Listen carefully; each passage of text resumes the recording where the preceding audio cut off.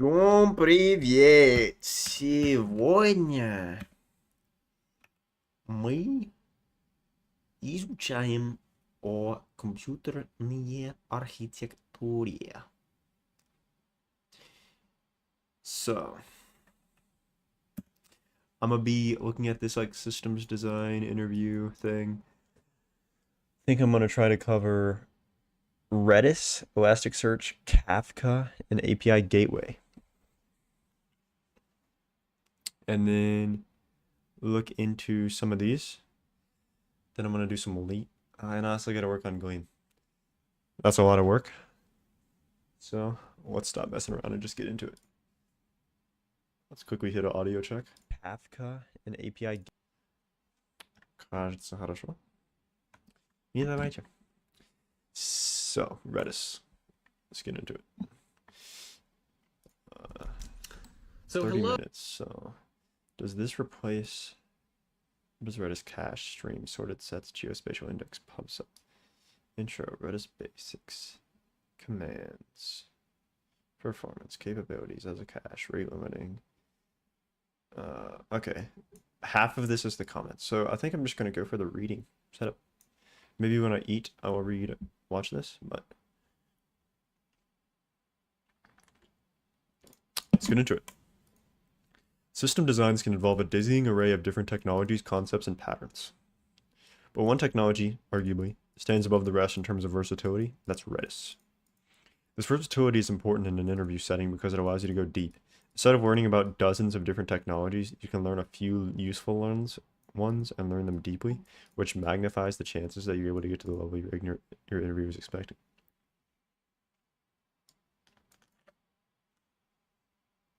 Redis is great for simplicity. Has a ton of features that resemble data structures you're familiar with. Hashes, sets, sorted sets, streams, etc. They're easy enough to reason about. While many databases involve a lot of magic, with only minor exceptions, Redis has remained quite simple and good at what it does. Simple operations fast. How does it work? Excuse me. It's a data structure store written in C, in memory, and single-threaded. Note, you might not want to use Redis because of durability. While there are some reasonable strategies, such as Redis's append-only file, to minimize data loss, you don't get the same guarantees you might get from a relational database that commits to disk. It's an intentional trade-off. You want speed. There are I'm cooked. There are alternative implementations. The problem is I think I can read faster than I can actually say the words. Or I'm just... In other words, I'm just slow. But yeah. I'll also do this pop out thing. Casual bit of wishful thinking, perhaps. Let's update the window capture here as well. Cool.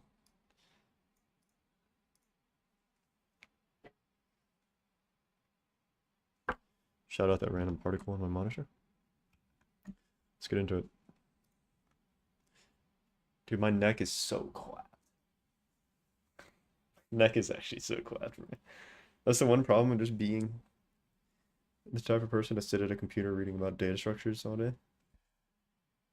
Just murks your neck. How to not murk your neck? How to not murk your neck when reading computers?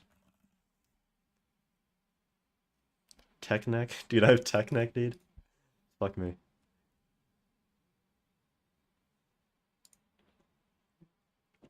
Like lifting. Like lifting. Really? That's crazy. Do recline, but don't sit up straight? Huh? Huh? I've been trying to sit up straight for such a long time.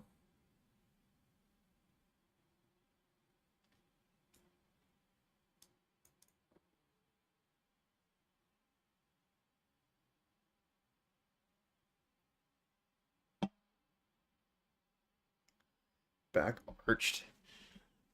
Let me chair max. I got like a super nice chair. This is like the something, but it's like legit. I hope refurbished. It was like $300. It's like the most expensive thing I own. That's actually false. There's no way this is better, bro. No, this looks dumb as shit. Hold up.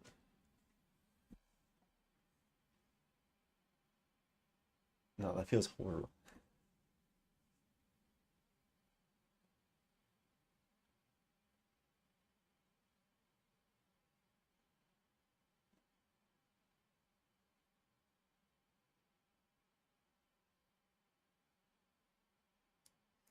Dude, I got baited into sitting up straight.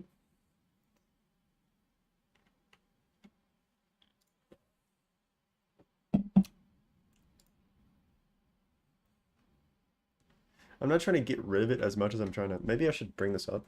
It's already max build height. Move this down. How do you move this joint? Right. There we go. Short king. How's this? Okay, let's get a camera update. Let's get another camera update.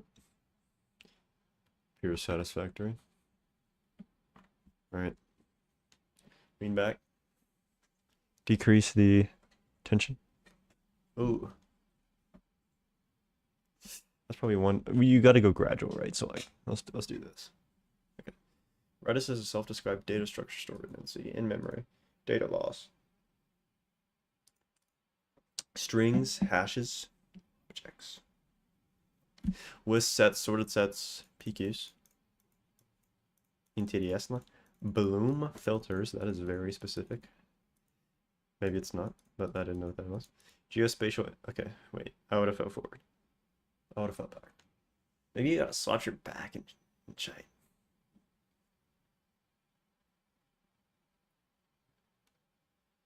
You can do pub sub. You can do streams.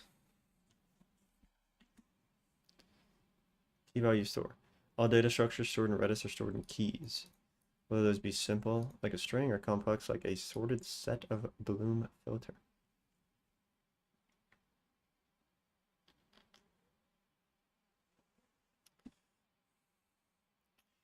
Commands.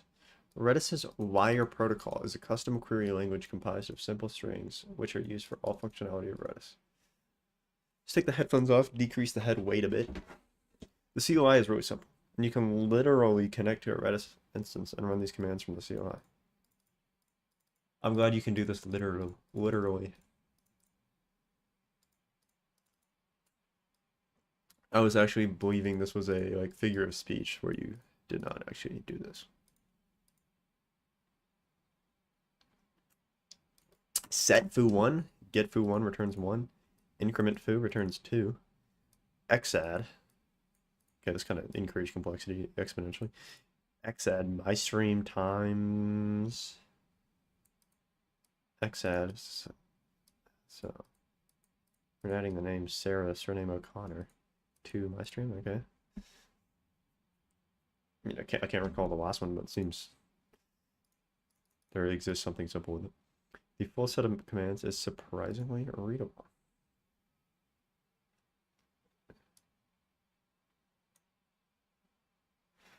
Zunion. Let me get a Zunion on. Well, I mean, looks okay, I guess.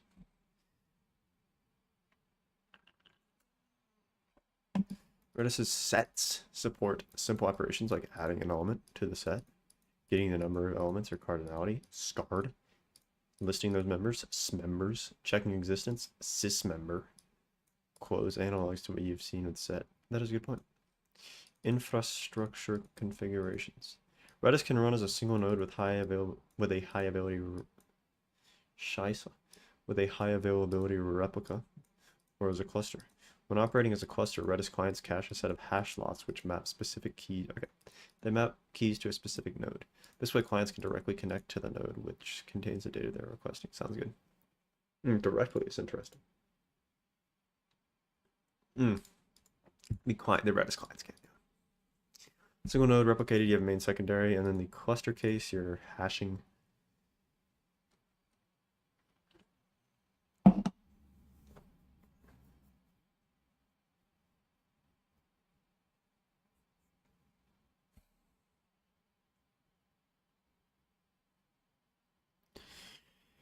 Each node maintains some awareness of other nodes via a gossip protocol. So in limited instances, if you request a key from the wrong node, you can be redirected to the correct node. But Redis's emphasis on performance. So hitting the correct endpoint first is a priority. Compared to most databases, Redis clusters are surprisingly basic and thus have some pretty serious limitations in what they can do. Rather than solving scalability problems for you, Redis can be thought of as providing you some basic primitives on which you can solve them.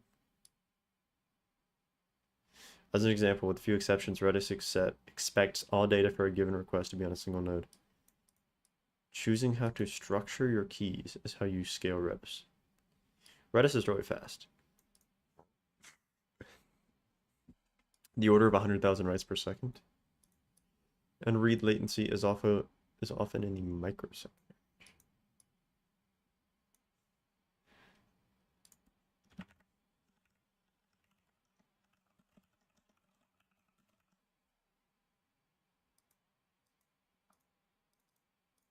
That's slow,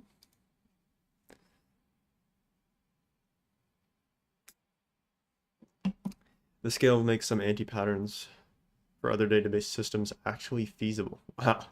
Firing off 100 SQL requests to generate a list of items with a SQL database is a terrible idea. You're better off writing a SQL query which returns all the data you need in one request. On the other hand, the overhead for doing the same thing in Redis is rather low. While it would be great to avoid it if you can, it's doable. This is completely a function of the in-memory nature of Redis. It's not a good fit for every use case, but it's a great fit for many. Capabilities. Redis has a cache. The most common deployment scenario of Redis is as a cache. In this case, the root keys and values of the Redis map to keys and values in our cache. The root keys and values of Redis.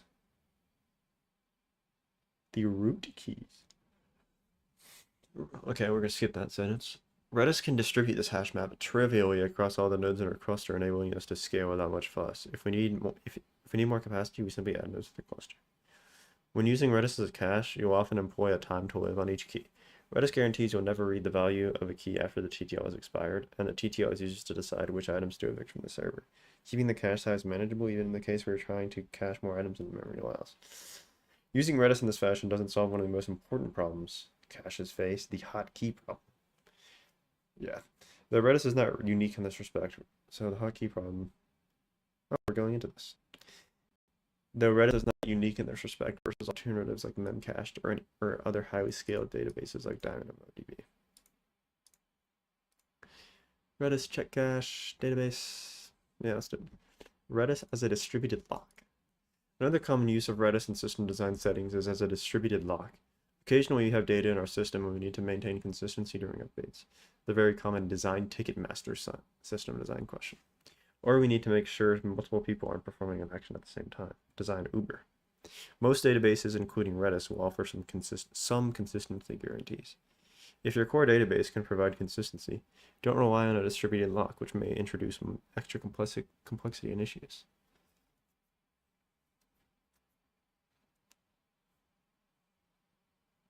Your interviewer will likely ask you to think through the edge cases in order to make sure you really understand the concept.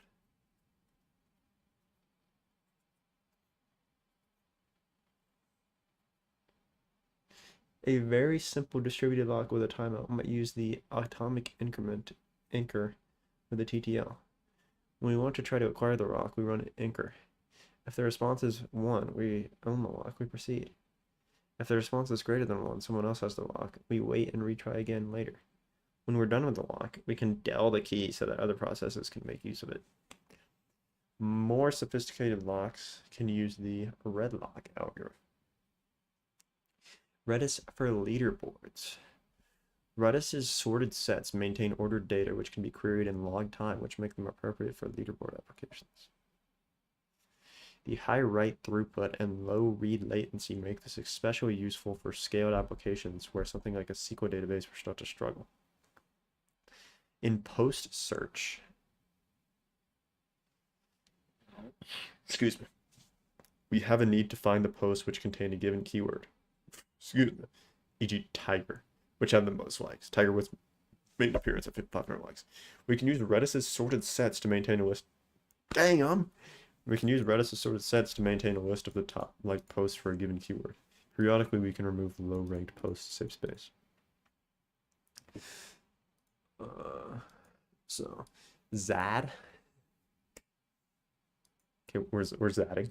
We're running a Zad here.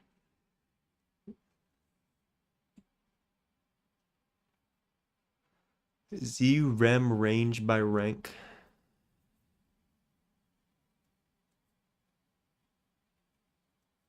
ZREM range by rank. Add tiger posts. 500 some ID. Add tiger posts. ZREM range by rank. So I think you can just know that they have a good sorted set.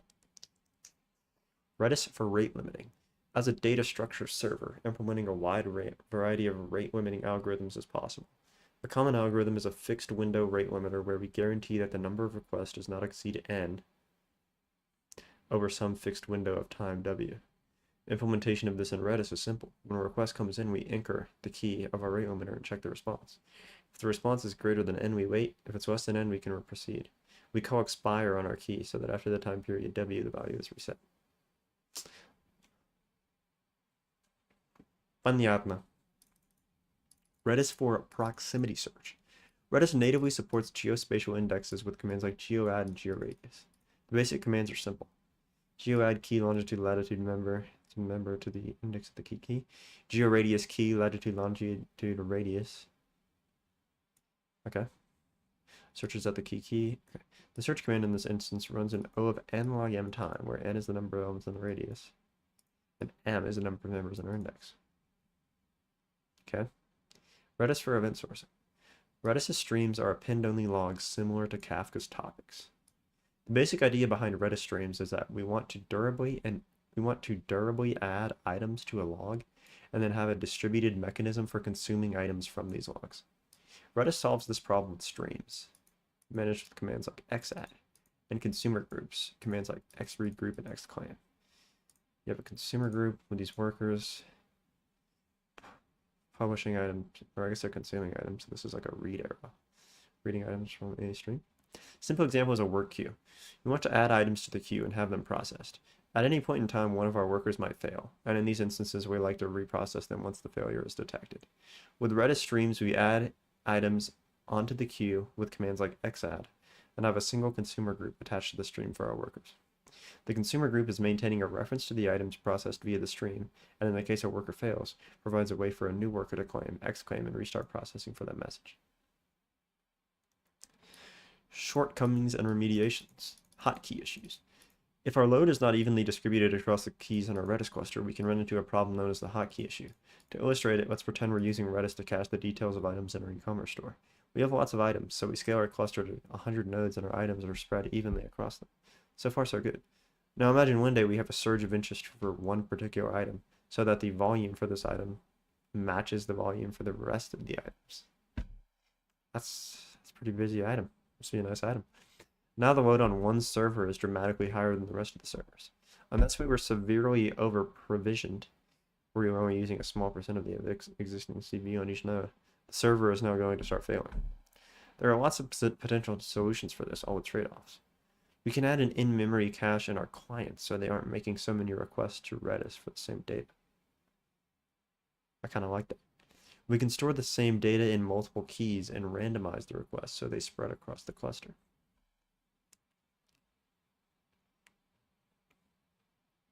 We can add read replica instances and dynamically scale these with load. For an interview setting, the most important thing is that you recognize potential hotkey issues and that you proactively design remediations. Summary. Redis is a powerful, versatile, and simple tool you can use in system design interviews. Because Redis's capabilities are based on simple data structures, reasoning through the scaling implications of your decisions is straightforward, allowing you to go deep with your interviewer without needing to know a lot about Redis internals.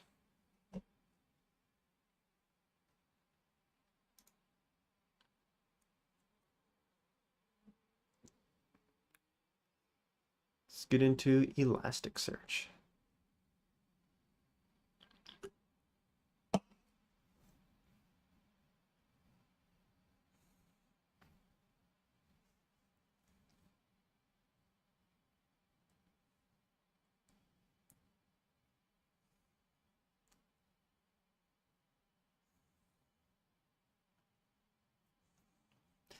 Look, this is kind of nice.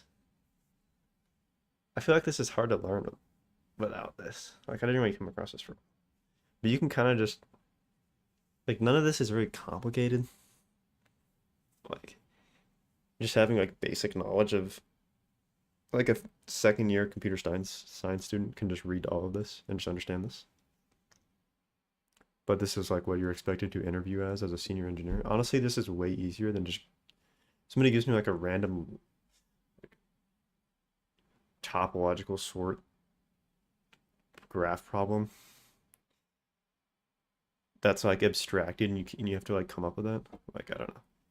I feel like that's way harder than just knowing this. Is that real? Like half the Leetcode hards,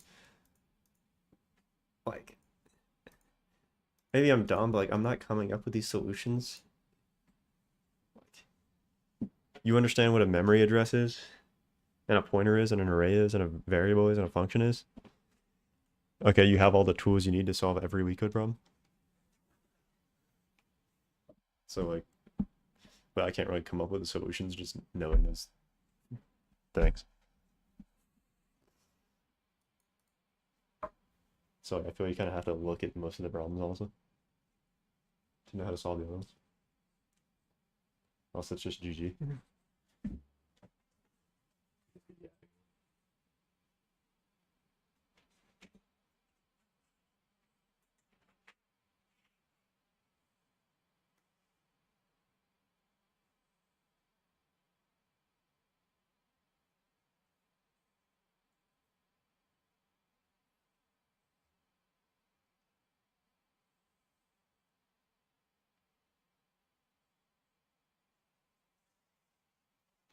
Could just be scholarship.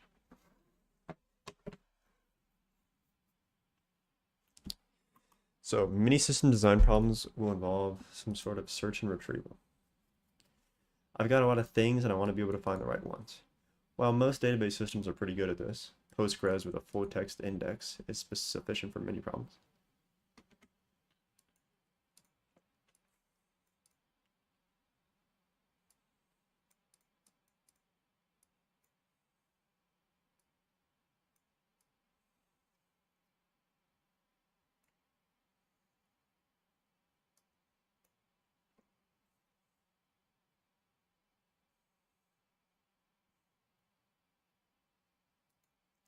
Elasticsearch, we're talking about Elasticsearch or Elasticsearch? Elasticsearch. Documents, indices, mappings, and fields.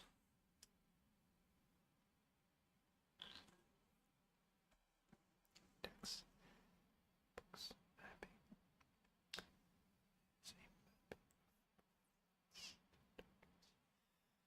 Okay, so what is a document?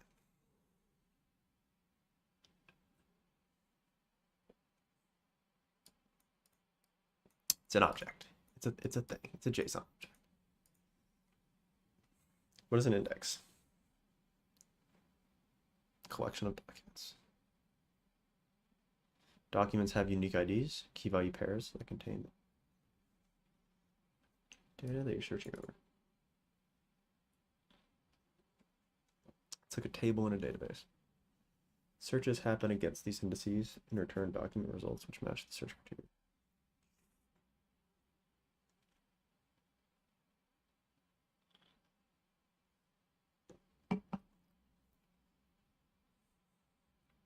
Mappings and fields. A mapping is the schema Okay, it defines the fields that the index will have, the data type of each field, and any other properties, like how the field is processed and indexed. Okay. You can put whatever data you want in the document, but the mapping determines which fields are searchable and what type of data they contain. Okay.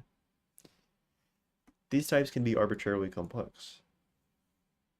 Nest objects, geospatial types, embeddings for semantic search.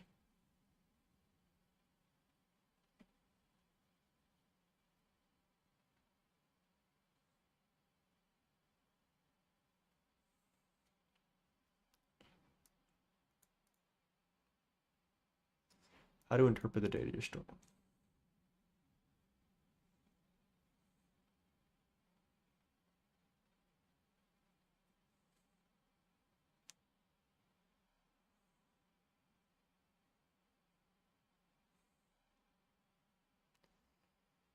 Reverse index. Okay, yeah, so keyword is like you're looking for this exactly. Text, it can be tokenized.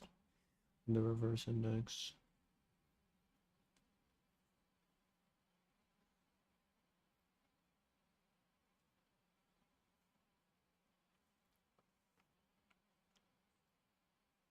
If you include a lot of fields in your mapping that are actually used in search,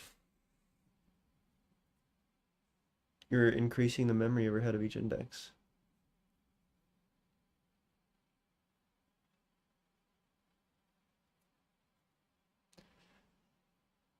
Create an index, store some data, and perform a search to get an idea of the essential functionality. Elasticsearch has a nice clean REST API that makes it easy to perform these operations.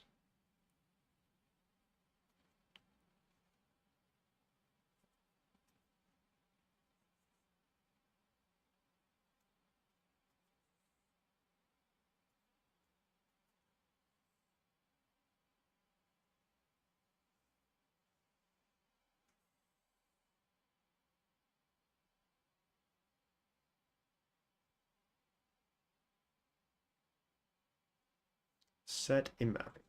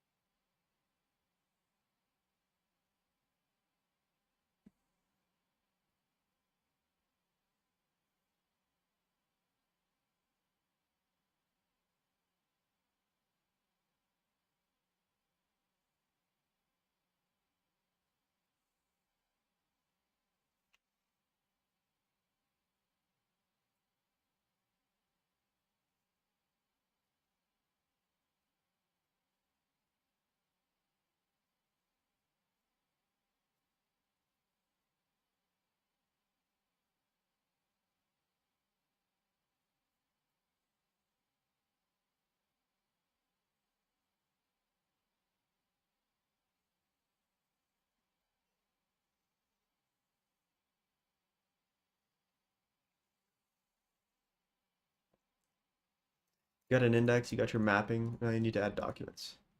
So post this document. Post this document.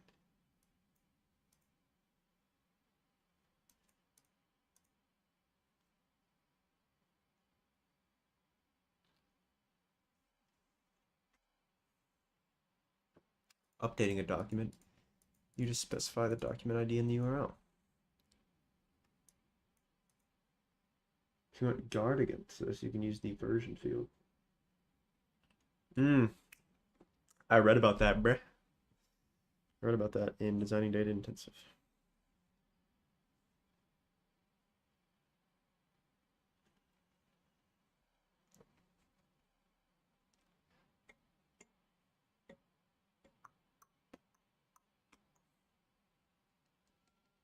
Optimistic concurrency control.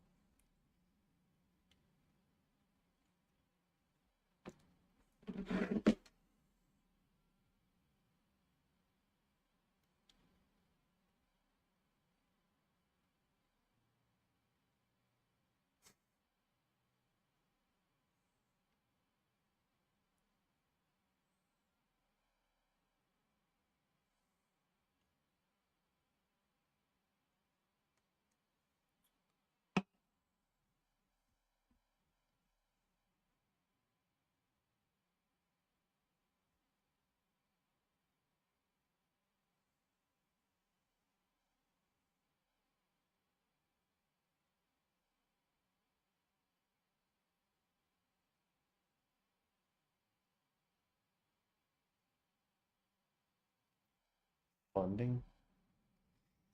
Got me fucked up.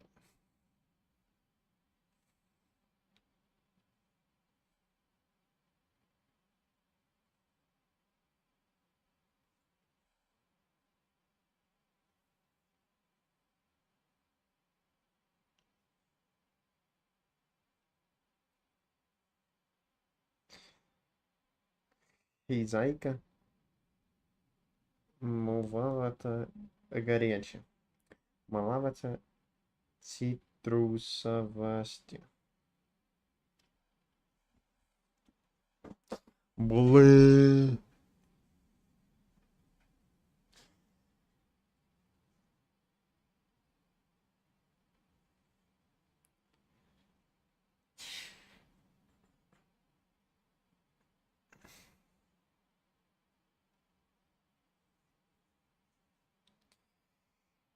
One sec.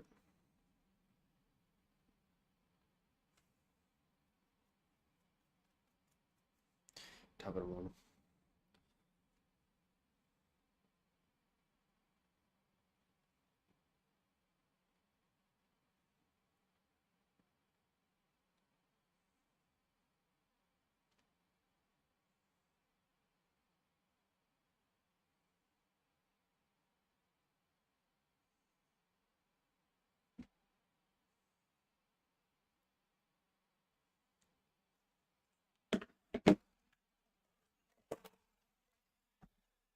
So the update endpoint is a post request. You can update some fields without having to fetch the entire document. Sounds good.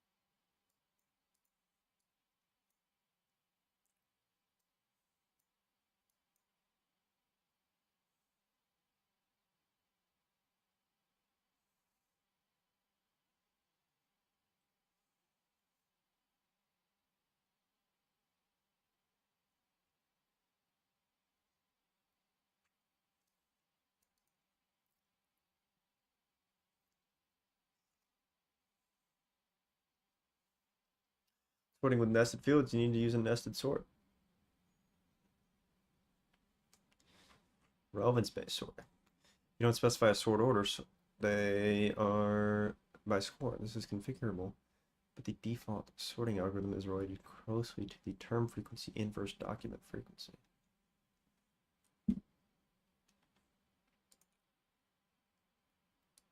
Sure. Pagination, and cursors. One last concern after specifying how we filter and sort our results is how to get them back to the users, but basically how we can paginate them. Pagination in Elasticsearch allows you to, a subset of the search results, typically used in display, to display results across multiple pages. Well, we need to determine how we're going to specify the results on each page, either by number or by the filtering criteria. Excuse me. We also need to consider whether we want to maintain state or rerun our search query on every page / request. The simplest form of pagination, from and size, from 0 to 10 where the query matches title Elasticsearch. However, this method is inefficient for deep pagination beyond 10,000 results due to the overhead of sorting and fetching all preceding documents. The requester needs to retrieve and sort all these documents on each request, which can be prohibitively expensive. I believe it. Search after is a better method for deep pagination. How do you say this?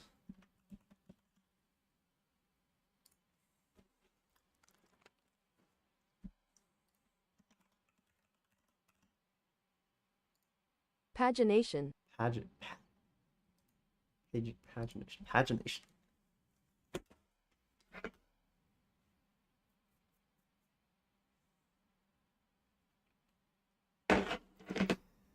So, search after is a better method for deep pagination.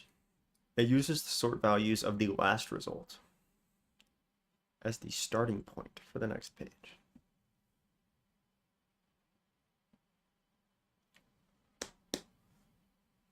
The sort values of the last result as the starting point for the next page. So what are the sort values? What is the last result? What is the next page? And what, I don't know anything about this. With these values, we can restrict each page to only fetch the documents that come after the last document of the previous page. With these values, we can restrict each page to only fetch documents that come after the last document, the previous page. Progressively restricting the search set. Search after. Date and ID. Looking for title after this date, this ID. Search after parameter uses the sort values from the last result of the previous page. In your initial query, you don't include the search after parameter. From the results of your initial query, you take the sort values of the last document. These sort values become the search after parameter for your next. So you have a Unix timestamp, the date field for the last document in the previous page. So just exactly know where to start. Okay. So this is like when you're requesting this a bunch of times. It constricts the search.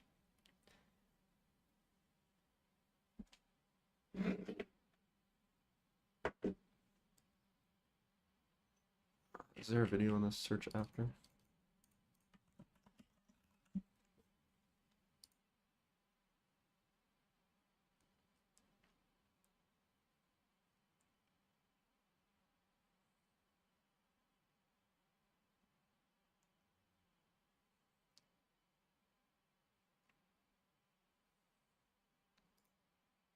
Okay. I'm just trying to understand why. So you're looking for, this is only useful when you're looking for when you don't want the same results of your previous search, I guess.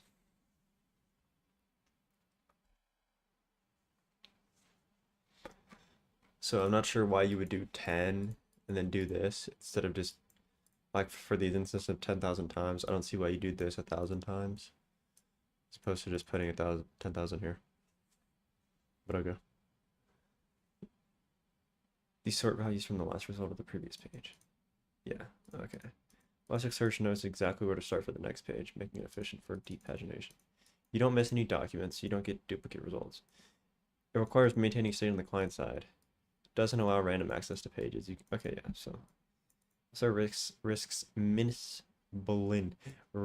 missing documents if the underlying data is updated or deleted. Cursors in Elasticsearch provide a stateful way to paginate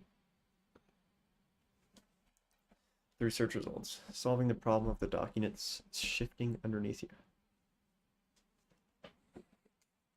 Yeah, okay, that makes sense. Cursors maintain consistency across paginated requests, and thus require a lot more overhead than the pagination methods we've already discussed.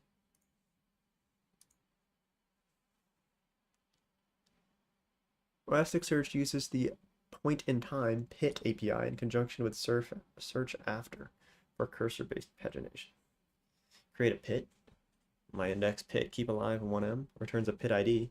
Use the PIT in searches. For subsequent pages, add search after. Close the PIT when done. Using PITs with search after provides a consistent view of the data throughput throughout the pagination process, even if the underlying data is being updated. So now that you have a basic understanding of how you can use Elasticsearch, how does it work?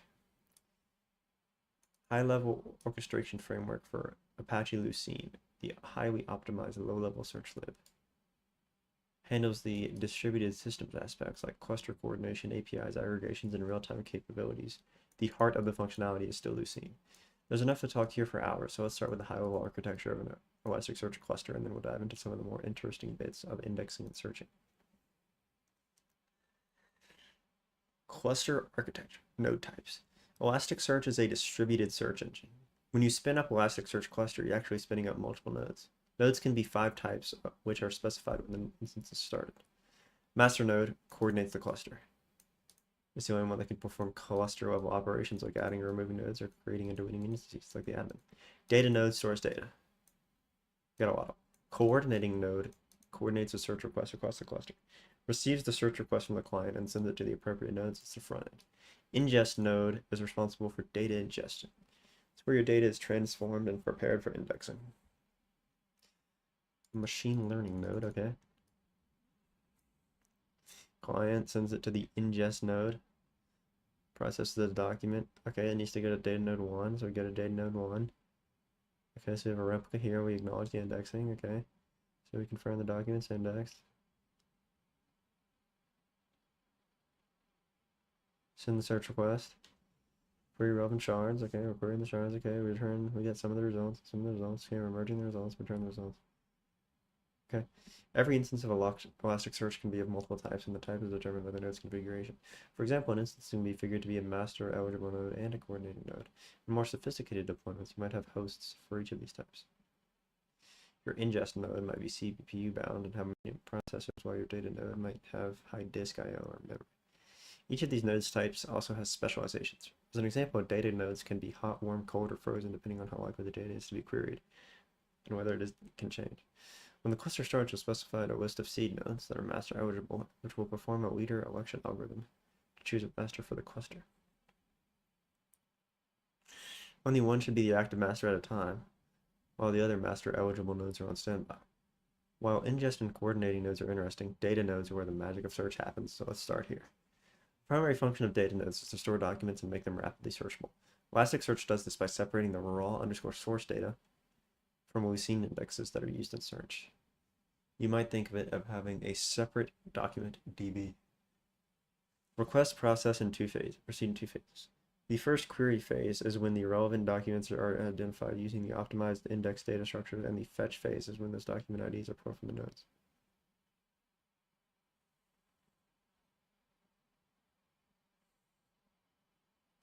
The ideal queries are ones that can be answered without ever touching the source documents, sometimes by pulling the relevant data into the index via included fields.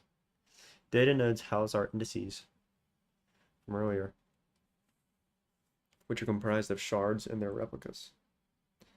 Inside the shards are Lucene indexes, which are made up of Lucene segments.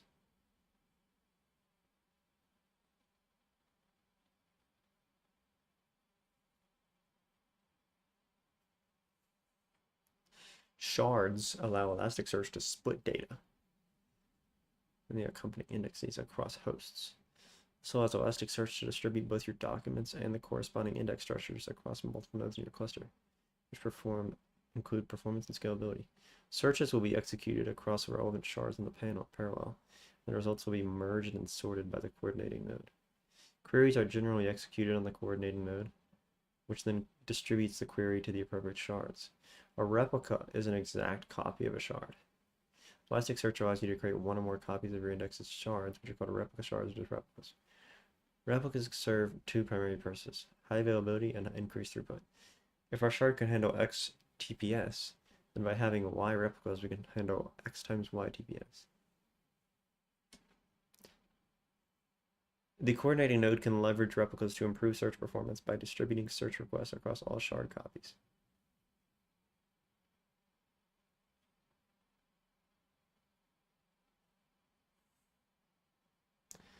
Effectively load balancing the search workload across the cluster.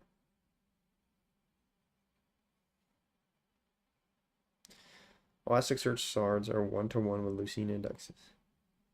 Lucene is a low-level, highly optimized search library.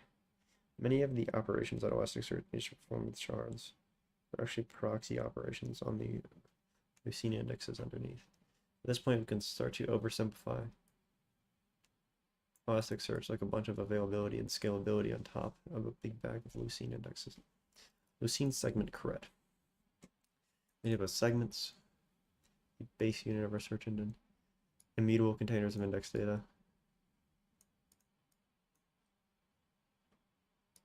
batching writes, and constructing segments.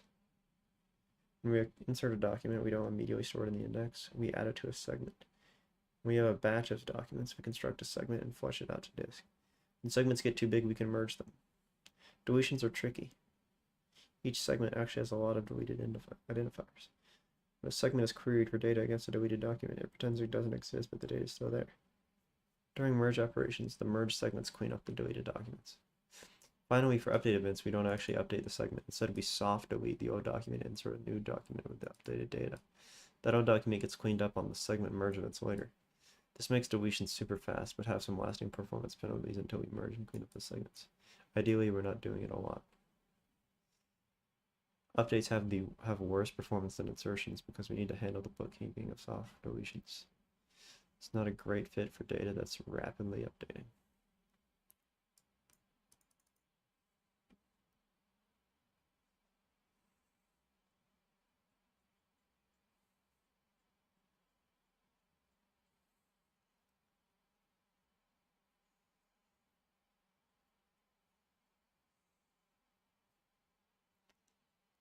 The immutable architecture carries a number of benefits for Lucene.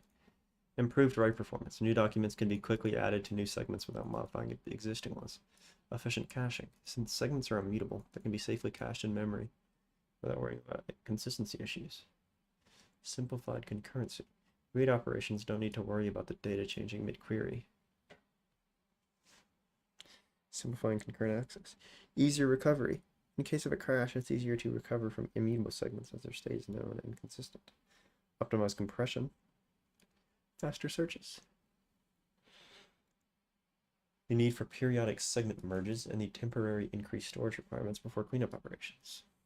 So they have trade-offs.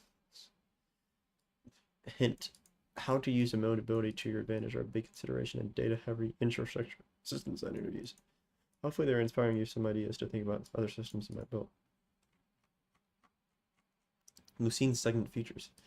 They're not just dumb containers of document data, they're also highly optimized data structures for search operations, inverted index, and doc values. If Lucene is the heart of Elasticsearch, the inverted index is the heart of Lucene. Fundamentally, if you want to make finding things fast, you have two options. You can organize your data according to how you want to retrieve it. If you want to look up specific instances, a poor choice would be a table, which you need to scan through. You want to sort a list or a hash table. You can copy your data and organize the copy like one. Let's pretend we have 1 billion books, a small number of which the title contains the word great. We want to create some code that can find all the books that contain the word great as fast as possible. How might we do this? An inverted index is a data structure used to store mapping from content, such as words, to its locations in a database, or in this case, documents. This is what makes keyword search with Elasticsearch fast. It lists every unique word that appears in any document and identifies all the documents that each word occurs in. In this case, a map from strings like great to the documents that contain the tokens. Now, instead of having to scan every document to find the documents that contain the word great, we can just look up the inverted index and find the documents that contain the word great in constant time. We've exploited 1 and 2 by creating copies of our data. We have turned an O of n scan into an O of 1 lookup. Doc values. Now, what if we want to sort all those results by price? This is where doc values come in.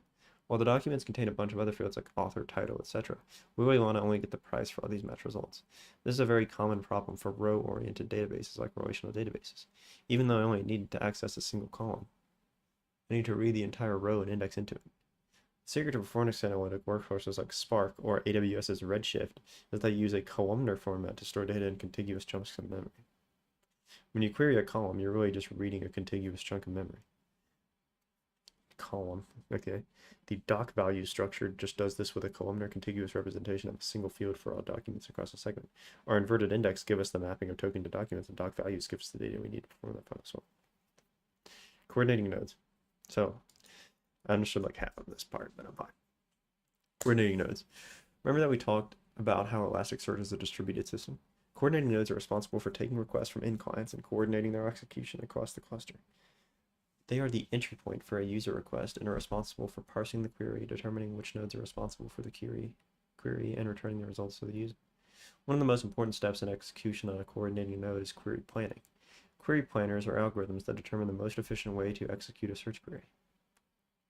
After a query is parsed by the coordinating node, the query planner evaluates how to best retrieve the relevant documents. You can use an inverted index. You determine the best order to execute its parts, and how to recombine the results. Order optimization. Let's say you talk about this. Let's talk about this in simple terms. You're searching through millions of documents for the string Bill Nye. If you inverted the index, Bill has millions of entries and Nye has a 300. How might you go about this? You could generate a hash set of all the documents that contain Nye and then scan over the documents that contain Bill looking for an intersection and then do a string search for Bill Nye. You could generate a hash set of all the documents that contain Bill and then do Nye. You can load all the documents that contain Nye and then do stuff for Bill Nye. You can do Bill and do Bill Nye. Yeah, okay. By keeping statistics on the type of fields that are present, the keywords that are popular, and the length of documents, Elasticsearch's query planner will choose between options so as to minimize the time it takes to return results to the user. This optimization is crucial for maintaining performance as the size and complexity of datasets go. If you're dealing with an infrastructure-style system design interview, these questions should be familiar to you. Query planners, by adding a layer of statistics and an indirection, allow the system to dynamically respond to data in the index. Being able to handle data dependence is why database systems in general tend to be so powerful. In your interview, наконец, блядь. Elasticsearch should fit obviously into many system design interview questions. Anything that involves complex searches is probably a good candidate. The majority of time, Elasticsearch is invoked in interviews. It will be attached to a change data capture to an alternative data store like Postgres or Dynamo. Some things to keep in mind when using Elasticsearch in your interview. It's usually not a good idea to use Elasticsearch as your database. It's a search engine first and foremost, and while it's incredibly powerful, it's not meant to replace a traditional database. Earlier versions had a lot of issues with consistency and durability, and many of the issues that plagued CouchDB are issues that have plagued Elasticsearch. All to say, if you need data to persist, put it somewhere else. Elasticsearch is designed for read-heavy workloads. If you're dealing with a write-heavy system, you might want to consider other options or implement a write buffer. While it might be convenient that you can add field for e.g. the number of likes or impression counts, there's a lot of reasons this will cause Elasticsearch to struggle. Ensure you account for the eventual consistent model of Elasticsearch. Results will be stale, sometimes significant if your use case can tolerate this. Alternatives. It's not a relational database. You want to denormalize your data as much as possible to make search queries efficient. This may require some additional transformation logic on the right side. your results to be provided by 1 or 2 queries. Not all search problems require it. If your data is small, less than 100,000 documents, or doesn't change option, there are many other and faster solutions. See if a simple query against your primary data store is sufficient, and only consider Elasticsearch if you find that to be insufficient. You need to be careful you're keeping Elasticsearch in sync with the underlying data. Failures in synchronization can lead to drift and are a common source of bugs within Elasticsearch. Okay. Remember, while Elasticsearch is a powerful tool, it's not a silver bullet. Be prepared to justify why you're choosing Elasticsearch and over other options. Be ready to discuss its limitations as well as its strengths. Lessons from Elasticsearch. Even if we're not using Elasticsearch, we can borrow a number of lessons from its construction and designing from our infrastructure. Immutability can be a powerful tool when used at the right layer of the stack. By keeping data static, we enhance our ability to cache, compress, and otherwise optimize our data. We also don't need to worry about synchronization and integrity issues, which are much harder to solve with immutable data. Agreed. By separating the query execution from the storage of our data, we can optimize each independently. Elasticsearch's data nodes and coordination nodes complement each other beautifully by focusing on the respective responsibilities of each node type. Indexing strategies can significantly impact search performance. Elasticsearch's inverted index structure allows for fast full-text searches, while doc values enable efficient sorting and aggregations. When designing systems that require fast data retrieval, consider how you can structure your data to support the most common query patterns. Distributed systems can provide scalability and fault tolerance, but they also introduce complexity. Elasticsearch's cluster architecture allows it to handle large amounts of data and high query loads, but it also requires careful consideration of data consistency and network partitions. When designing distributed systems, always consider the trade-offs between consistency, availability, and partition tolerance. The importance of efficient data structures cannot be overstated. Elasticsearch is used to specialized data structures like skip lists. Wait, they actually use skip lists? That's kind of good.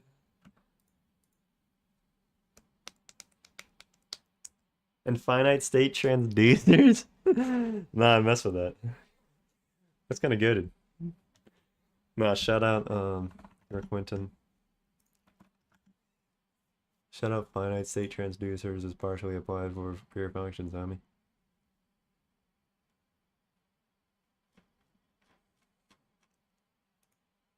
Shut up partial function application.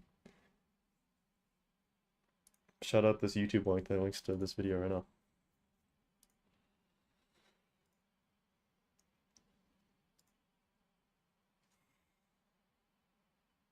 But yeah, how tailored data structures can dramatically improve performance for specific use cases. Always consider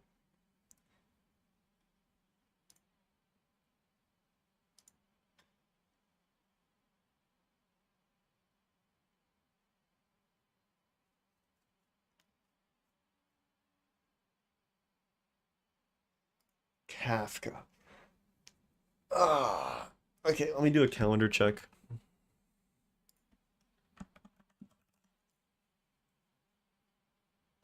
So I have time to read about one more.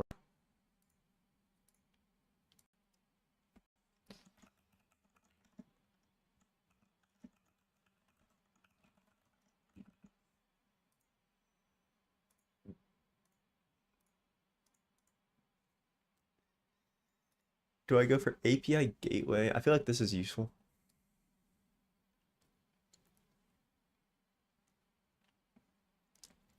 I'll probably go for API gateway.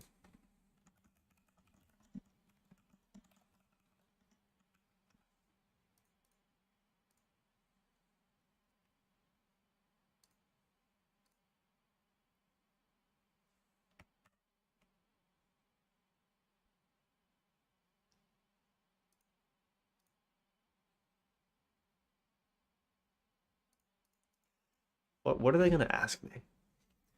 URL shortener. This is like job. This is a lot about jobs. You're gonna have jobs to process things. So I think Leetcode. It's gonna be jobs to process things like AI crap. Let's do Leetcode. Yeah, let's do Leetcode. Huh.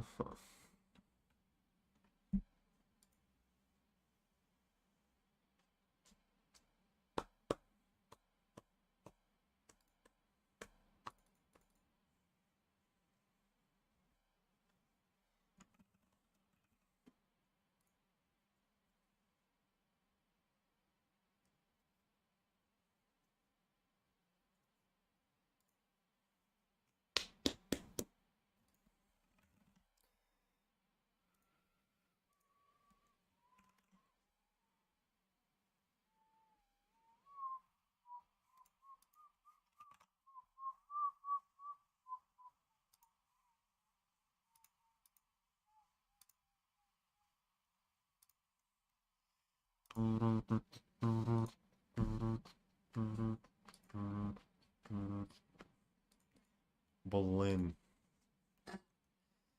Oh, attention. Okay.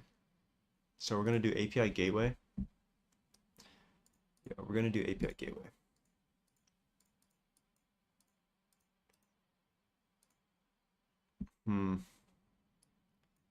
Alright, I'm gonna do API gateway, but then I gotta speed run this.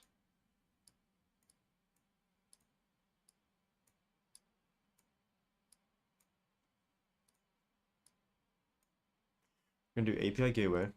So we're gonna do this. Then we're gonna do design Leetcode. Okay, API gateway, design Leetcode. Tomorrow I'll do Kafka. And Leetcode CP. Tomorrow I'll do the Scheiße. Tomorrow I do Dropbox Kafka. It'll take about an hour. I'm giving myself 2 hours. So probably do that one. Local delivery. I'll do more time there. So I should probably finish Gleam devs. So if I reduce this to 30 minutes while I'm going to bed, increase this 30 minutes. Dude, the time being finite is such an L. Okay, before we read API gateway, so we're gonna read this in a second. I'm gonna go to the bathroom and do this and throw this cup away.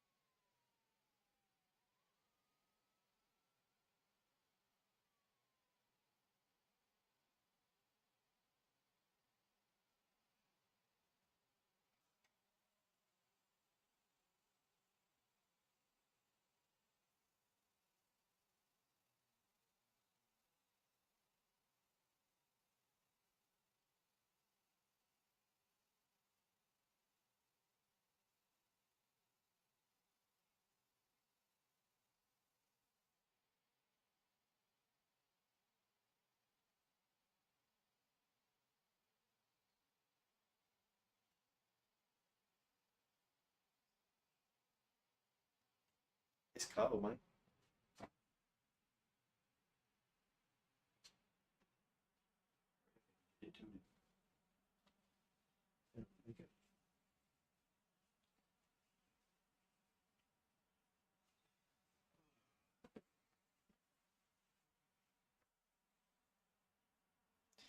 Should probably pour this tea out just to not ruin my sleep.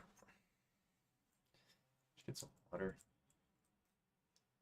Dude, rip my neck. Oh my guap. Holy guap. My neck is cooked.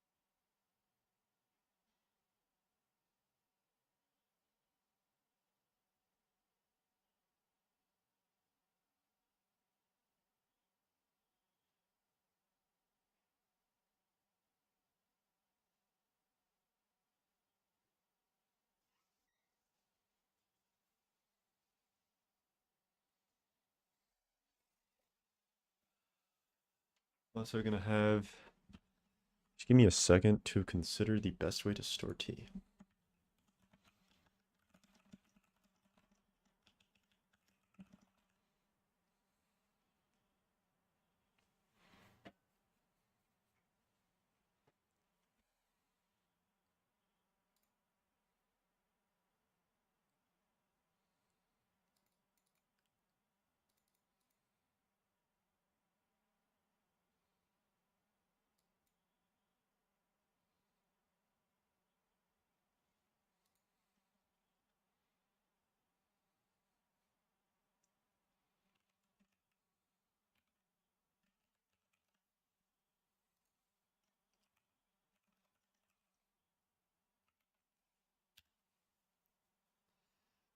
Yep, gate.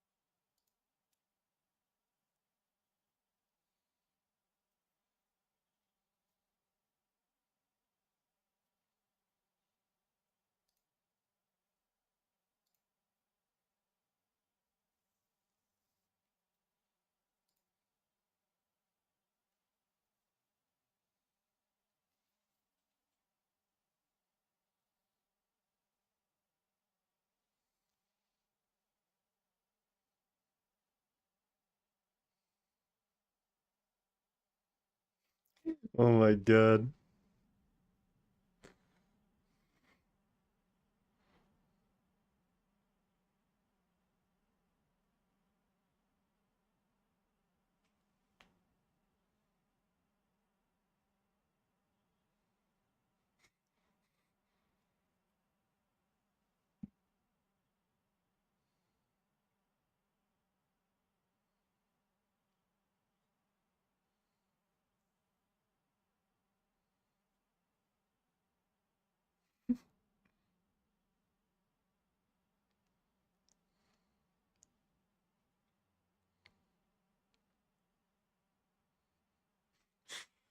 Scheiße.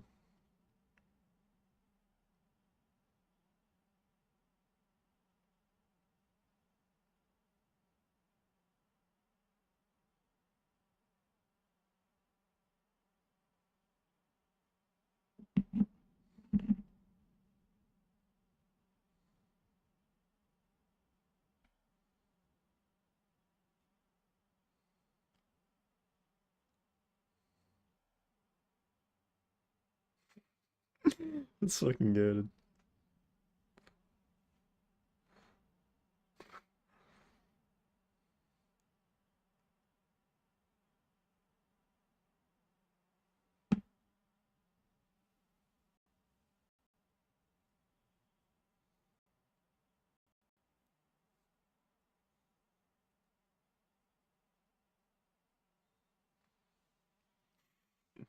Well done.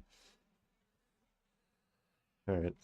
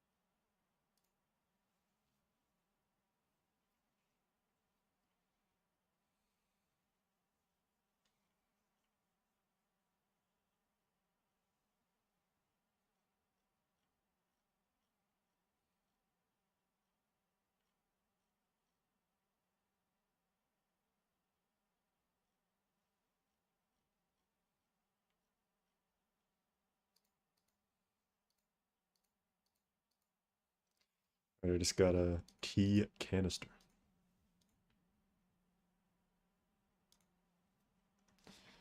So what was I about to do? I was probably about to read about the gateways, huh?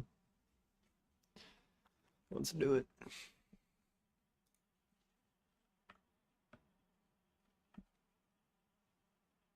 API gateway.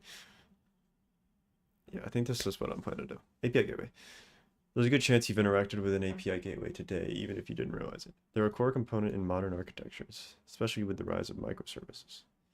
It's at the front, so I'm gonna just shut up and read.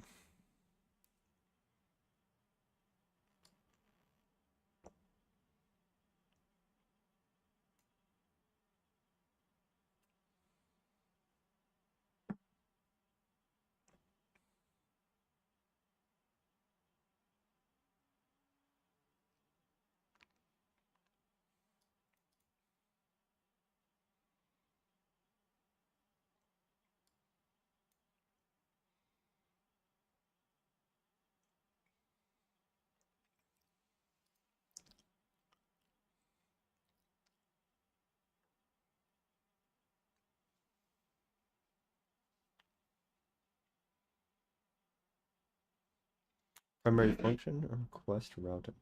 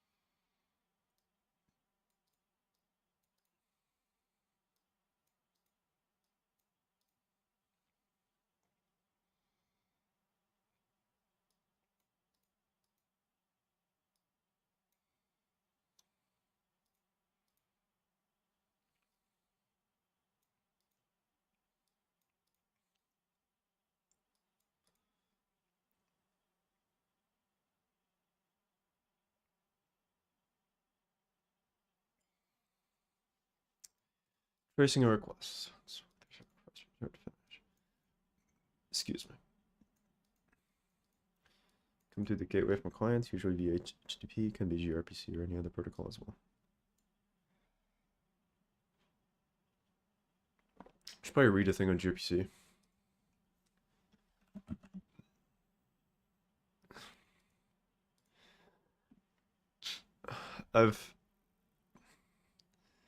I've heard a lot of things with this RPC suffix that are quite different. And I can't recall particularly what gRPC is.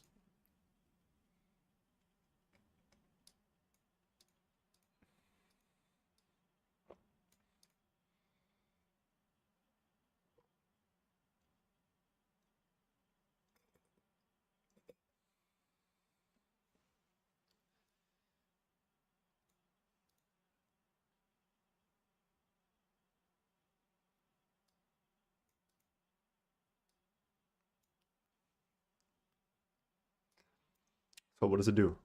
Request validation. API gateway applies middleware such as auth, rate limiting, etc. API gateway routes the request to the appropriate backend service. Backend service processes the request and returns a response. API gateway transforms the response and returns it to the client. Optionally cache the response for future requests. Cool. Let's talk more about request validation before doing anything else.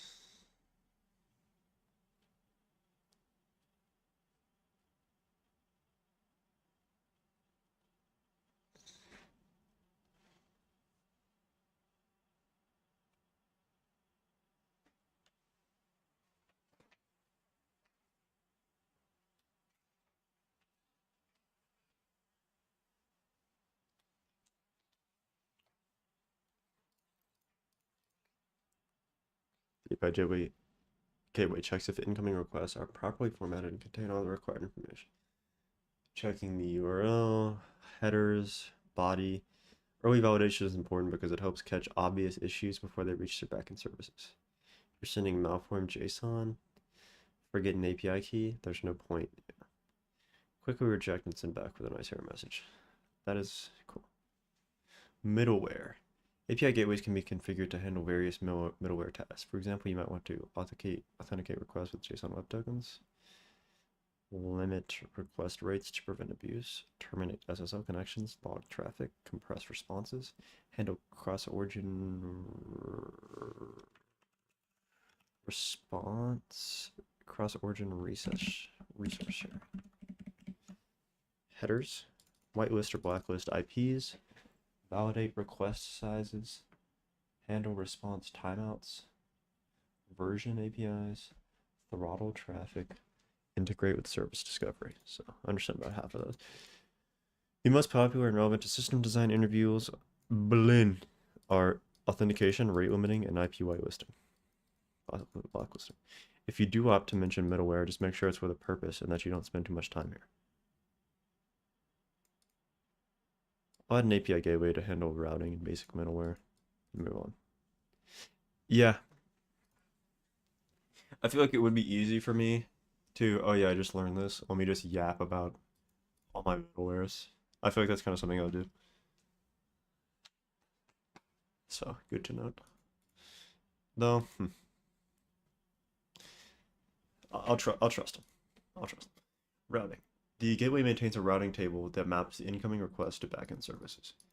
This mapping is typically based on a combination of URL paths, HTTP methods, query parameters, and request headers. So you can imagine routing this path, this service, this path to this service, this path to the gateway will look up which backend service to send the request to, etc. Backend communication. When most servers communicate with HTTP, in some cases your backend service only just control with gRPC. When this happens, API gateway can handle the first translating between it's relatively uncommon in practice. The gateway would thus transform the request into the appropriate protocol before sending it to the backend service. This is nice because it allows your services to use whatever protocol or format is most efficient without the client seeing. That's fair. Response transformation. The gateway will transform the response from the backend service into the format requested by the client. The transformation will be into a service whatever first want. Ah, okay. So So you can use gRP internally and transform it into JSON. Okay, caching. Before sending the response back to the client, the gateway can optionally choose the response. Can optionally cache the response.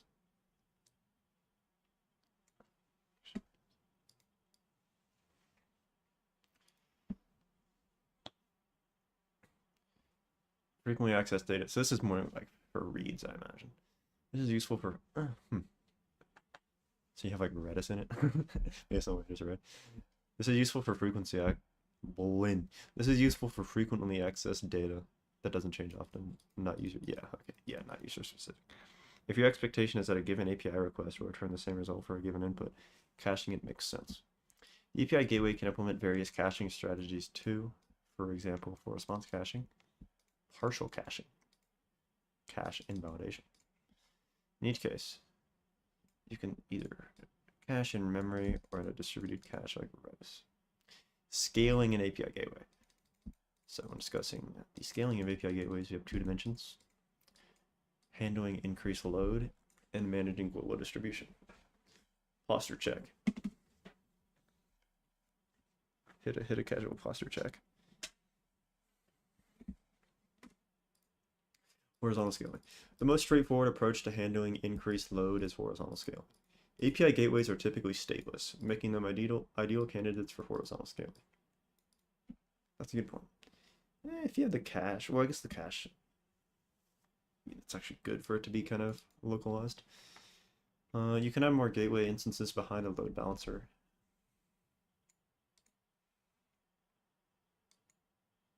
Okay.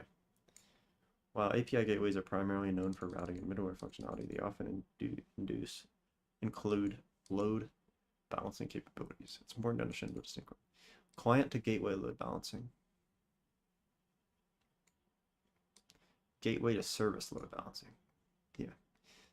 This can typically be abstracted away during an interview. Drawing a single box to handle API gateway and load balancer is usually sufficient. You don't want to get bogged down in the details of your entry points, as they're more likely to be a distraction from the core functionality of your system. Global distribution.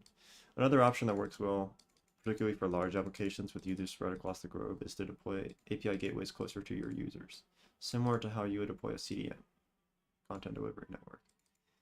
Sharding, blob storage, localized. This typically involves regional deployments, gateway instances in multiple geographic regions, DNS-based routing, route users to the nearest gateway based on DNS, configuration, synchronization, ensure routing rules and policies are consistent across regions. Let's look at some popular gateways. So there's some managed ones, cloud providers. If you're lazy or broke, or if you're lazy or rich, you can, yeah, I mean, that's what I want to say. You can use these cloud provided ones, such as AWS.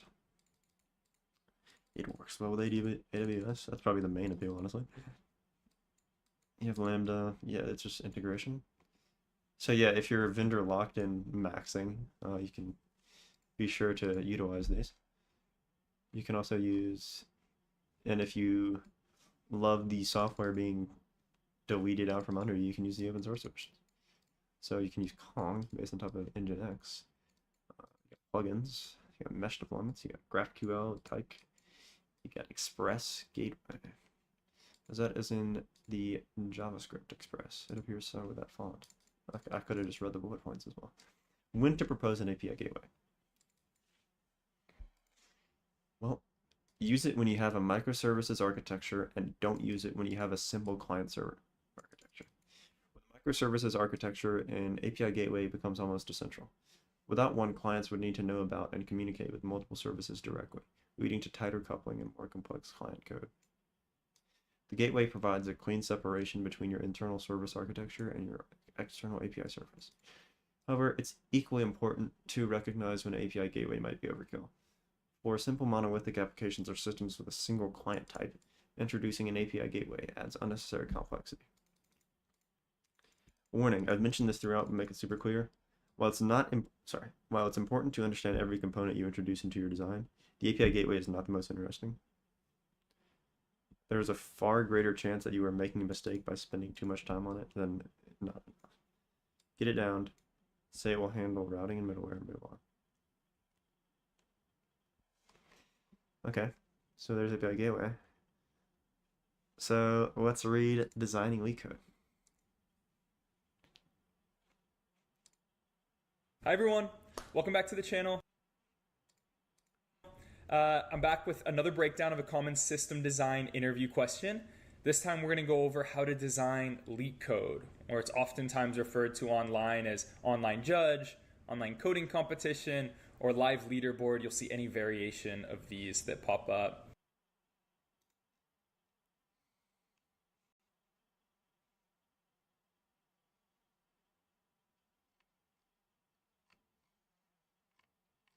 This is quite long.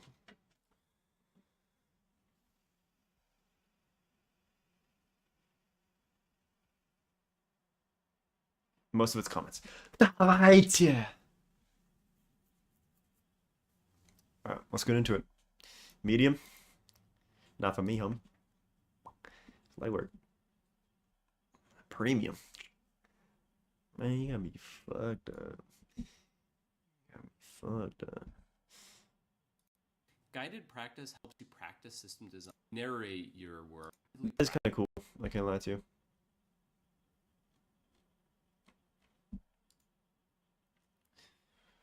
I might do Skolka at this. How much is a month? Oh, 29 bucks. Wait, a year is 39 bucks. I might buy that, bro. A year is 39 bucks. And this is actually a pretty good website. I condone this website. Alright, let's be honest, we could need, yeah, okay, shut up. Functional requirements. Wait, maybe I should read this. Yeah, okay. Core requirements. Users should be able to view a list of coding problems. Okay. Users should be able to view a given problem, code a solution in multiple languages. So I've actually, fun fact, one of the first things I did when I got to college was I was a project manager in the web dev club, and we wrote Eat Code. It's a Leetcode clone.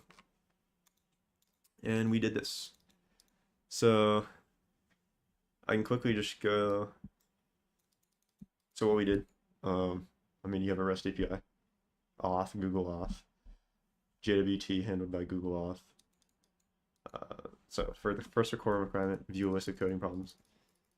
You just had a Mongo document with all the coding problems. So it has text like Markdown to view the problem with like math jacks and such in the middle of it. And there's also links to solutions like blob solutions, or they're more like test files, I guess. It's like the files that we're running your code against. So that's how you list the coding problems. View a given problem, so that's the mathjax markdown in the Mongo.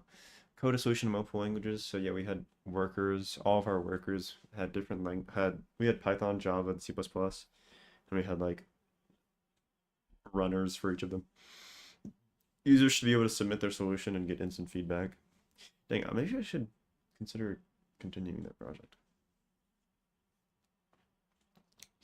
Users should be able to submit their solution and get instant feedback.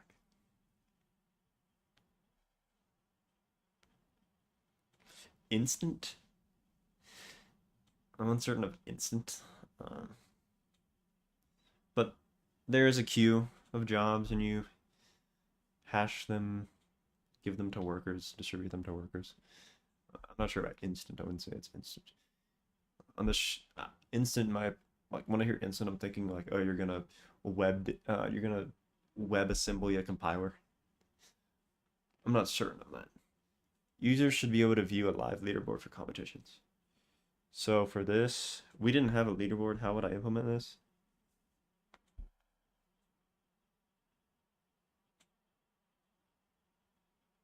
So what is the function of the, what determines the leaderboard?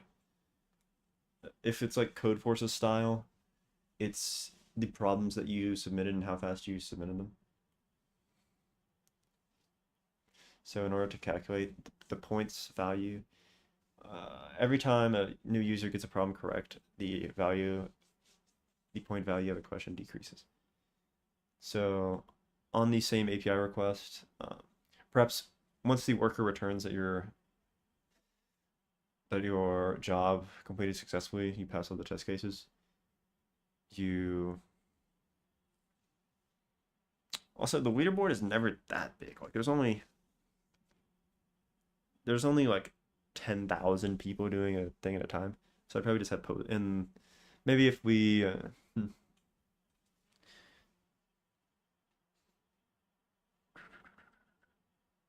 just sticking with the document, the NoSQL like document MongoDB style database, probably just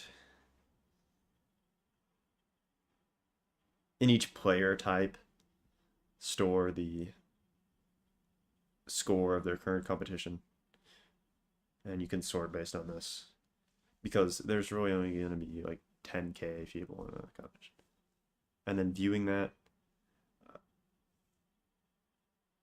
So that would definitely be cached, or like that would be like in memory on honestly like the main backend. And so yeah, I just have this in memory on the backend.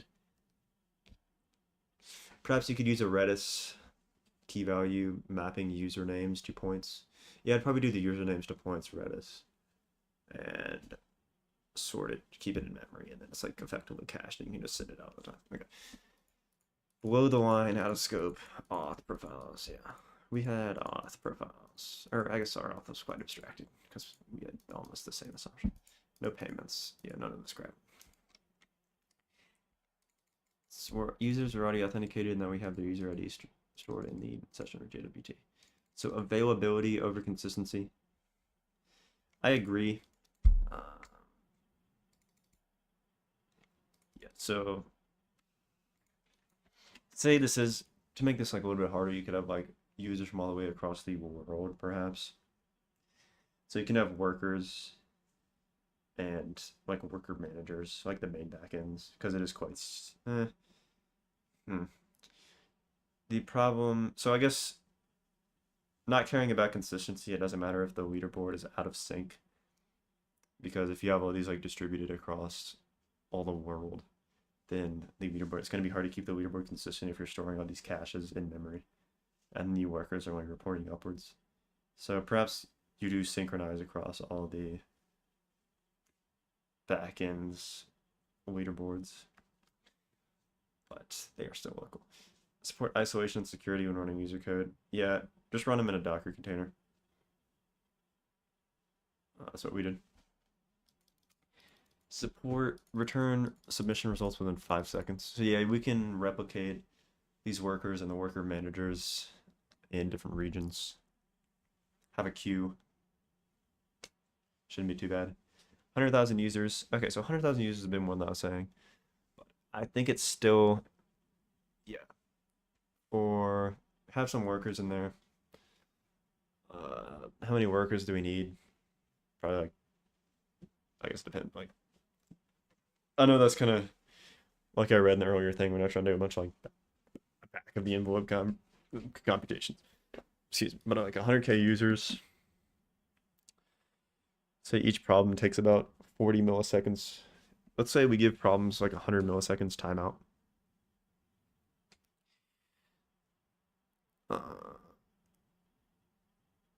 Each user over the course of 2 hours, though it's weighted in the front, so let's just consider the worst case. During the competition, say it's 2 hours. In the first 5 minutes, in like the 5 to 10 minute range, there'll probably be like 50K. Let's say it's chopped up by region, so you're looking at like 25K. Should be able to handle 25K times. And in the beginning, I mean, kind of like Code Forces does, they're kind of batched. So it definitely takes longer than 5 seconds. But you can imagine 25K, 25K. And each one we're going to give 1 second. So 25,000 seconds. So I mean, dividing that by 5 is going to be a lot of workers. But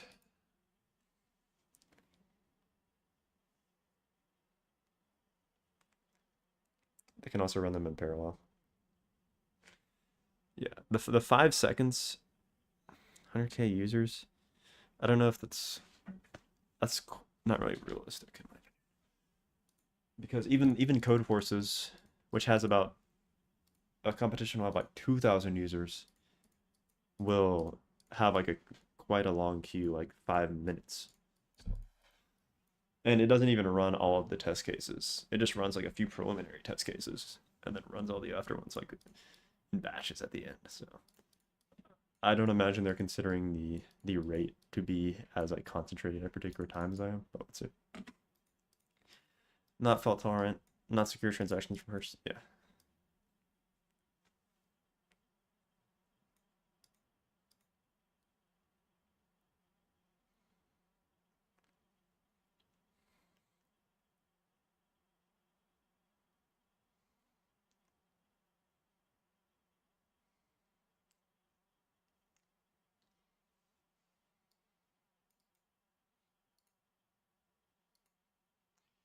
It's only been an hour.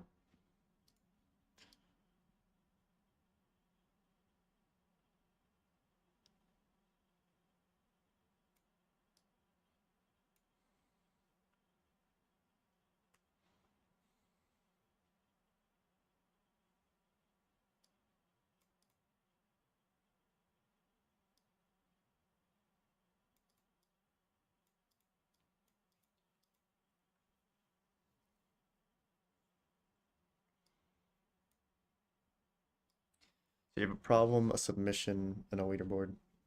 I'd probably define a user as well because this is going to be the effectively the index into the leaderboard. And it's also possesses a list of submissions.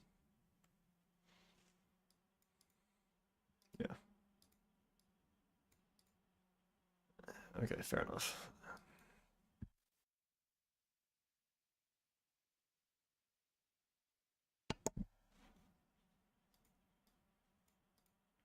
API or system interface. When finding the API, we can just go one by one through our functional requirements and make sure that we have at least one endpoint to satisfy each requirement. This is a good way to ensure we're not missing anything. Starting with viewing a list of problems. We'll have a simple get endpoint that returns a list.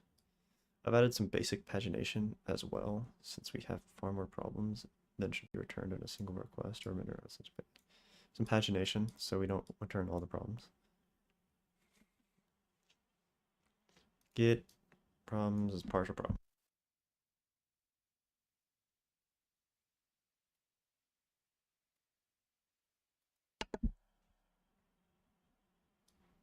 Next, we'll need an endpoint to view a specific problem. So be another get endpoint that takes problem ID.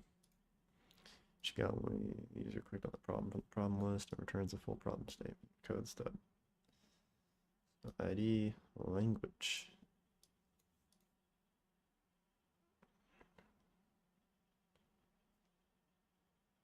Code stub. What is a code stub?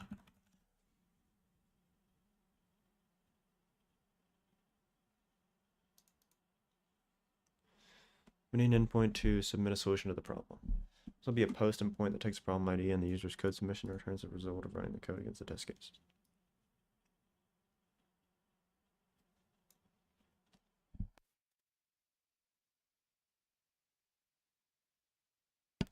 View a live leaderboard. This will be a get endpoint that returns a ranked list of users based on their performance. Leaderboard competition ID page limit.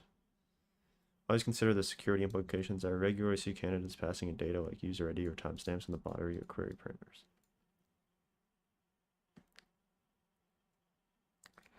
Remember that you can't trust any data sent from the client, as it can be easily, JWT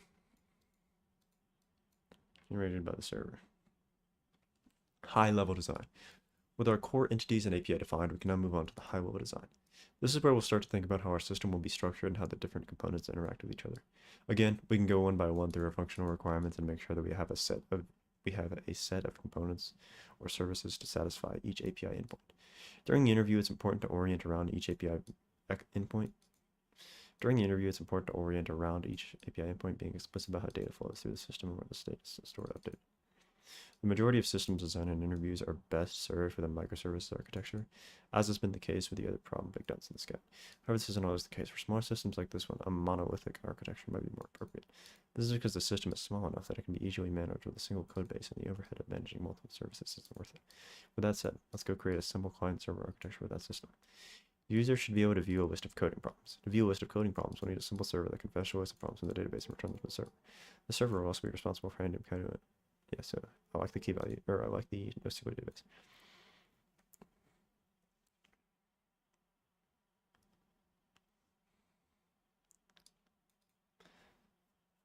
API server, so yeah, this is freaking default as well. I mean, I made this out of high school. The server will handle incoming requests from the client. Yeah, okay, dynamite feature. Problem schema. I really don't see the point of doing this. Oh, this is like the history, or this is like the template. That makes sense. Tags, text, yeah, so we have the same tag. Code stubs for each language with the immutable matter we implemented by an admin or in the modern day LLMs. Canvas. User should be able to view a given solution and code problem. View a problem, the client will make services. The client will make a request to the API server and go to it. Yes. And the server will return the full problem statement in the code file. We use a Monaco editor. Monaco editor. Okay, that's like code forces. Client Monaco editor ID, get problem ID, API server, we're communicating, and hit yeah, same thing. Git submit. I'm goated. Green. Green. I'm goated. I'm goated. Okay, it's been easy so far, but here's where things get interesting. When a user submits their solution, we need to run their code against the test cases and return the result. This is where we need to be careful about how we run the code to ensure that it doesn't crash our server or compromise our system. Let's break down some components for code execution. Yeah, this is shit. Yeah, that's wild. Running code is CPU intensive. Yeah, that's hella dumb. Virtual machine.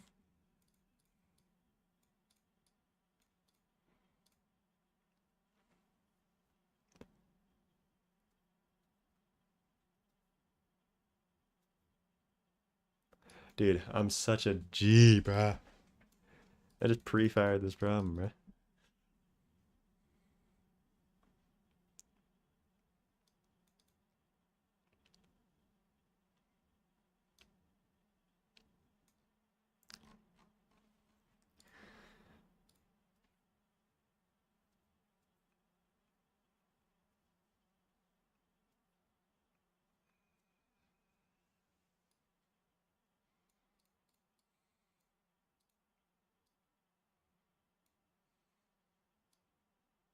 Yeah, the cold start time is dumb.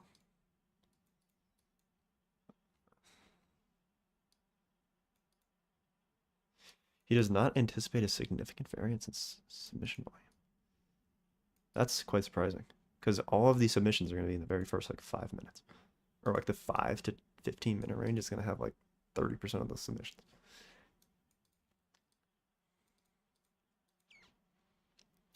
When a user makes a submission, our system will API server will receive the user's code submission and problem ID and send it to the appropriate container for the language specified. The isolated container runs the user's code in a sandbox environment and returns the result to the API server. The API server will then store the submission results in the database. Yeah, that's free. View live leaderboard, 90 minutes long, 10 problems, 100k users, storing the number of problems. Just gives a time ranked by the time. The easiest thing to do. So I'd still just do what I said originally. The easiest thing we can do when users request the leaderboard via leaderboard competition ID is to query the submission table for all the items always with a condition ID, and then group by user ID. Query the submission table. So we can do each request the leaderboard. You're gonna want to cache that, homie. You know, the partition key be the competition ID, then you pull out the memories in the memory group and sort. Once you have the leaderboard being passed back to the client display, in order to make sure it's fast, the client will do this every 5 seconds. Hang on together. Yeah, so this is Cheeks. You'd need to request a leaderboard, API server queries it. Does this massive query. Return the leaderboard. Do it again in 5 seconds. Yeah, that's it. Let's deep dive it. Which candidates proactively lead the deep dives determined by the seniority? Dude, Are we this complacent? Like, I feel like this is not that difficult. Oh, I think we should just recalculate the state of the leaderboard on every request. Like, how is that mid-level? For instance, in a mid-level interview, it is entirely reasonable for the interviewer to lead most of the debates. However, in senior staff plus, yeah, you gotta take initiative on. All right, how will the system support isolation and security when running user code? By running our code in an isolated container, we've already taken a big step towards ensuring security and isolation. But there are a few things we want to include in our container and setup. So, read-only file system. Mount the code directory as read-only and write any output to an output directory that is to wait a short time. That's smart. CPU and memory balance. Yeah. And it also allows for the timing thing. Yeah, time limit. Explicit timeout. Yeah, you need a time limit. Limit network access to print. Okay, that's kind of smart. We didn't do that. No syscalls. That's smart. Let's add these into workers so it's not as horrendous that they can do syscalls. But I kind of agree that's problematic. So you're not going to go a ton of detail.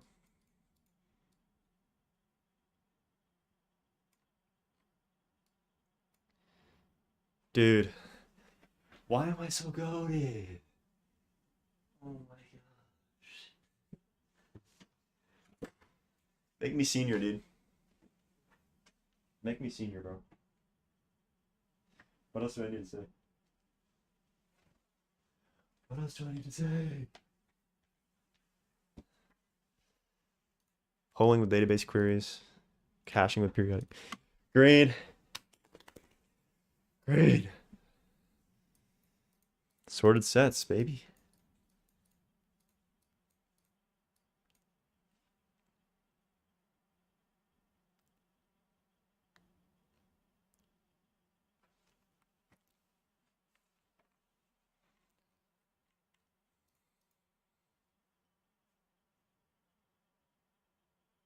Dude, this should have freaking. Wait, I just need a break, dude. Okay. Why is this bad? The approach, the challenges. Yeah, yeah. So why is this caching of periodic updates? Redis.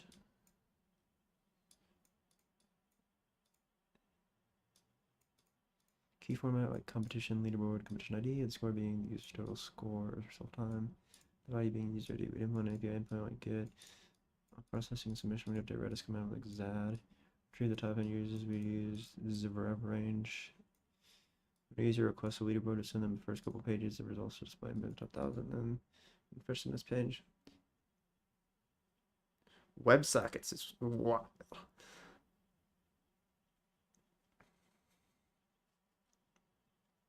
Oh, WebSockets is low-key autistic.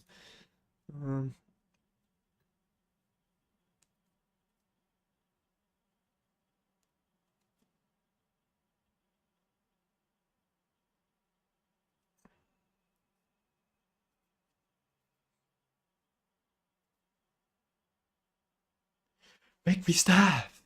Make me staff!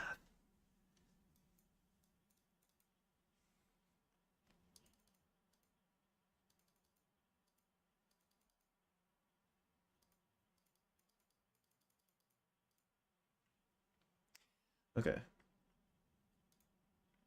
I mean, I already said this. Dude, I'm coding.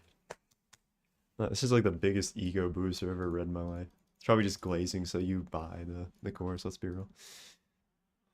You get a spike. Vertical scaling, trash. Dynamic horizontal. So each of the linked containers spin up more containers. Queue it. Bro, we had this intriguing web dev first semester here, bro. This is not staff engineer, bro. If you're staff and you can't do this, get your money up, bro. Let's be honest. We can take the same exact approach as above, but add a queue between the API server and the containers. This will allow us to buffer submissions during peak times and ensure that we don't overwhelm the containers. We can use a managed queue service. Submits our code, add it to a queue, help manage the code. always any submissions. Once our worker gets the results, we'll notify the app server. Important thing to note is that the introduction of the queue has made the system async. It means the API server will no longer need. Yeah. User will need to check the server. Yeah. Get check ID is pulled every second by the client. Something looks up. So we still had an asynchronous, like just an asynchronous JavaScript function that just waited until it heard back from the thing, which actually is kind of trash. I'll admit. Somebody looks at the submission database and turns. Yeah.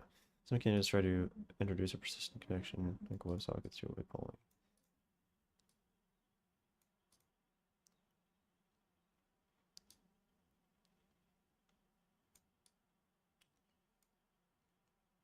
I mean, we had literally 0 users and we did this. Like, it's really not that hard, bro. The addition of the queue is likely overkill from a volume perspective. That's still up for this approach. It means enables retries, container failure. It's a nice feature to have and be useful in container fail crash. Simply requeue, submission, try again, buffer, sleep at night, submissions, event spike, traffic. The right or wrong answer. How would the system handle running test cases? So, how would the system handle running test cases? Depends on how many test cases you have and how big they are, but considering that your contest only has 10 problems, I'd probably download these. And how many languages? Like 3? If you have 10 problems, 3 languages, 20 test cases each. You probably have each problem probably has a little bit of boiler, like a wrapper.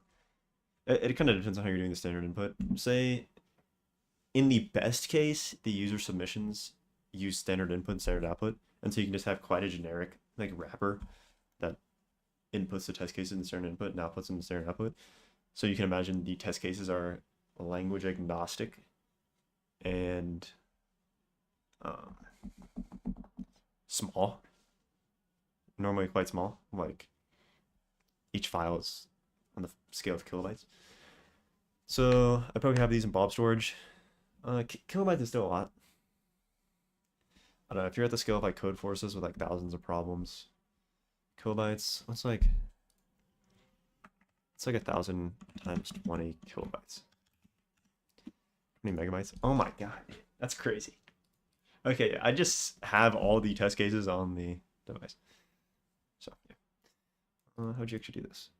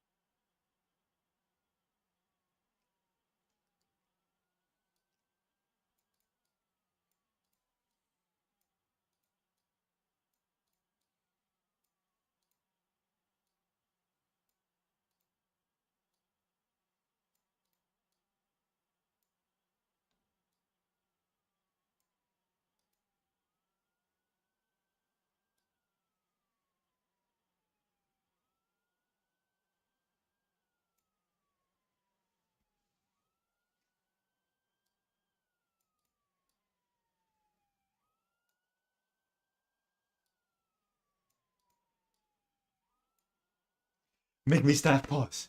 Make me stop pause. Make me stop pause, bro. Dude, somebody give me a system design interview, please. Alright, I gotta take a mondo piss and then we'll work on Gleam depths.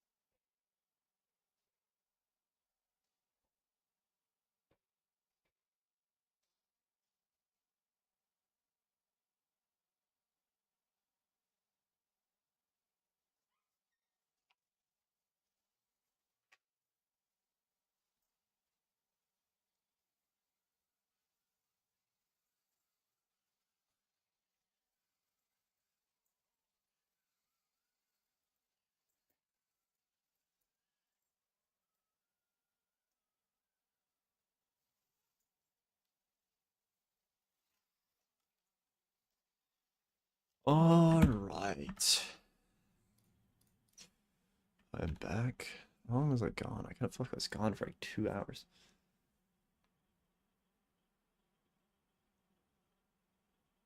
I was gone for 10 minutes. Dude, time is crazy. How long have I been streaming? I've been doing like really good the last 2 days. Kind of been like no bullshitting it. Um, so today I streamed for 5 hours. Oh my god. I'm goated. Today I streamed for 5, 10. This is gonna be another. This has been 12 hours. I still have 3 to go. 14 hours. Yesterday I streamed for 3 hours. No, I think all of these were yesterday. 3 hours, 9 hours, 10 hours.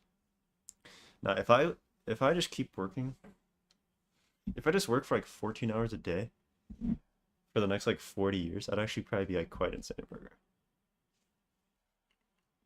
And I'd probably be costing YouTube like a grand a day or something in storage.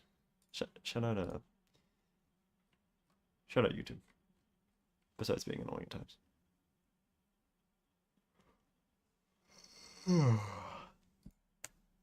Alright, enough glazing.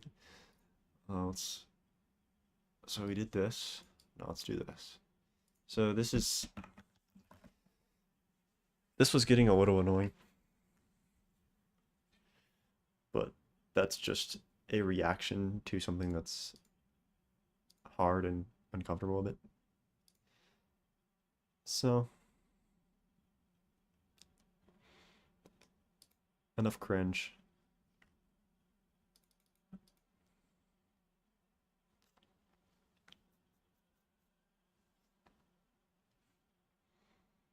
Let's get into it.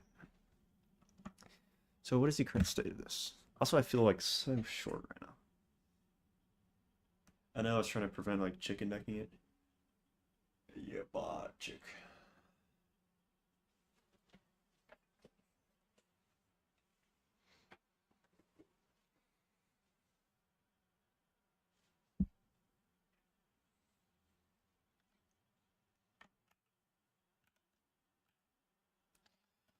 And then we have our cargo build. And then we have our CD proj test, yeah? So what's the diff here? Debugging locked. And some other BS. So what do I have in my Harpoon menu? Add dependency. So cargo build, did I get this other error to work? I cannot recall.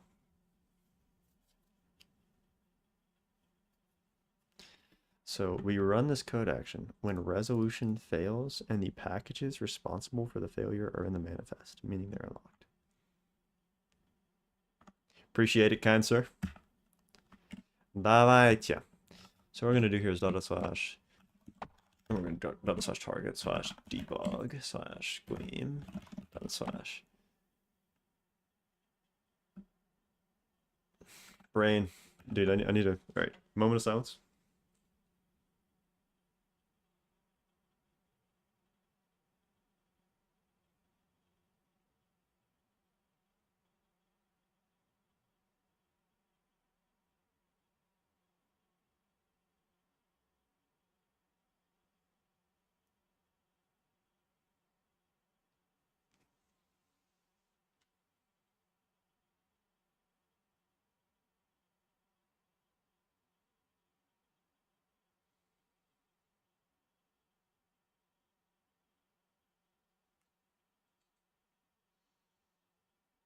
I'm gonna extend the motor of silence by getting it. Just think about it.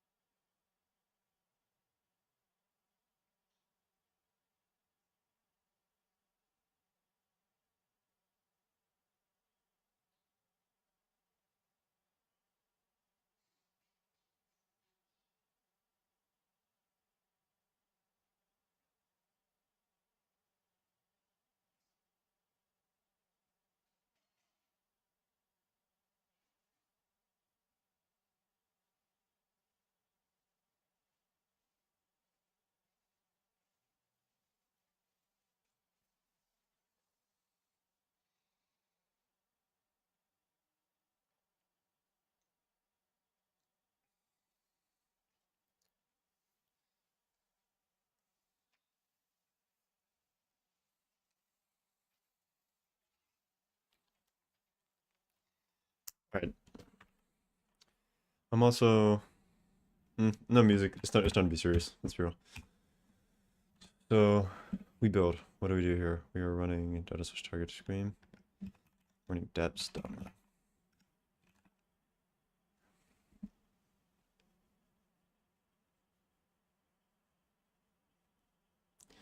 Okay, so this is actually correct.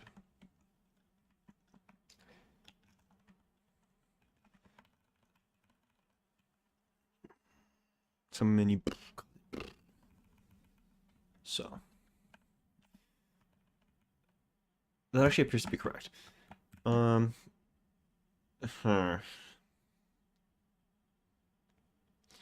we're actually capturing this error properly because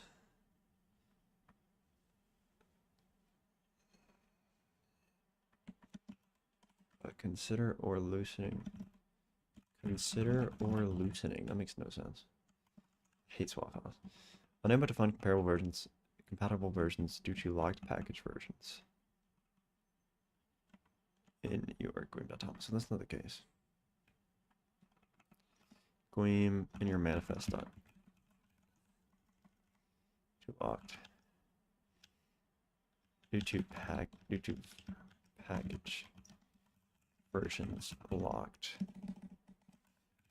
manifest.tom.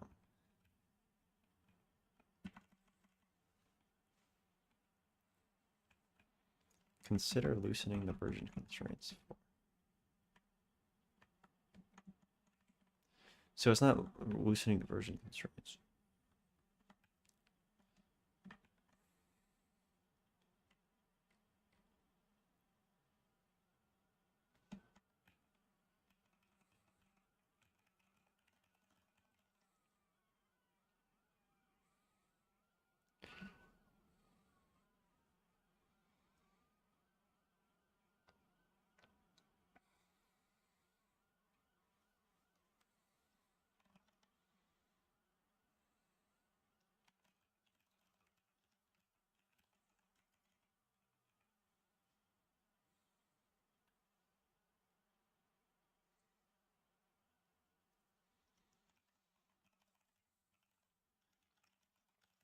What word am I looking for here? Consider it's not the affected packages, but it's the causing packages. The not erroneous. The problematic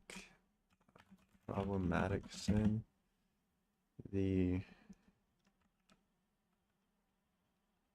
causing sin.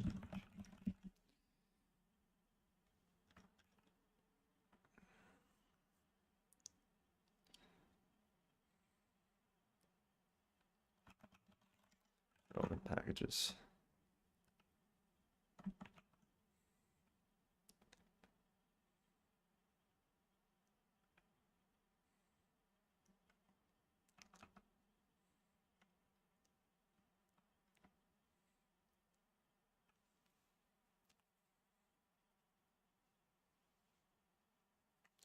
Unable to find compatible versions due to package versions locked by manifest. Consider unlocking the relevant packages. So where else do we reference this? We have here. That is actually the first place. And here, so this is the diagnostic. An error occurred while determining what dependency packages should be downloaded. Error from the result rows.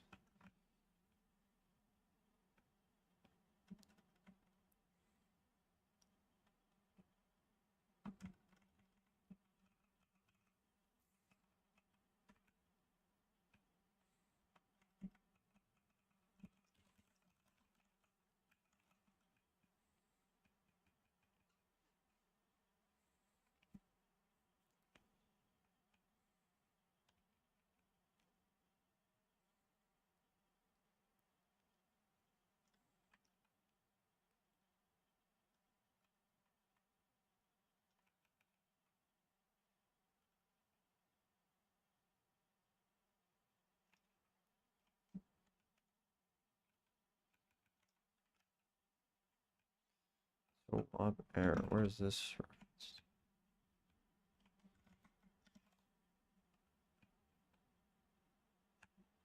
This is defining the error. So this is redundant.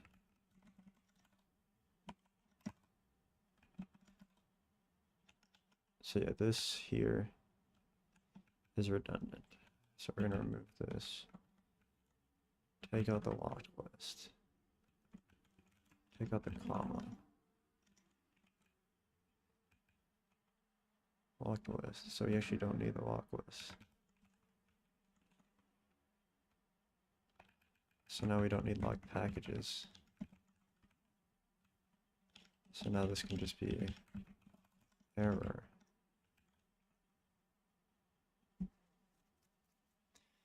So now we can go to the definition of this. This is now just insertion fed locked. This is now just a string.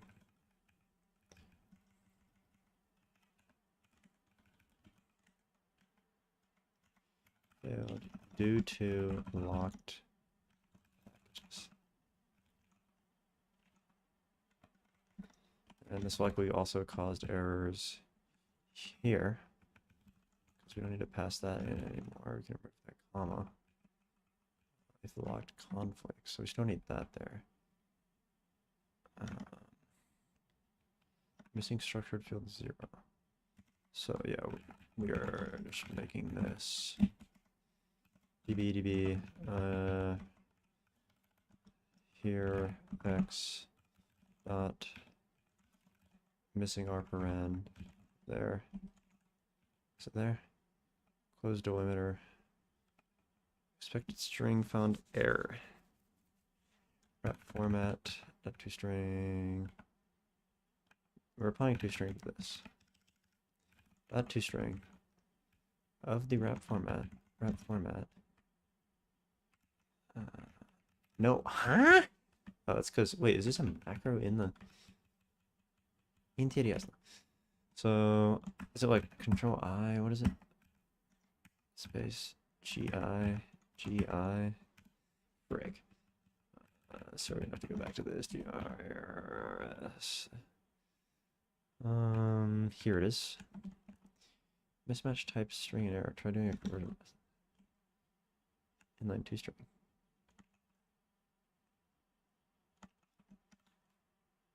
Inline. Okay, let's undo that.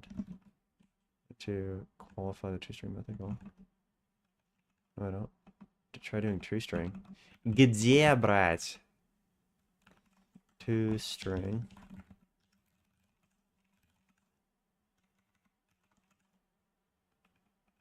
Missing open. Missing open. For what? Closing delimiter here. So if this is locked, do this. Else do this, yeah. Let's run a, so let's get this out. So I deleted my directory I needed because I'm dumb. Not FMT directly, cargo FMT.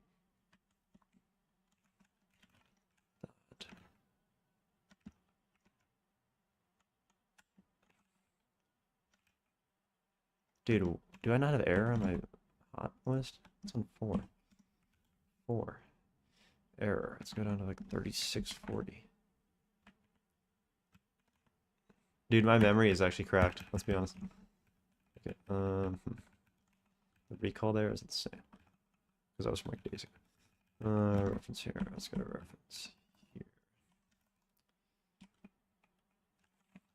So it looks like this works. Let's get a compile. Yet. And Clippy as well while we're at it. Why not?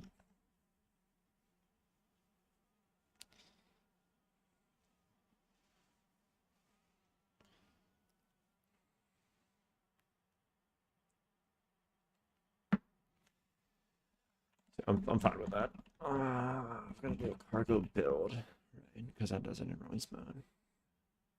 Or does it even do it in Royce mode? Why is this build? or it's just checking. So it's more of like a static analysis, perhaps.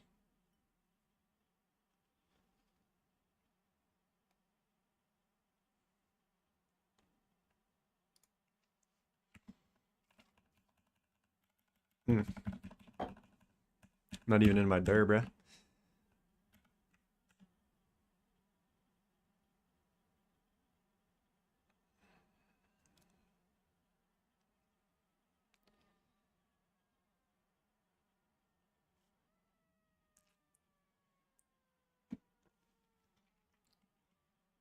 Hurry up and get it toted. So that part is effectively done. Now the task is to set up the command line action.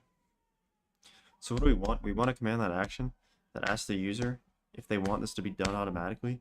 If they say yes, then we go into the locked packages. I really hope it's easy to, like, if I have to parse the manifest toml, I'm probably gonna shoot myself.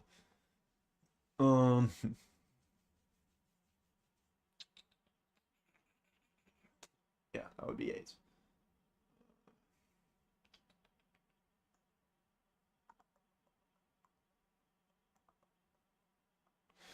Sorry, I just was thinking, when are the Georgia Tech post office hours? Is it closing for school? When school is not out? So it is. I'm gonna rage on the 12th. What this year? Wait. I have a package coming in on like Saturday.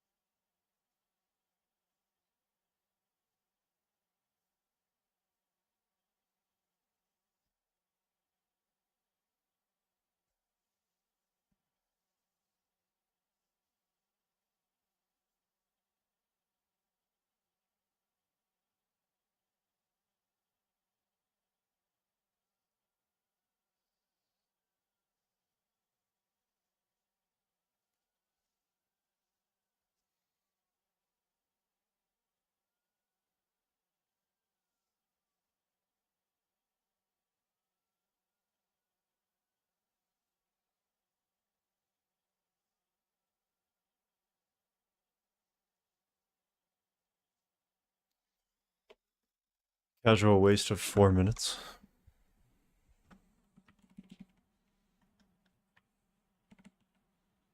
Let's recover.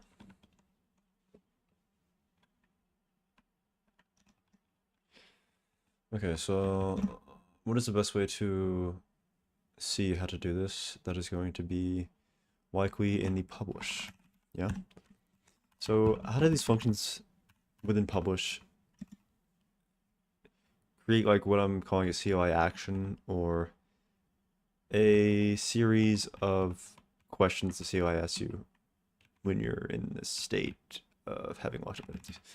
So the best way to see that is probably to go to CLI core, CLI/main, yeah, CLI main. So in here we're gonna see publish next verbatim.comment. Arg replace bool, yes. Deps update new. So we're gonna need a different publish, docs.publish. So what do we do here?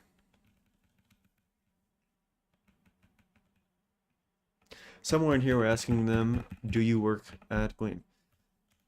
Right? So let's see, delete dir. Change the build state. We are building documentation. We are creating a tar archive. We are printing the publishing documentation. We are printing published, and we're doing okay. So the publishing documentation is gonna be. Well, that's probably after you build the documentation. Yeah. Start instant now. Block on. Bullshit. Delete.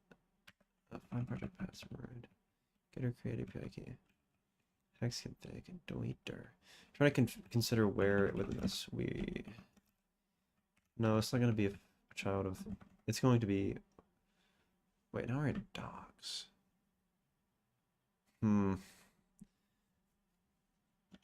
Gleam community. Yeah, so it'll be a caller of this, yeah. So what's the caller of this command? Replace is bool. Replace bool, I am sure bool.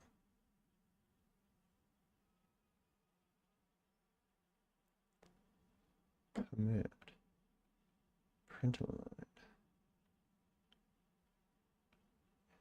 Generating files.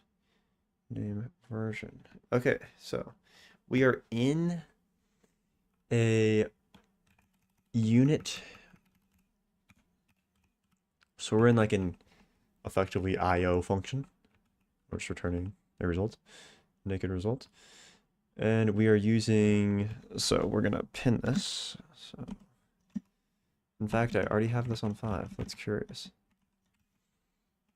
So we want this to be within the function where we are suggesting I'm sure or CLI confirm. CLI confirm. So we're going to keep this here. We're going to go into CLI, like the definition. Wait, am I dumb? I just forgot my keybind for going into this. How do I go to the file? This is go to definition. Wow. Dude, stop banging on the roof, bro. What are you doing? Bro's dropping bowling balls on my freaking ceiling, dude. Like, chill out. So this will be a confirm, right? This will be a confirm. So we can bring this as well. So I'm trying to find the most generic. We only want to write this workflow one time. So this workflow will be called an add. Like you said, this is a workflow triggered an add in Gleam Deps update and Gleam update. So where do we put that? Dependencies and dependencies. So this one's part of the CLI. This one's part of the core. We want this to be part of the CLI. So let's go to the function. I believe it is. What's the function called? Better, we can just search here for. It's like, what is it? With locked, yeah. No. With locked. it calls the function that calls with locked. Let's do locked, unlock packages. Okay, this is quite nice. Unlock packages. This exists. So I kind of got a lot going on right now. Is there like a note? How would I make a note? U of M, make a note. Not a note taking plugin, but just make like a side note. Make a note while programming. Because I kind of have a lot of functions in my brain. And I don't want to plug in on me. Let's consider. How to do this.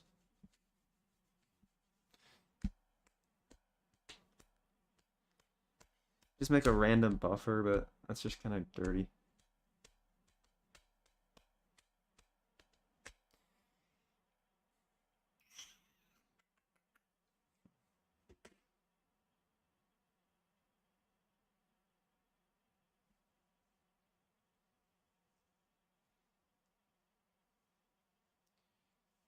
AOT. What is AOT?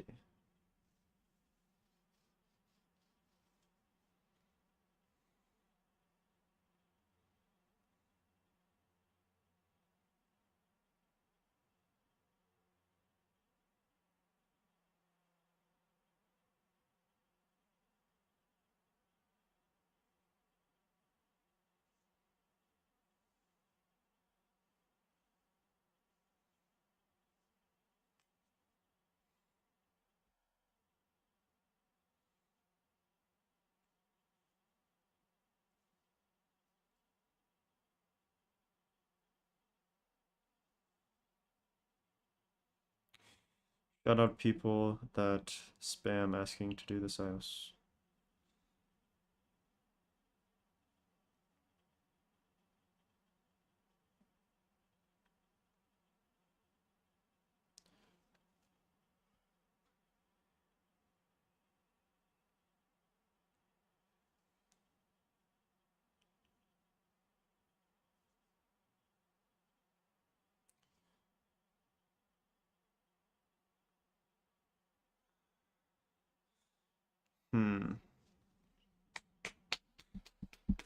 Я думаю.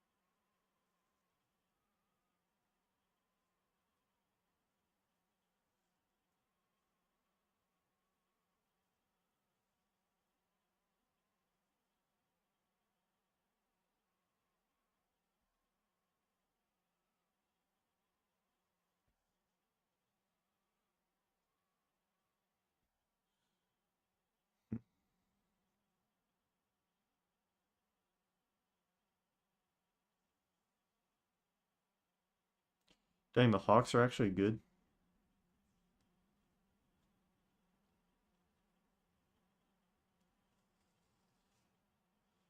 NBA Cup. Frick the NBA Cup. Oh my god.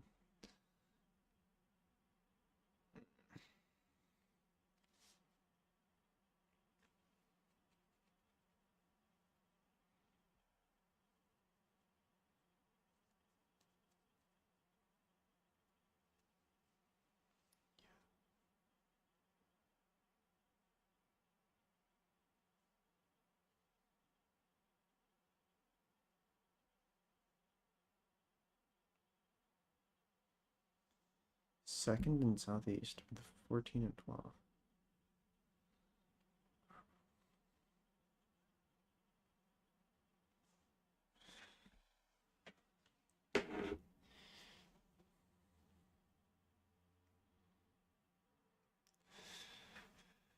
Okay.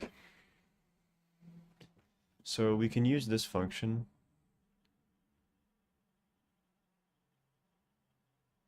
Find depths to unlock.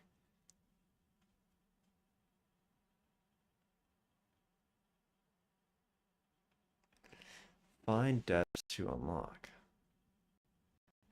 We are looking at the package requirements, iterating through the code ring. A dependency is eligible for unlocking if it is currently locked, is not a root dependency, and is not required by any locked package. So where would we call this? It's part of unlock packages, helper. So unlock packages specified packages and their unique dependencies. If a manifest is provided, it also unlocks indirect dependencies that are not required by any other package or the root project. Okay, so we are calling this considerably many times, primarily in tests. So you can see the assert, all the asserts are tests. We are calling it here and here.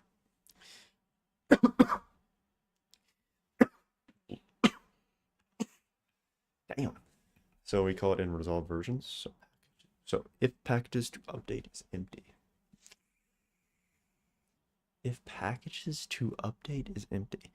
Packages to update. There's none of them. We're unlocking them. If it's not empty, sorry. If it's not empty, we unlock them. Sounds nice. So I'm initially surprised.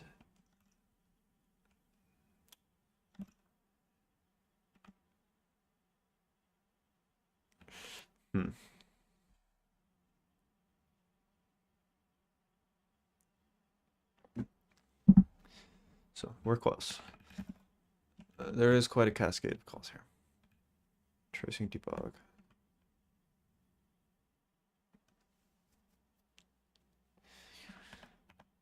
Git manifest, okay. So the problem with going to definition is that if it's in the same file, you lose your cursor. I don't really know how to undo that.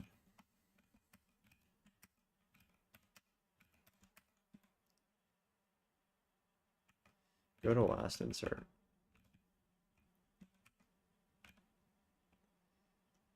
Okay, so go to last insert does something. So lock, resolve versions. And so this is where we could call as well, yeah? Wait, resolve versions. There's dependencies, resolve versions.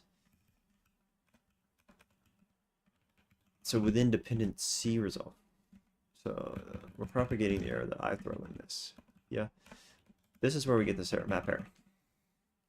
This is in compiler core.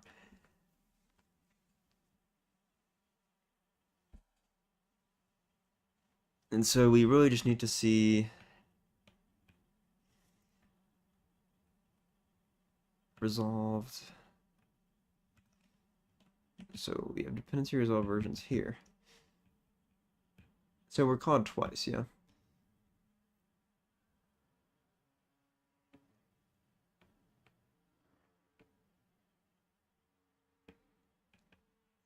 We're called once, and that is here.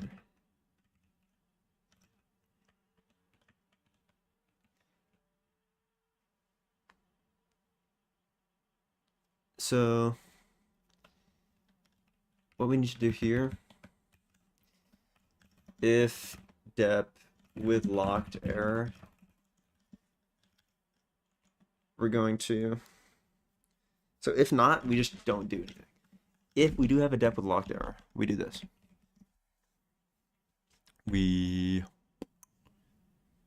So we need to not propagate this error up and instead consider its value. So we can just match this, yeah? So let's match this.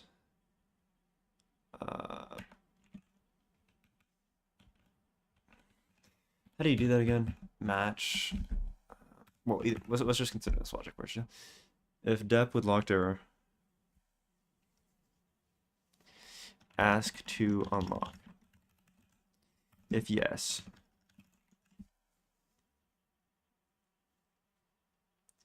we need to call unlock depths, the affected depths. Oh, this is actually free, I believe, because the unlock depths function, as we see here. Sorry, this is CLI confirmed.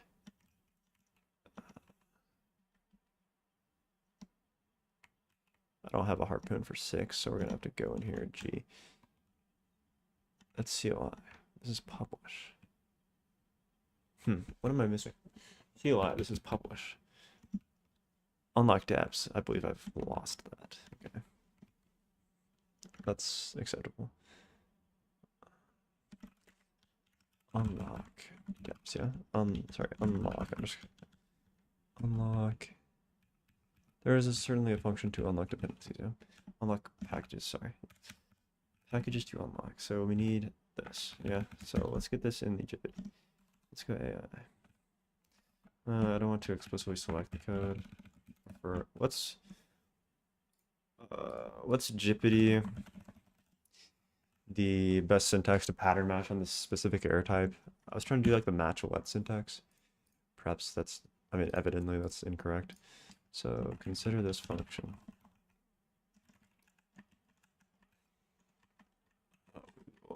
Here, Control Q.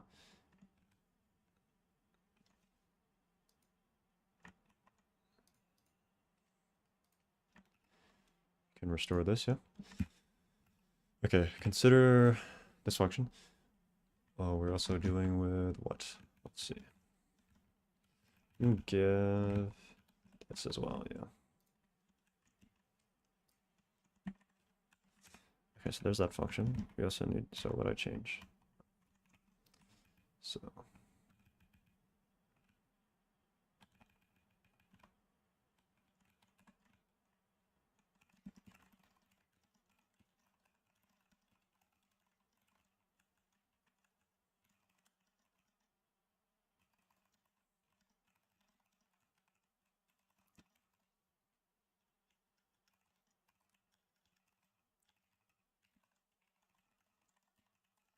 yeah, dependency is talking about a particular dependency. Though that's why I'm surprised we're passing in the entire like locked list and stuff, because I wouldn't imagine these to be like part of a singular dependency. So we can just copy this. The error, so what we're trying to do is create a new CLI action whenever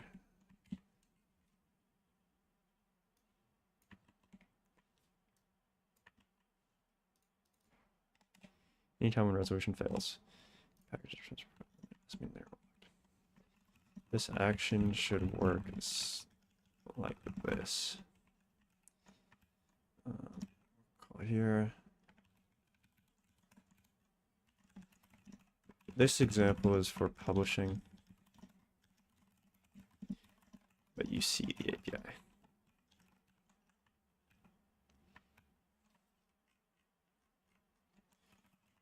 Whenever dependency resolution fails, and its cause, so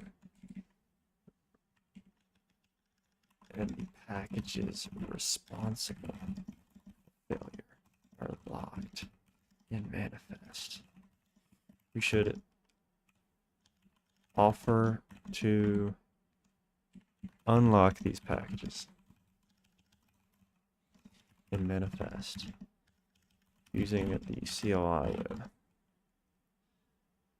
How can we turn the question mark that's propagating the locked error upwards? Perhaps pattern matching the error type to start this new flow.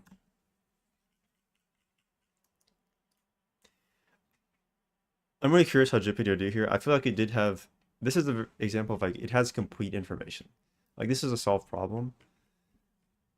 I'm really curious to see if the amount of time I took typing that, maybe 3 minutes, is worth this. So define the errors. So that's implied, but okay, resolved. Match dependency resolved version. So I believe I still want this. We're still returning this somewhere, yeah? Resolved. Resolved is used here. So we still need the value. Is it as simple as match resolved? Match. So I still need the value of resolved later.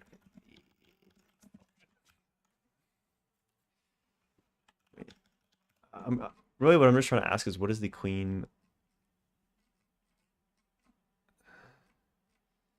way to do the inline match let? Isn't that a thing? Yeah. Match. Holy bloat. Holy bloat. Let manifest equals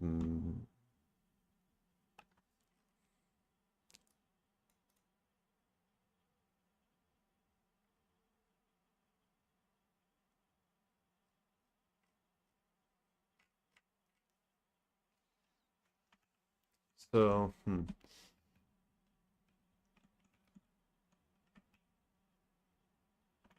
Huh.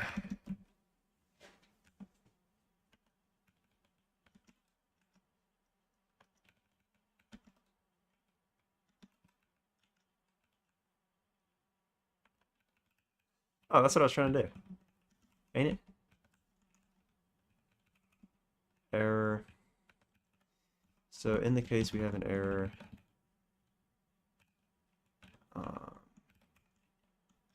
error, dependency resolution found unlocked, error. We do this, yeah. Fat arrow.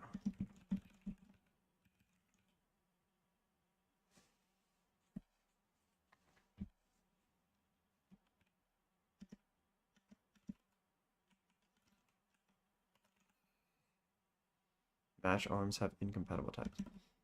So let's read. Match arms have incompatible types. Expected struct, hash map, PM version, and unit type.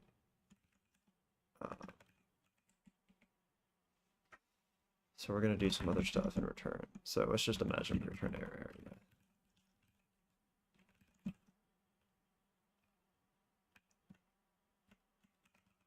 this is an error. Okay. OSP just shot itself. Try wrapping this in a variant of Gleam core error.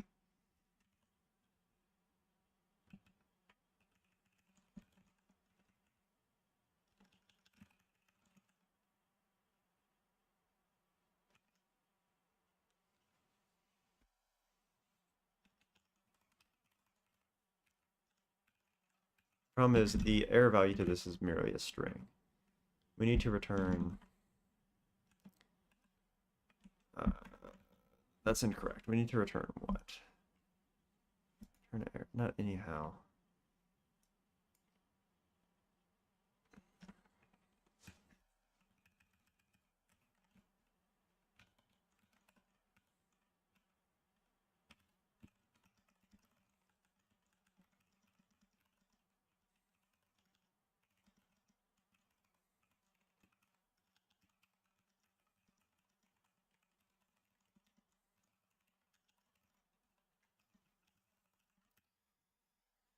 I've been marking water. I need to go to the bathroom again.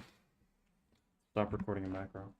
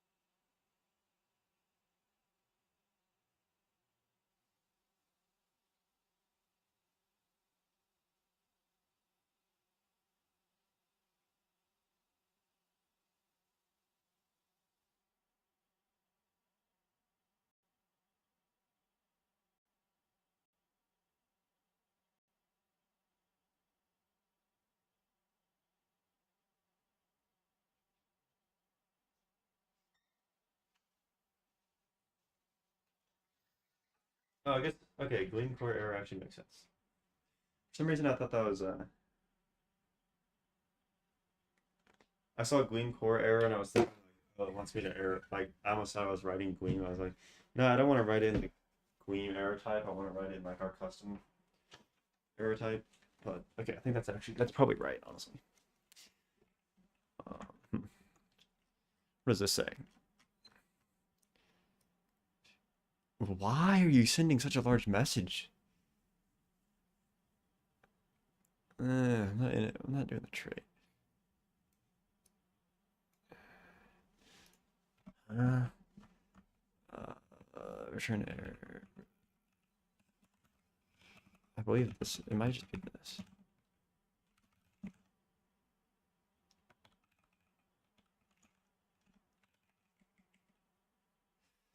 So we want to retry this, yeah?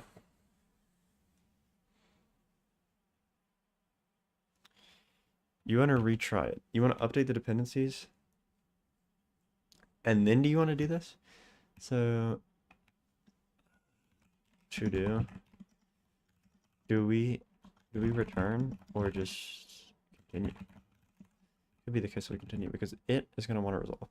So if this is the case, we're going to want to call dependency resolve versions again with a new locked. Okay. Yes, we're not even going to return this. We're going to want to do. So we're going to call. We're just going to call. How do you like recursively define this? No, it's not going to be recursive because you can't have this error twice, yeah?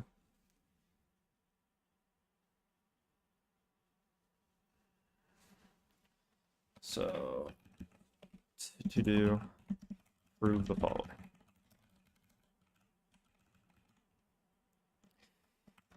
If we encounter a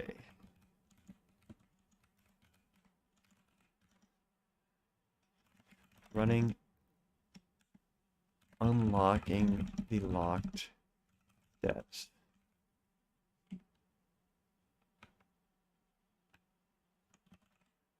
responsible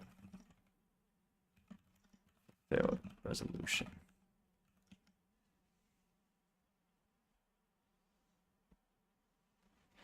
Cannot result in the same error. So we need to prove this in order to be able to not have some like recursive thing here and be stuck in this forever, right? Because if we keep getting this error, we're gonna call this. What we're gonna do is we're gonna call this again, yeah? We're gonna call here. Give me just give me this, yeah. Here. We're gonna call this. And we need to mutate locked. So this is, it's kind of ruining the character here. Where are my characters, bro?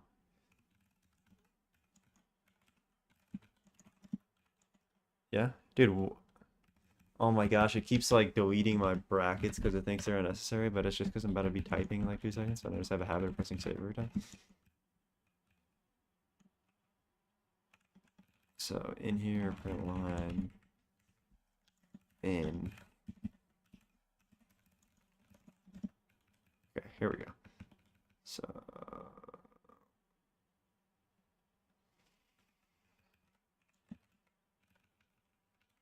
yeah. This is it. This is it. Because this kind of does need to be. If this errors, we need to call this again. How is this gonna work?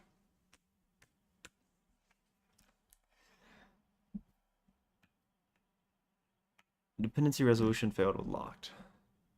So whenever you call this function, so when you go in here, you go in here. Sorry, when you go in here and you go in here, the depths that are ruining shite are locked. So when he says consider unlocking the relevant packages, consider unlocking. That's here. So lock conflicts.itermap. Lock conflicts is defined as defined in errors.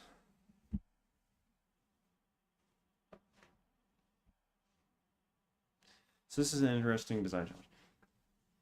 I'd prefer not to. So what do you need to know in order to determine the lock conflicts? You need locked. Conflict names. What is conflict names? You need conflicting packages. What are conflicting packages? Let's collect conflicting packages, which is a local function in area.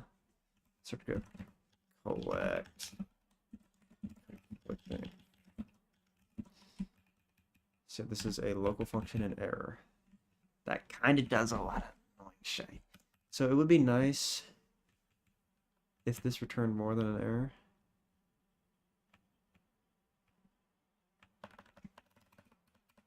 So could we make this return more than an error?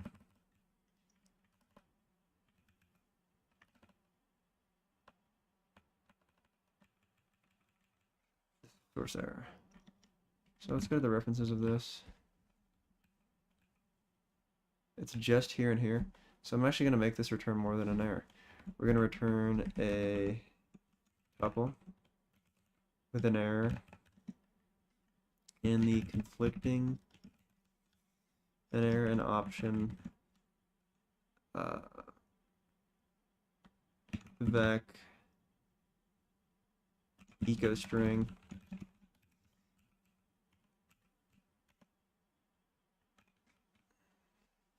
the option vec echo string. The option vec echo string. Scheisse. We want to return locked conflicts.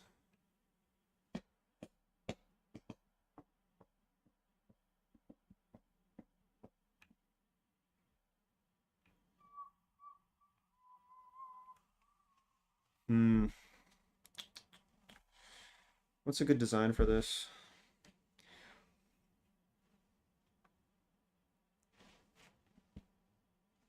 Because collecting the conflicting packages, or where does it collect them? This function does not return anything.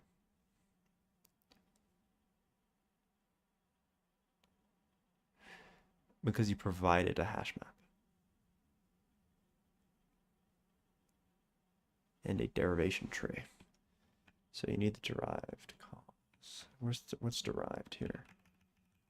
Derivation tree derived. So it is pattern matching external. Match derivation tree. So yeah, you need a derivation tree. Where is this derivation tree coming from? It's coming from resolution no error mute. Okay. So that's kind of scheisse. Dependency resolution failed.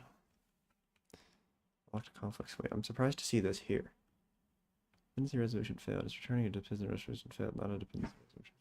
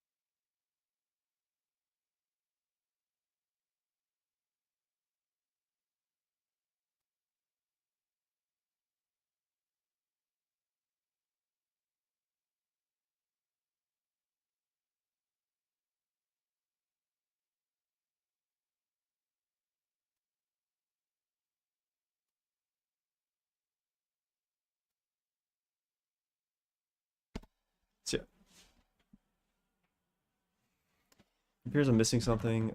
This here, dependency resolution failed unlocked. But we're inside. The dependency resolution failed.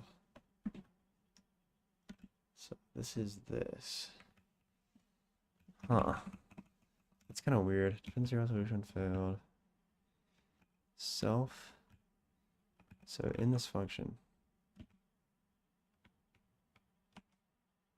what is it this scope? It's this function. What is it this scope? Should failed. Doing all this. So is this pattern matching here? What scope are we in right now?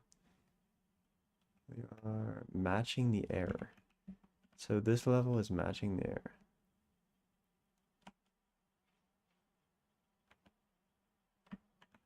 So let's just not make this a tuple anymore. So dependency resolution failed, yeah.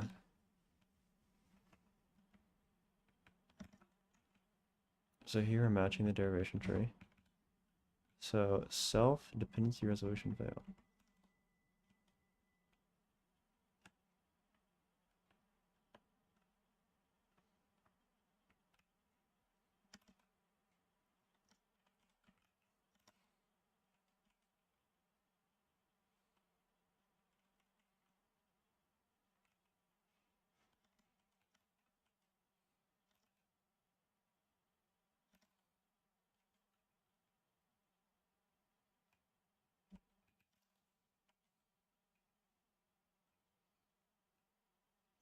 So it looks like there was a test here.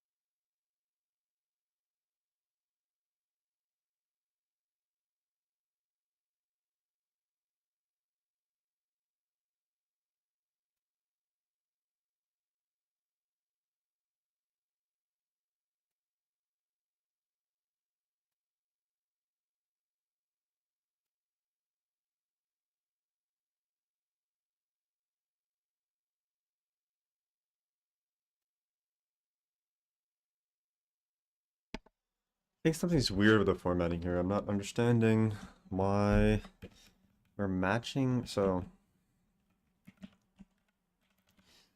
in this scope, this is what we're returning.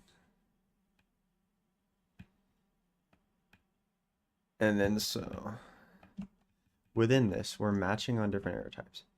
So if it's a no solution, we have this.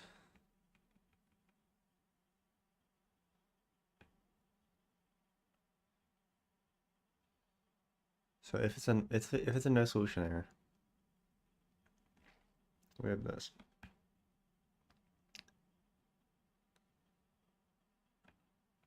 If it's error retrieving, you have this. So match error. So where is this being built? What is error here?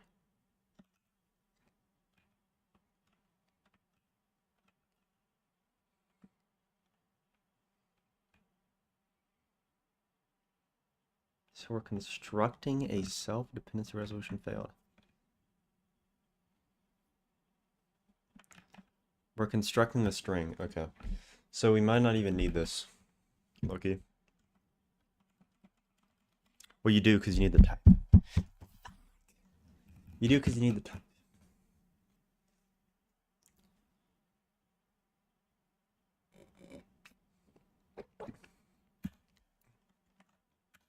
You need a pattern match like that. You can't just say if dependency resolution failed because there's subtypes, yeah? So back in this dependency resolution failed function, here, you almost want to match on the error first. So I feel like this is Jippity-ish. Consider this.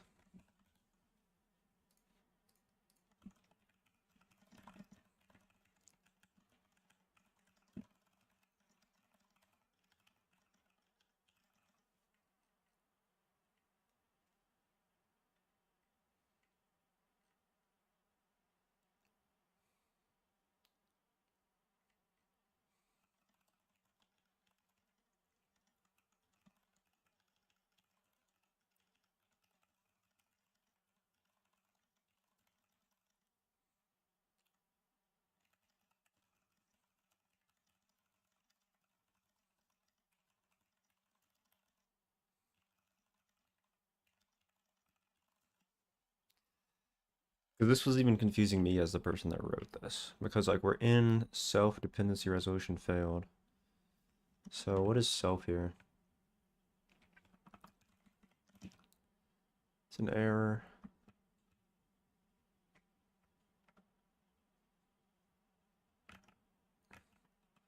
So isn't it the same error as this? This is source error. This in contrast with whatever else that was.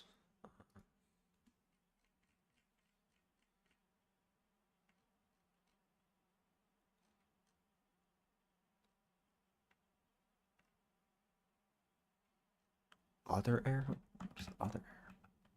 What are you doing? Alright, this is some O1 type.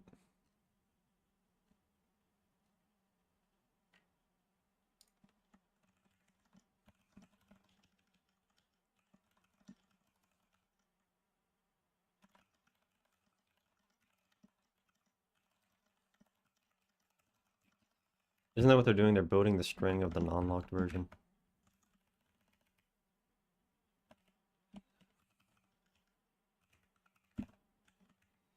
Yeah, right? They're building the string of the non-locked version. Wait. Wrong place.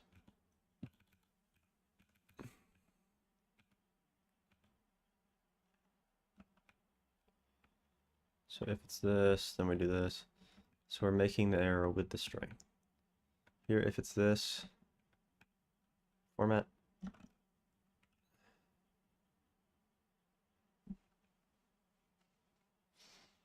What does this return? It returns an error.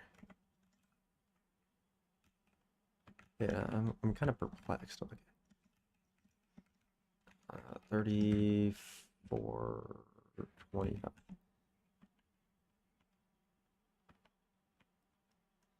No, wrong. Clear wrong.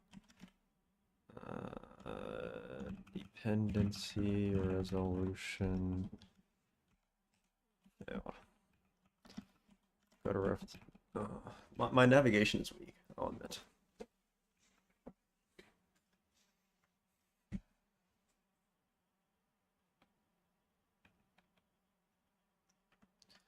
Match error. And then we're like returning. Wait, this scope is playing with me, dude. We're matching the error that this returns. Is that what it is?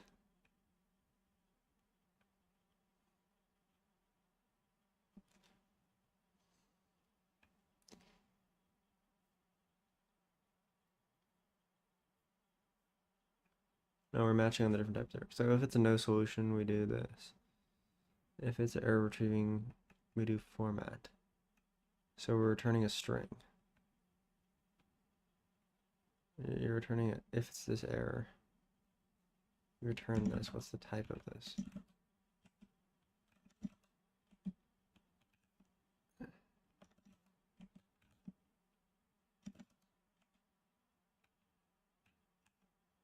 It's a string.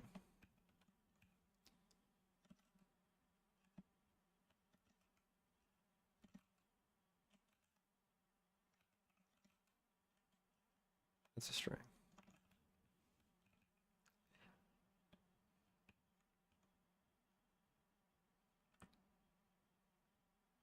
So we're returning an error.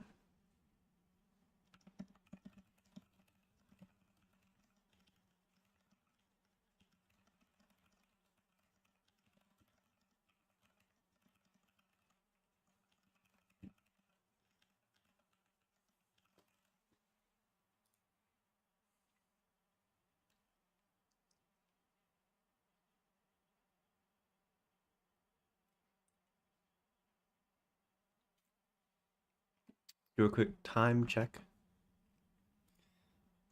Getting a bit tired.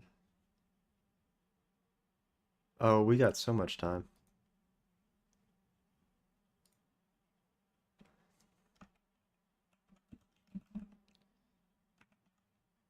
I'm only an hour in. I still have an hour and a half to do this. I thought it was like about to be time to go to bed type. So consider that profit.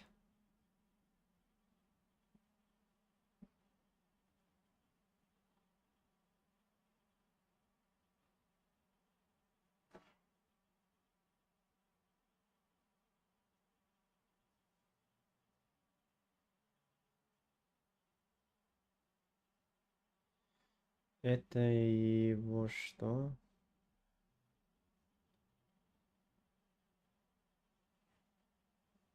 Huh?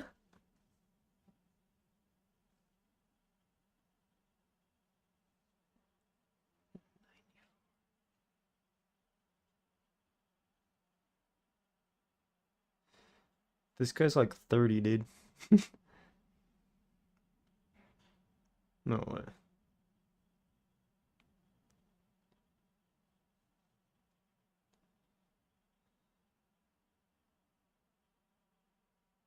No, that's cat.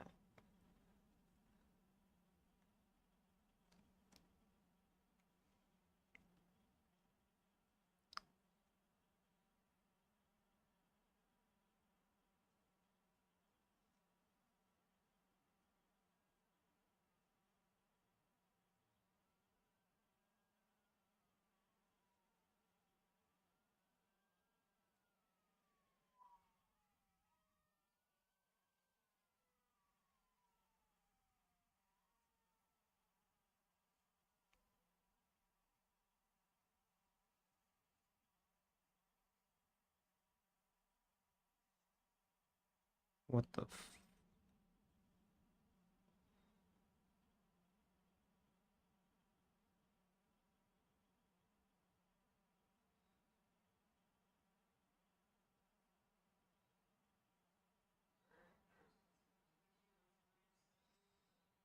That's crazy.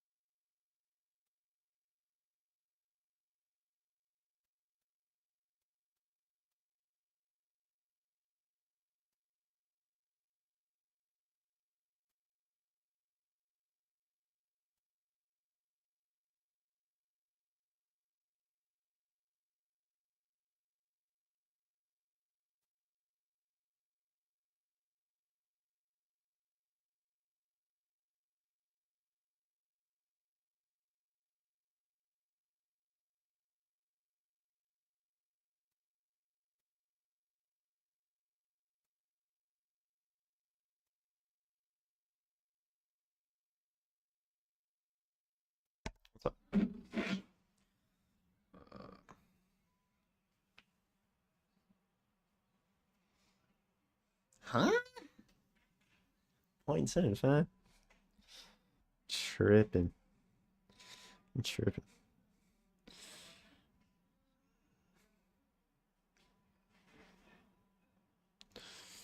Камера. Вот. Смотрите на его.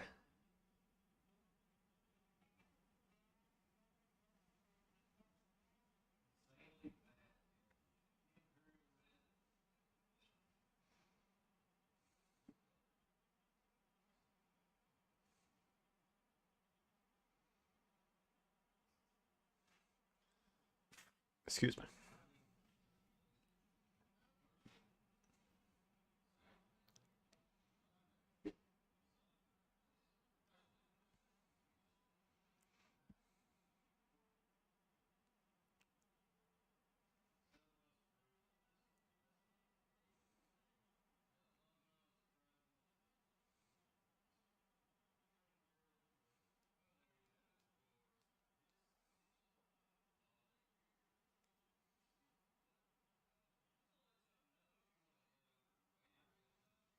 Gotta fix my neck right quick.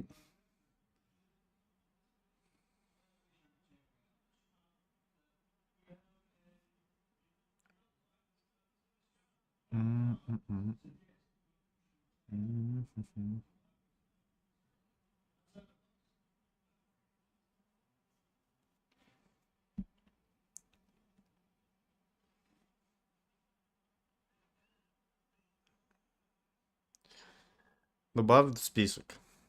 Wishlist, да?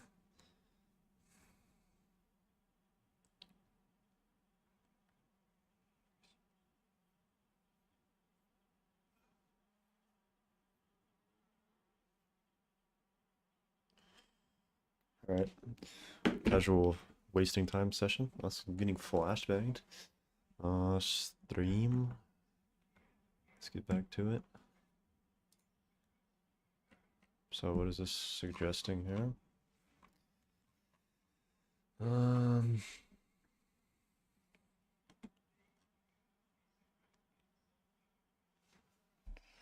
Is this what this is doing?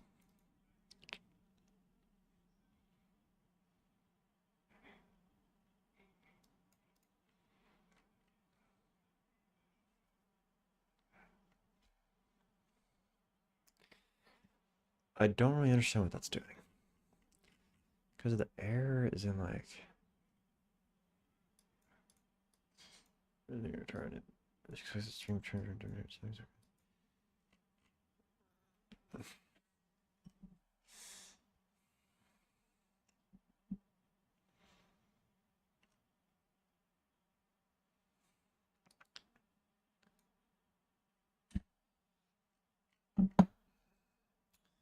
Давайте новый O1. Yeah, this is just really kind of perplexing me a bit. Moving on. Let's see. Что это был? Вот.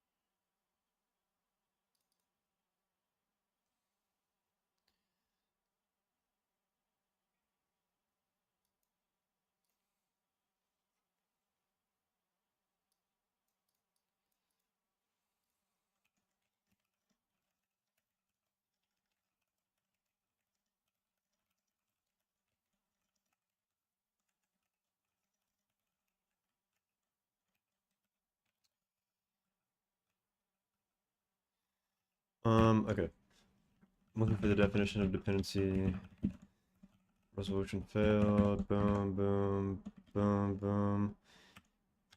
Are these formatting the string to be built into this? Or are they returning themselves? The resolution error types.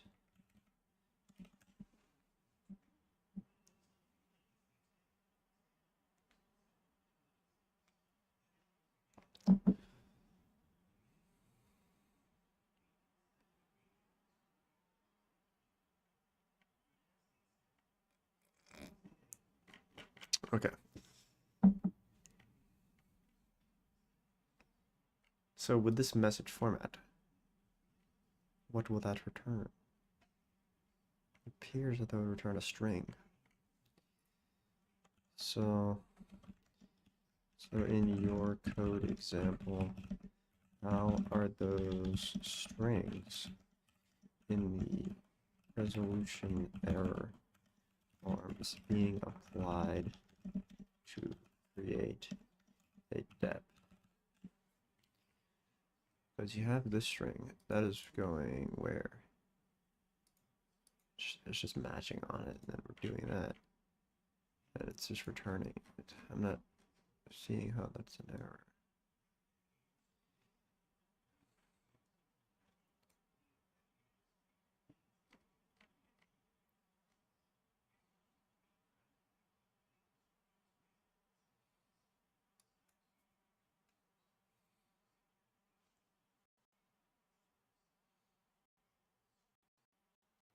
Okay, I like this better. So we're going to redesign this function. Also, I'm going to zoom out. I kind of zoomed in to make it easier to read if you're like watching, but I will-key just can, the context is just microscopic. So we're going to delete this. We're going to match error here. So if it's no solution, we do this. So we also need the formatter. So this needs to be moved over 1. Yeah? No. Just this needs to be moved over. If this, else this, no. And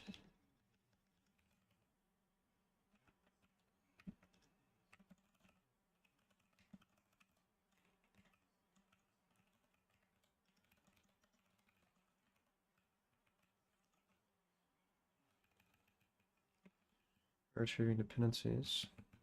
So how is this error propagating? So we just remove that, yeah.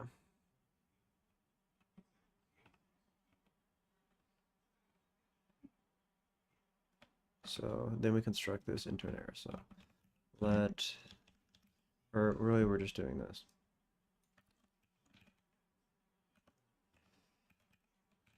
Let message equals message, yeah. Я это сделал уже. So we're going to let message equals. Could I use faster with a macro? That's a bit hard to evaluate. I feel like it's faster to type this and consider whether it would be. I want P. No, I want P.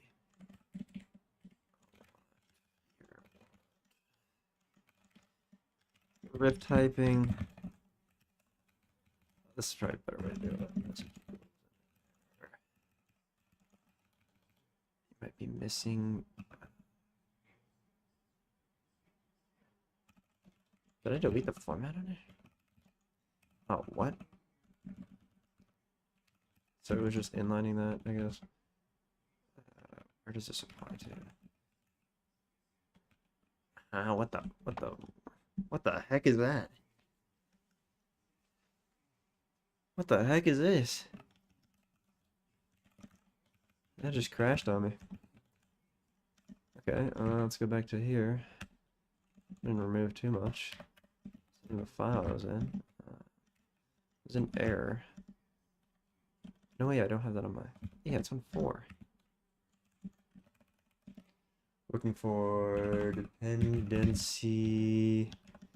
resolution failed here.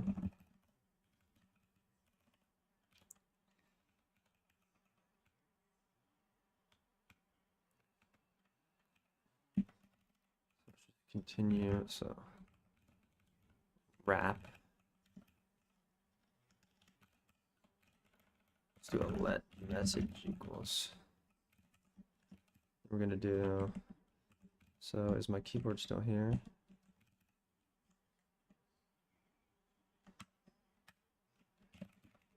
Here's so boom, inner let message equals format, come in here, wrap it, go to here, P, semicolon, what message, so can we get a format? Can we get a space F? Can we get a, what's wrong here? This, probably this.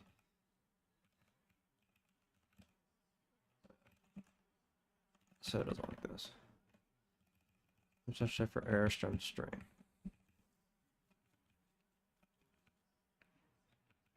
Ah, let's go. So now we can just do this, and that kind of explains why I didn't understand that thing. What's a right parent? What does I want to write parent? Let's see. Unclose delimiter.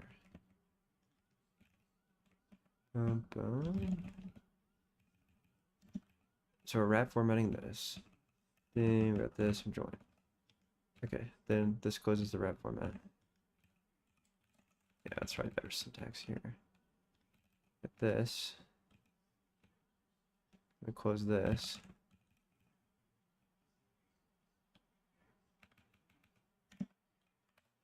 Perfect.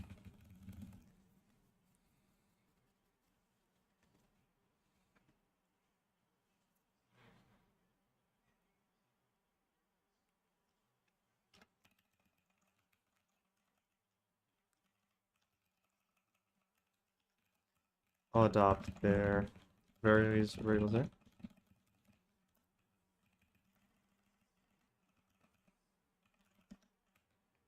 So the verbiage used, the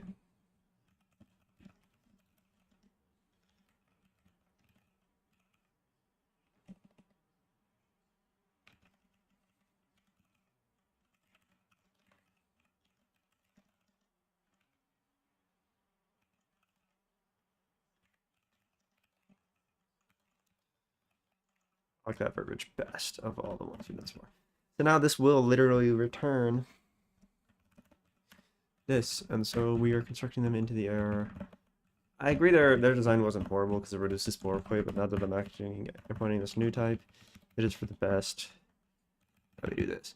And so now that we are implementing this, maybe it would be nice to have the block conflicts be a part of this because we want to propagate this up and have it be in the access a attribute. So we're gonna make this a under here.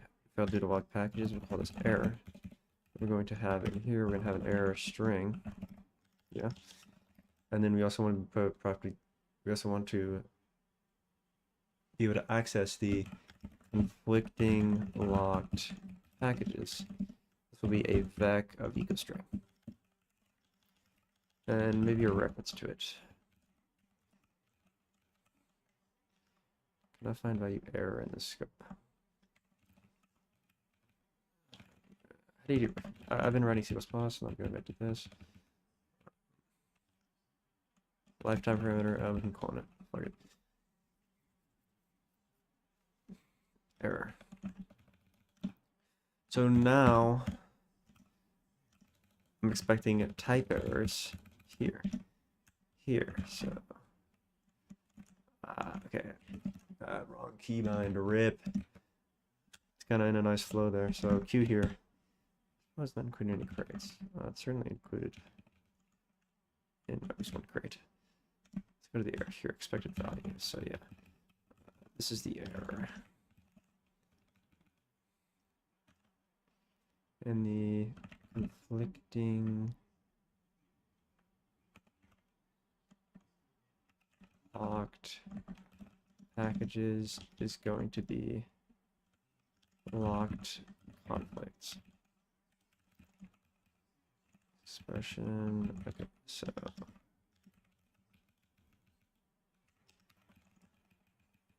right. Let's go to the definition of this and do locked conflict. Now let's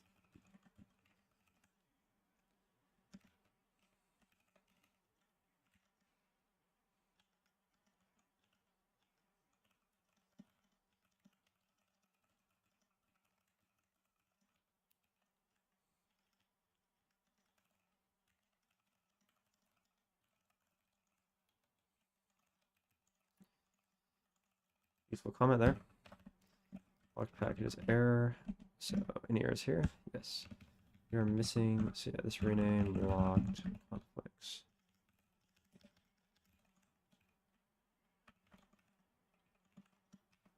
And expected a tuple here.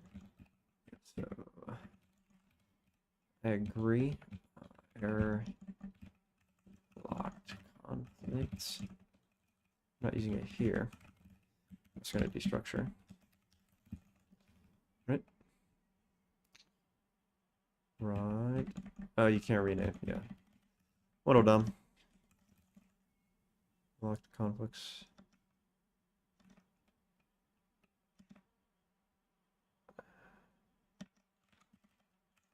Do we need the lock conflicts?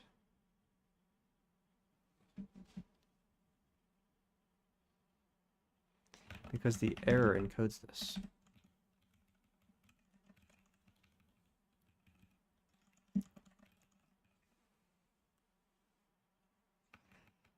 This is actually from the version resolver library. That's not from the version resolver library. Go to I. Go to I. Go to I. Boolean. Okay. There, I'm gonna have to go back to where I was. So this is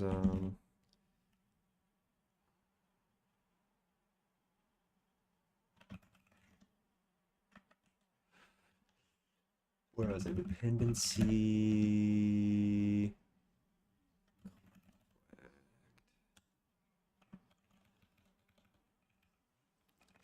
So this is in fact not the error from the version resolver library.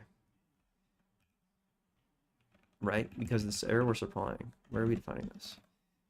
This error that we're supplying.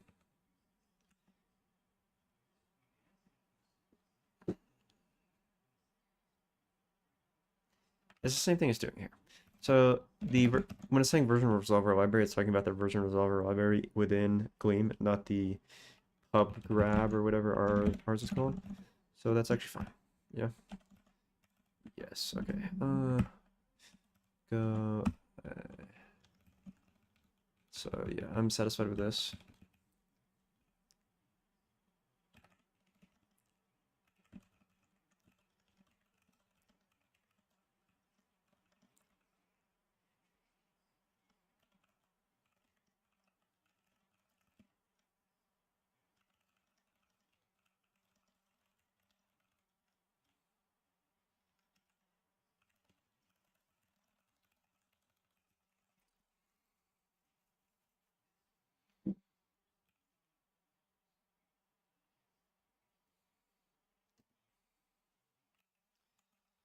Okay, I'm satisfied there. So now we have stuff in dependencies.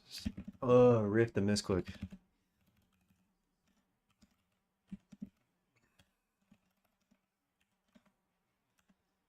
I was not included in any crates. That must be wrong.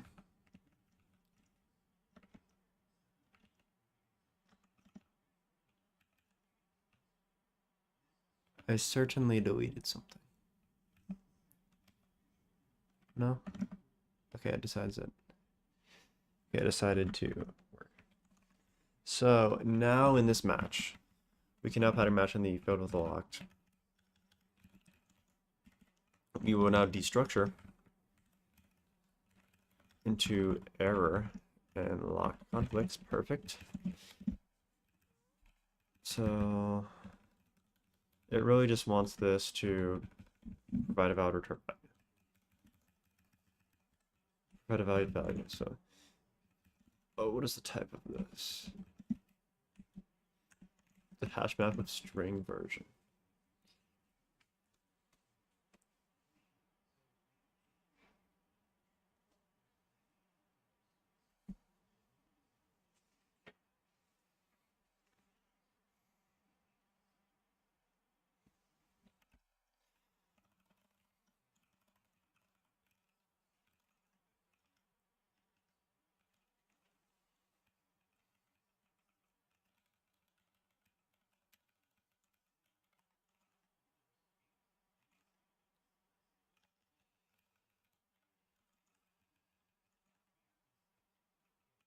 Huh? Try wrapping it in air. I just removed that. Instead of wrapping it in Gleam air. Okay, let's just. So debug in the failed branch. Do thing here. Let's compile this.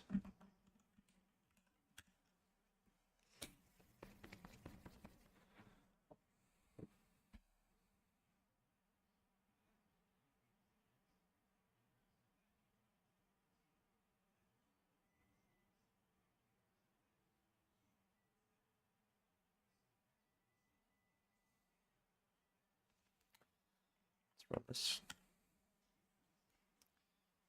Perfect. Perfect. That's how you do it, huh?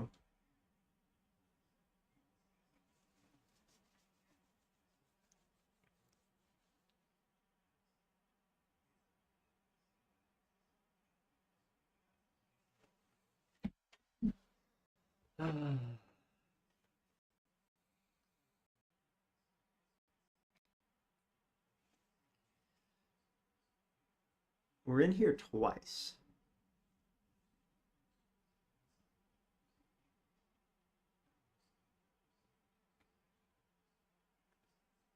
Oh no, it's because I called it debug. Yeah, okay.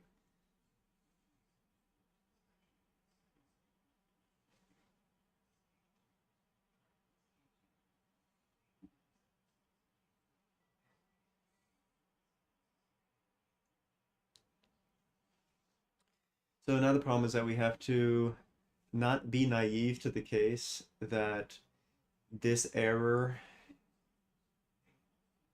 is resolved, but we cause another one. So we're going to have to do the same pattern match, but I think since we know that once you unlock the dependencies, there's not going to be another version of this error, so we can just use the bang operator to propagate that.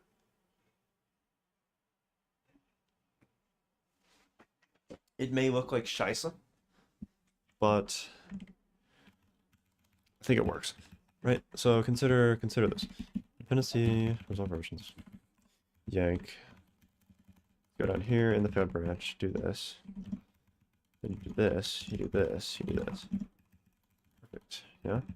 The requirements moved after, so you can just be kind of annoying and clone for now. Into iter, clone before you into iter, yeah. Clone. Is this valid? Or of move value?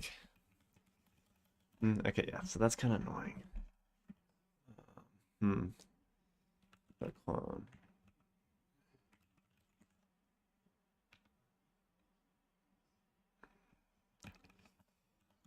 Scheisse.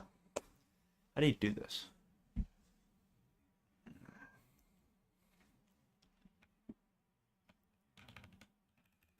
Let's see if GPT understands. So.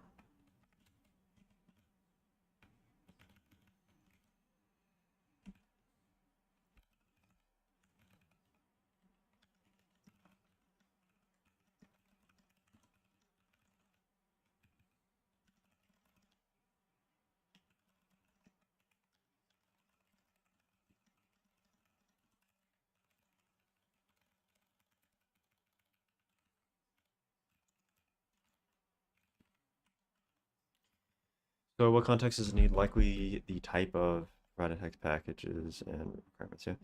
So what's the type of this here? We can do more explicit type signature, explicit type. Move occurs, so consider this.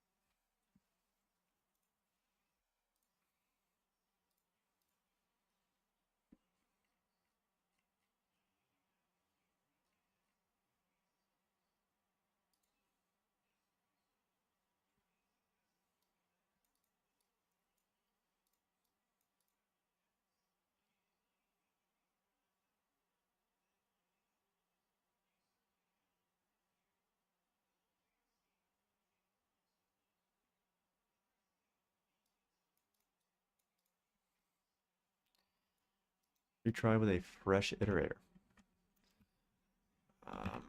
Not particularly opposed.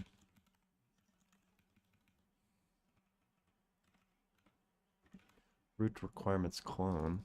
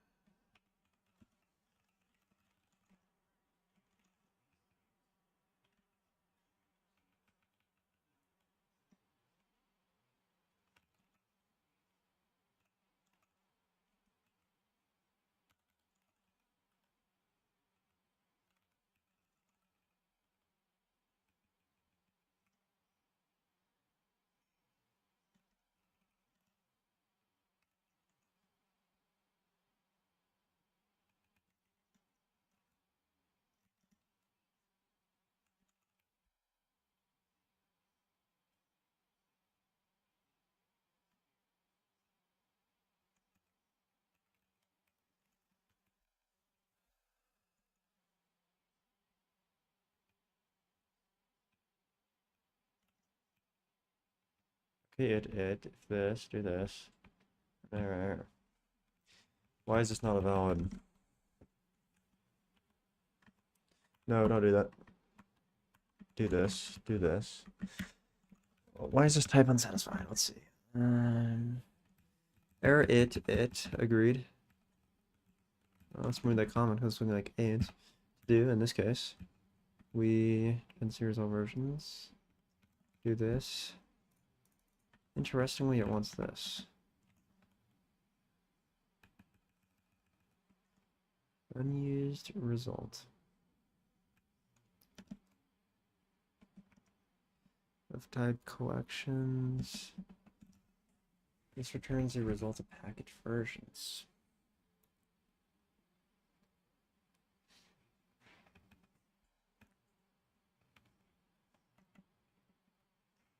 I'm confused here.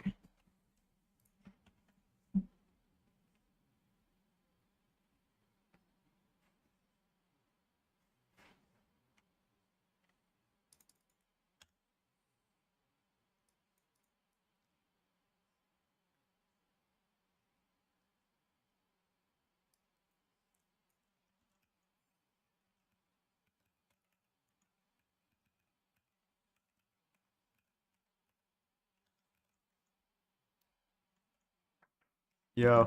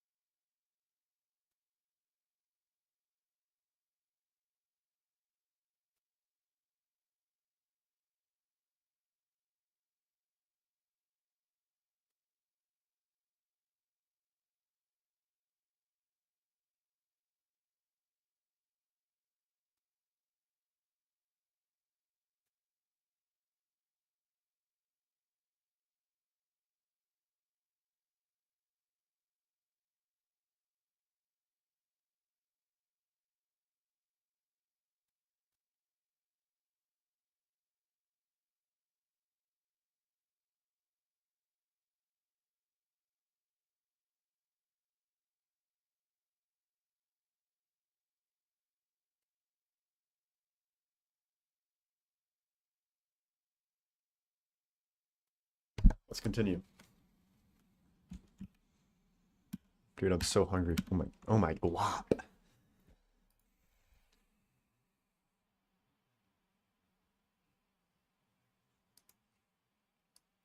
This is better.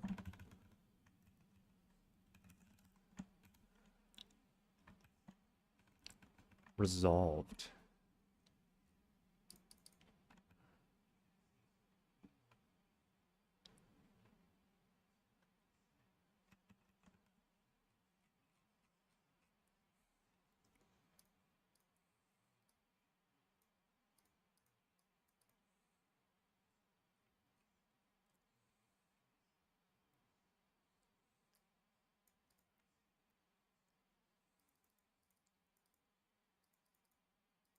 The prospect of this being much cleaner is nice. What is resolved? Here.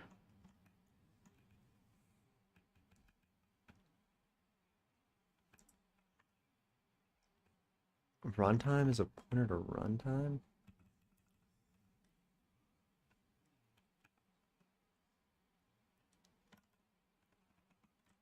Yeah, what are these types? Help me. Resolved? So he's just returning the result of this, which is a result of package versions.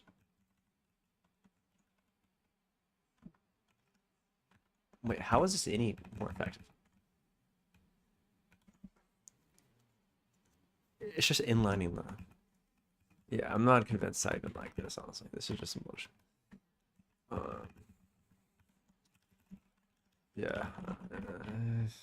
It's not even really making it any more effective, it's just making it smaller. Like, I'm curious if it's like at syntax, like I'm writing like numpy or something.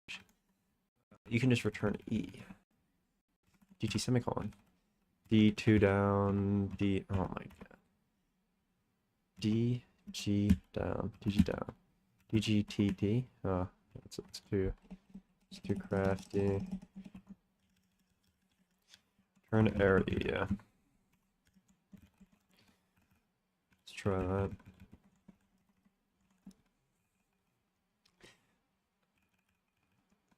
So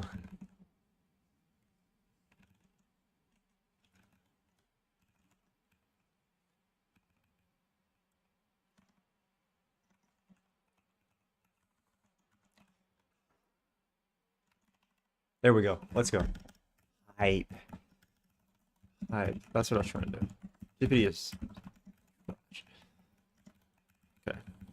So, what do we do?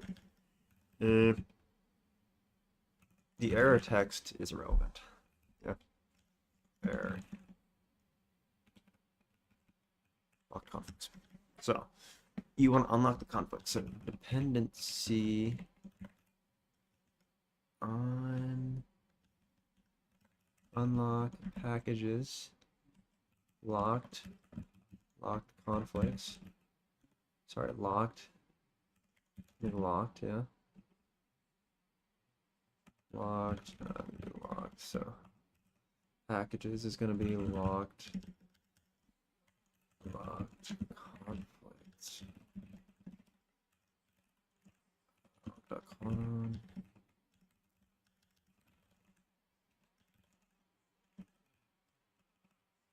Yeah.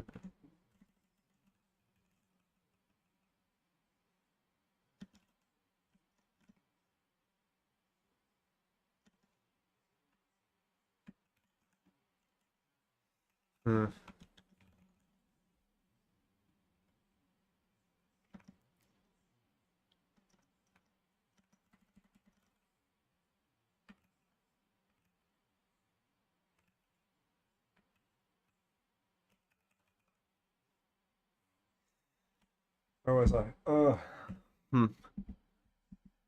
Locked. I need to brute force it here. No, where was I, dude? Short. My identifier cache is clapped. Clapped right now.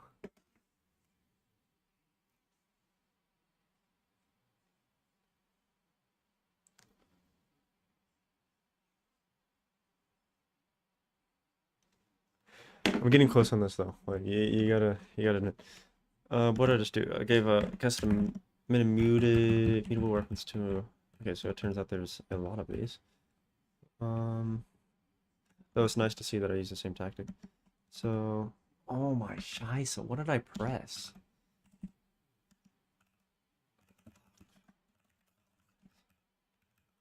Dude, what did I press? So, okay, we're in dependencies.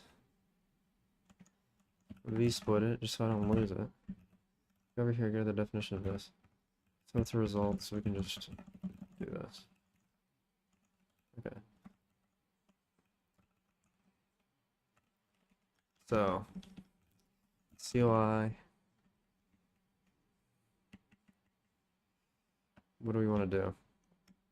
So this is where we look at publish. Where we do this thing. And so what is it?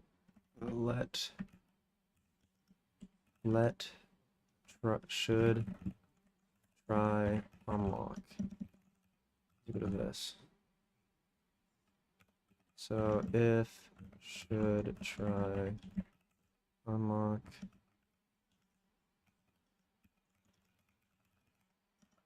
packages.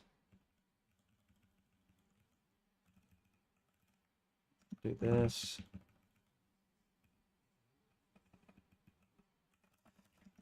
Need a explicit return.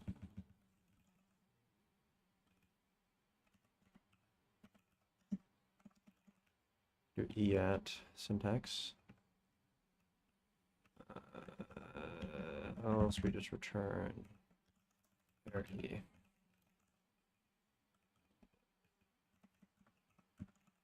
Should try unlock.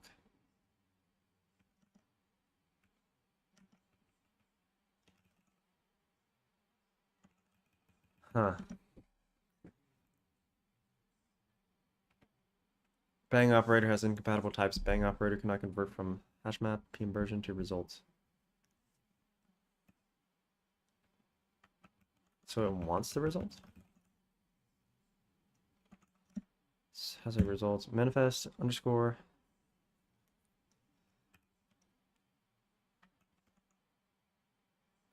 found enum expected results manifest.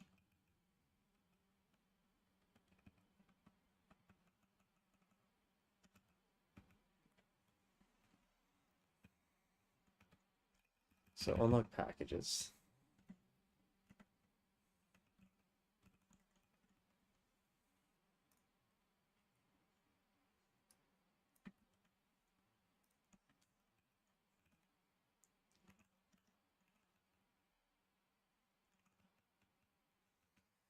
Why does it not like this?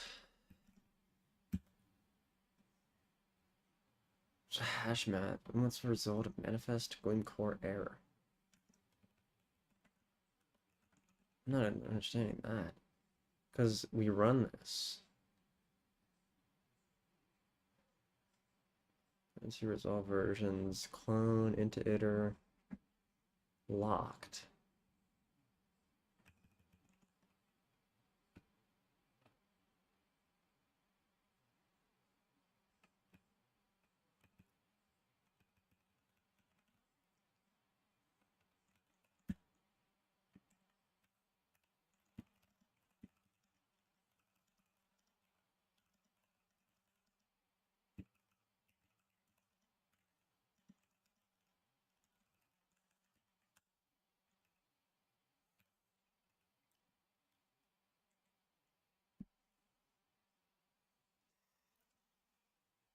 If you thought I wasn't really about it, look at the stream today. 5 hours, 5 hours, 5 hours, 15-hour stream in a day.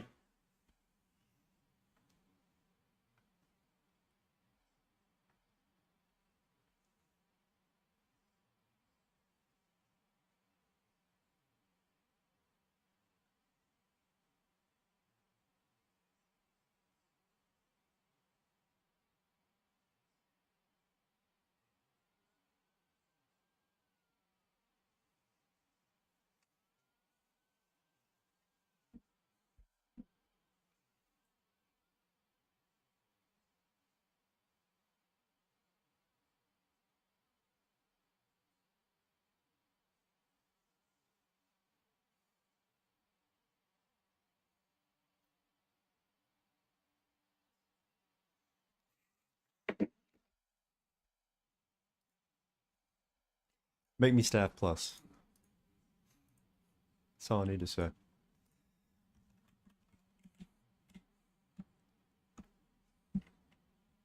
So yeah, what am I doing here?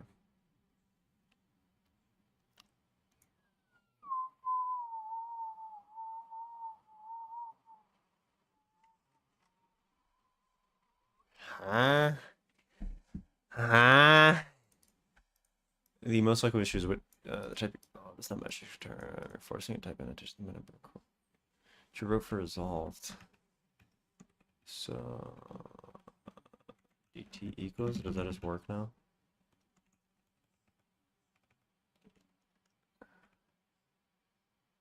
Hash map matched. Okay, it. Okay, right. I'm gonna type it.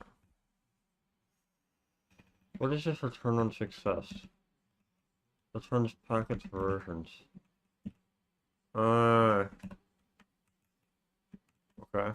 Hub type. Dependency package versions, so it's probably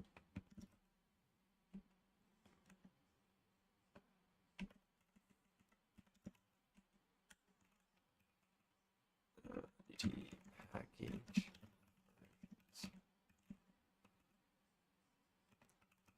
dependency versions.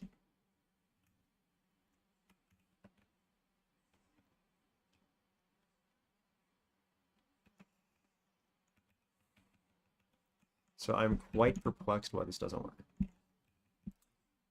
It just propagates it. This is literally what it equaled before.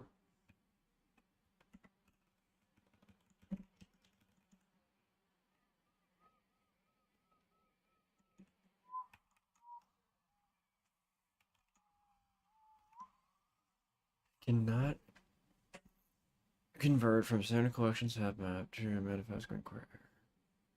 Expected enum manifest found. So it found what it's supposed to be. Что мне скажет?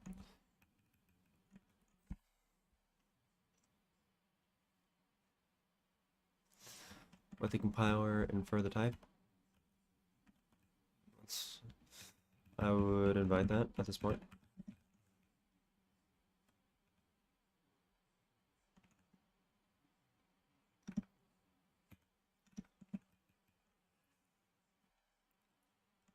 And error, return error.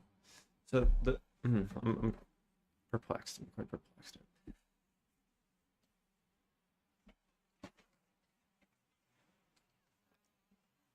For example,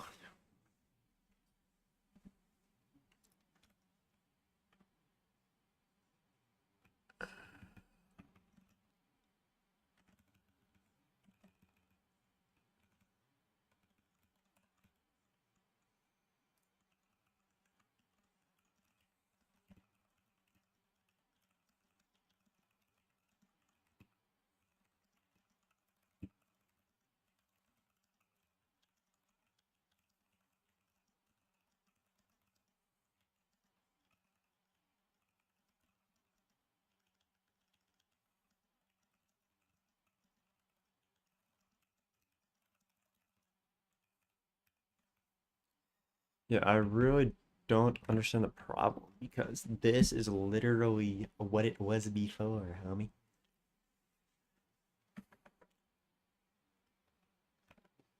Like we're literally matching the value of it. Must I match it again? Like, seems a bit much.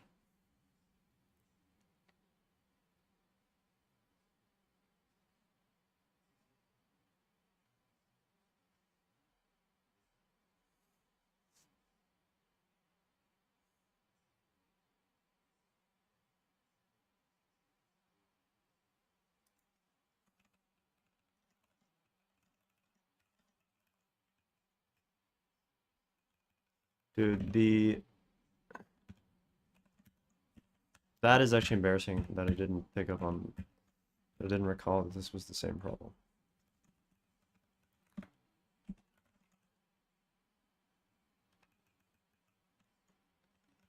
So if you just assert OK here.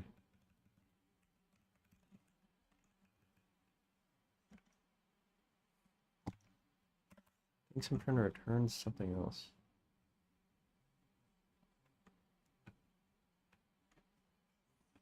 I don't understand why the type of this is not just the type of this. Like, what? Was?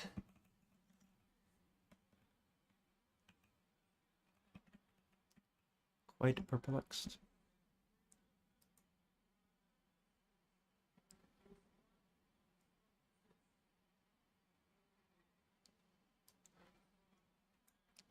I'm gonna have to do this again, dude.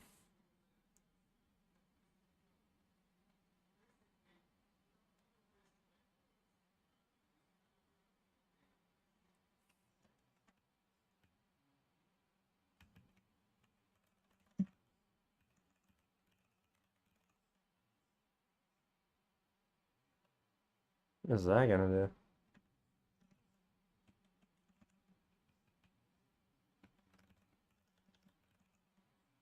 Okay, what was this before? Dependencies RS, GitHub. I'm really confused by that. Gleam. Let's go to compiler core source. Dependency RS. Let's go to. Sorry, this is going to be CLI dependencies RS.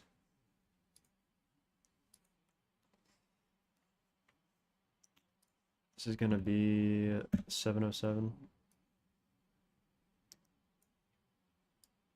Resolved is equal to this. Like what, dude? Resolved is equal to this. So, if it's okay,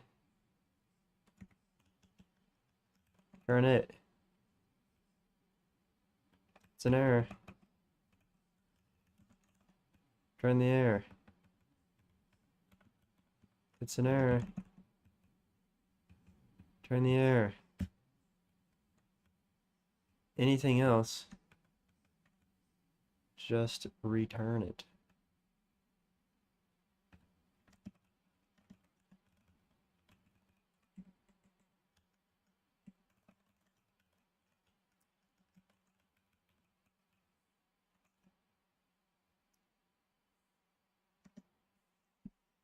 Match arms.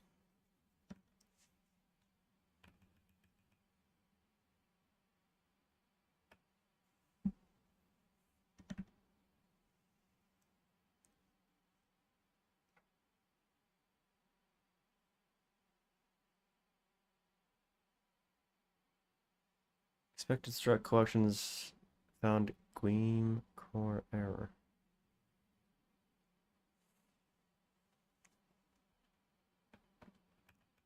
So where did I assert that this was not Arrhenius?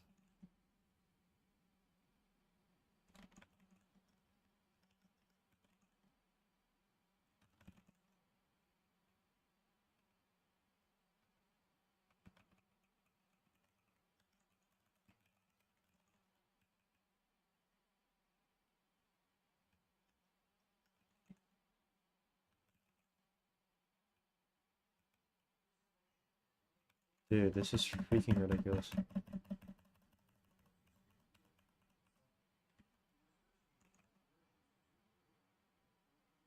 This is so ridiculous, dude. What? It's the same thing. Oh my god. They're so perplexed. It's the same thing, bro. Equals dependency resolve versions.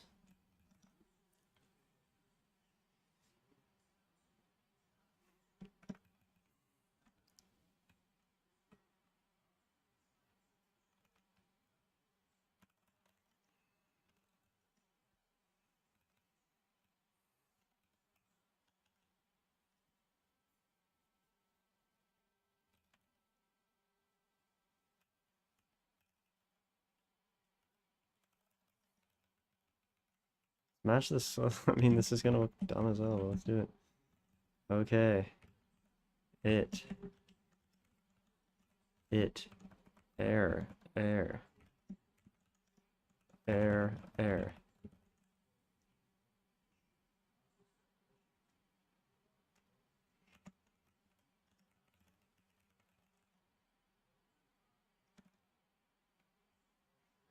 Expected manifest?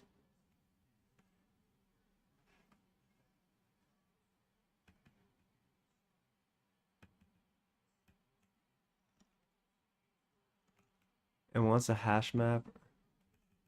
String.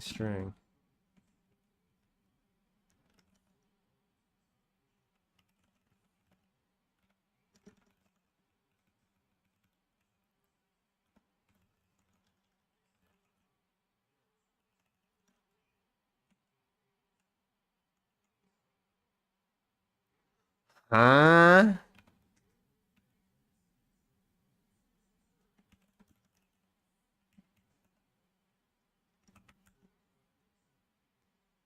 So, if it's okay, return it. It's error. An error.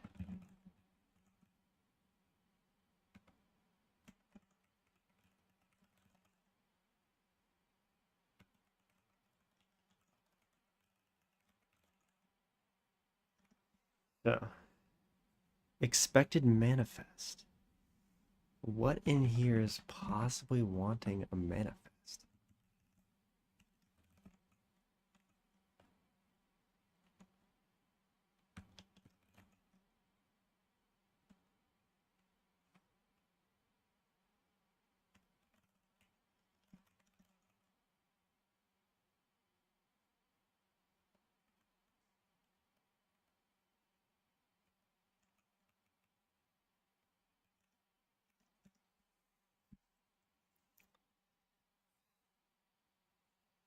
Manifest and a Gleam core error. Dude, am I tripping? This is gonna be a result. It's either a hash map, a string. So if it's okay, hash map, string, version.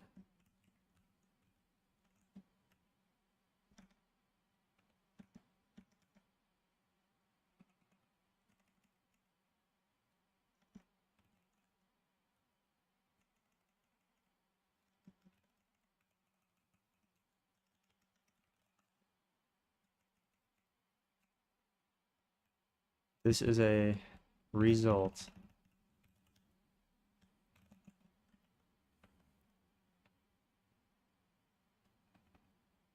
of a hash map, string version, or an error. So if it is okay, then it's going to be a hash map string version. So return it. Why the fuck does it think it's a manifest?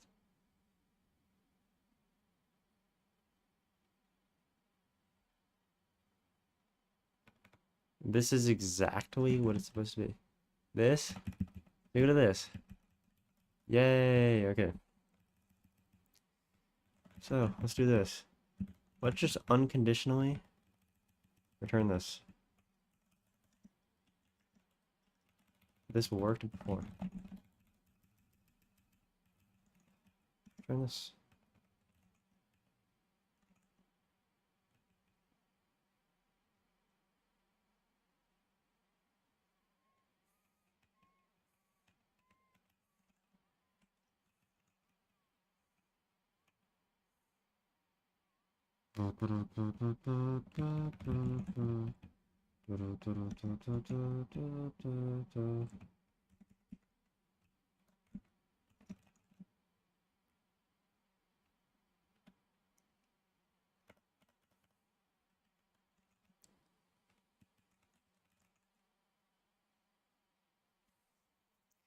So the problem is I know I literally had this working a while ago. Let's hope the stack is big. Or perhaps like the list is big.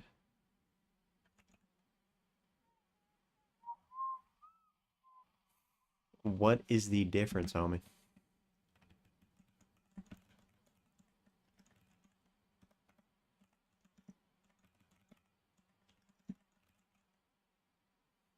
Dude, so this works. What? What am I missing, dude? Is this insane?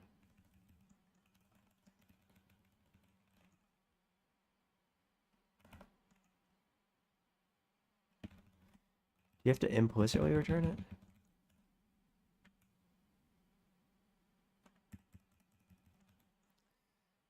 Maybe it has to be implicit? That's quite odd in my opinion. Here, so let's go here. Let's copy this. 0 v p l save v. All conflicts.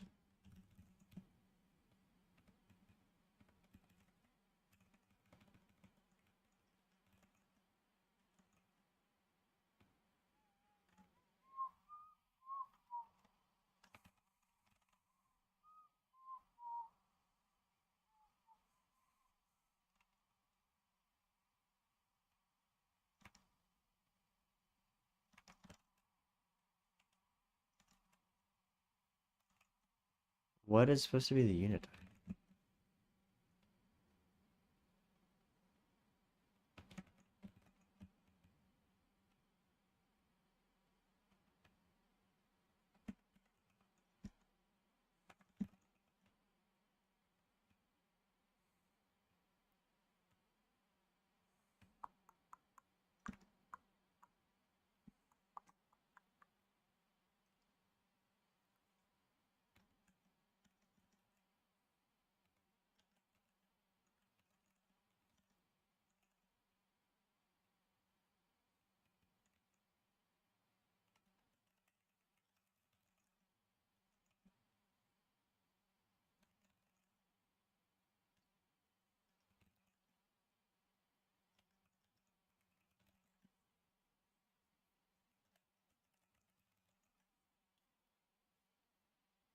No.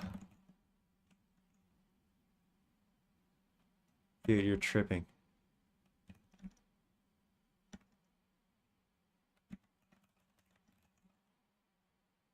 Dude, you're bogging. What is this?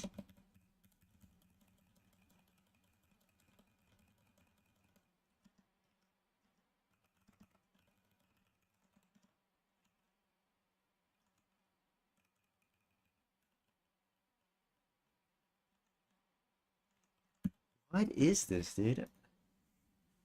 Huh?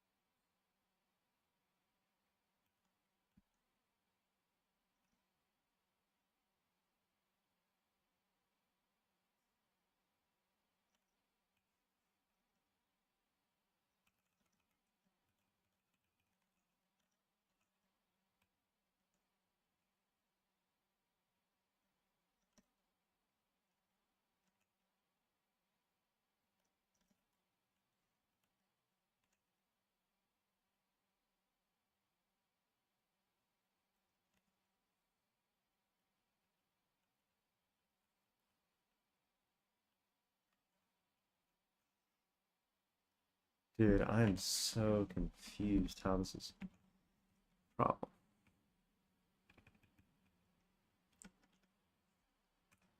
If, okay, if 1 equals 1,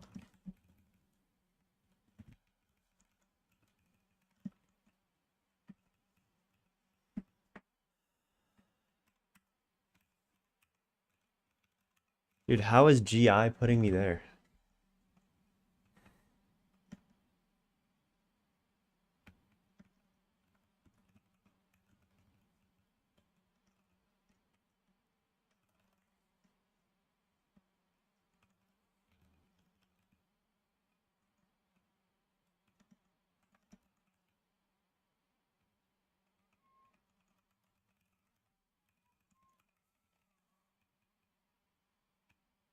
That works. Okay. This works. Okay. So, what happens when I make a call to the CLI here?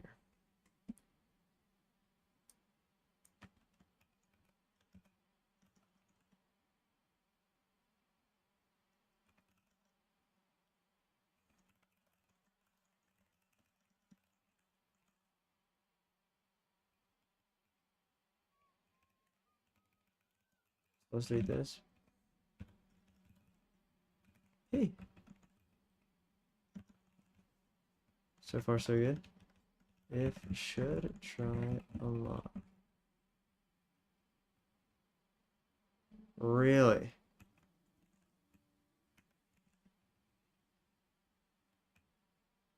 This works. What? What is the difference in this and what I just typed? Am I actually like tripping?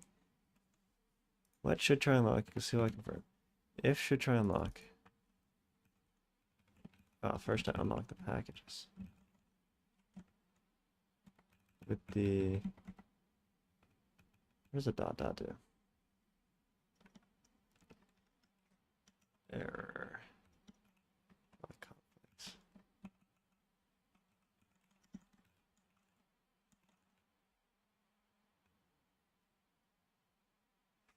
What was the difference here? Okay, so we have the partial move. So we can just clone this. Or no, we need to use the ref, yeah. Ref E, ref. Dude, consider you can clone here. You got clone? Huh?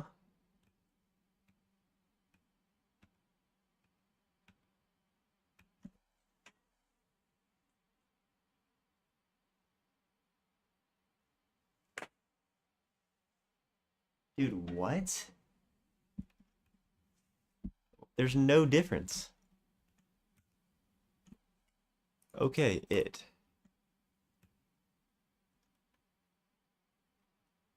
Huh? What the? What should try unlock? Bang. If should try unlock. Unlock the packages. Return. Dependency.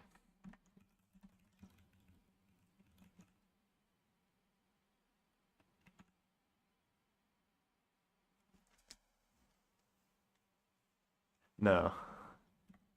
I swear I was just doing that and it said it didn't work.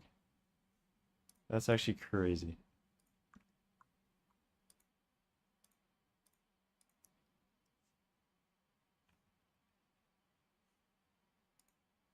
Dude, you had me tweaking on this for 30 minutes, bruh. Am I actually bugging, dude? Like, how many times did I try this? How do you skip like 5 seconds? It's like J or something. K. Oh, now I'm pressing way too many buttons. Let's go I and then you and okay, this now. This is so ridiculous, dude. What? It's the same thing.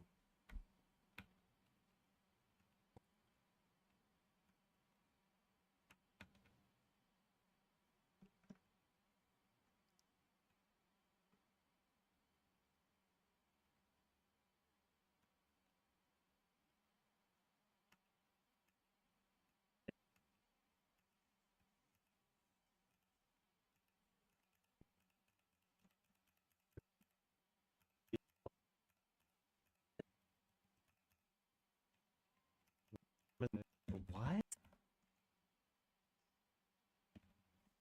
You have to implicitly return it? Or one of these?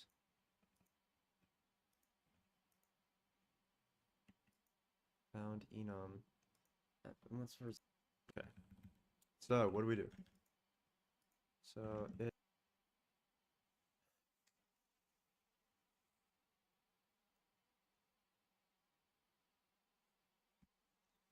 YouTube availability. Where are you at?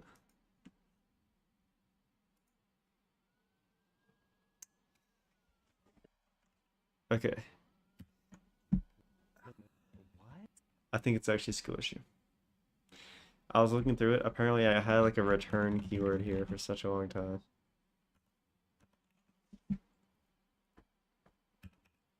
Found enum.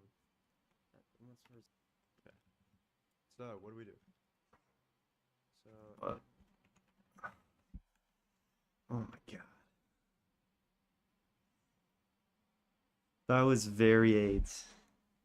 YouTube availability, where are you at?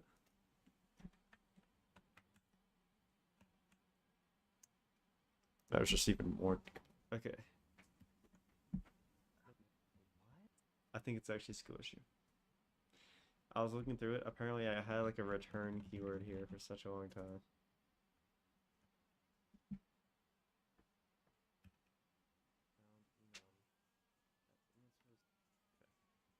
So, what do we do? So,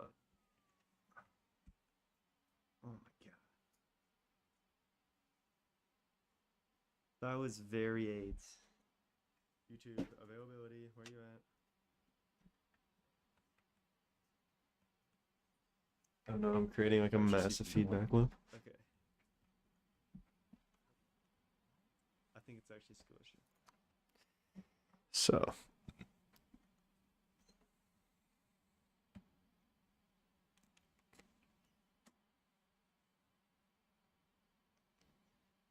So this didn't even print the error, just freaking outputted that.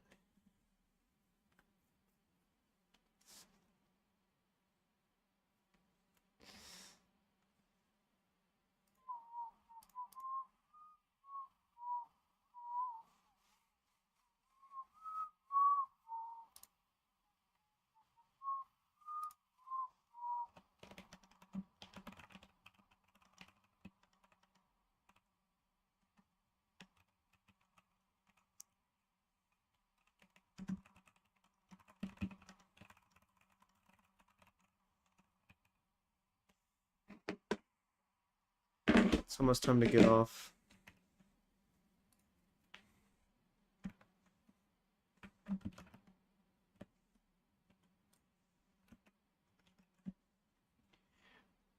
So this is the time I said I was gonna get off.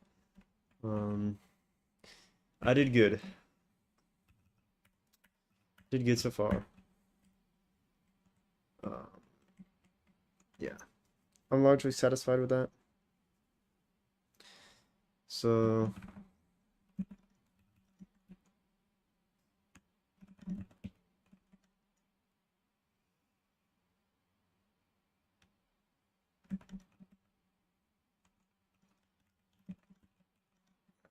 get at dash A.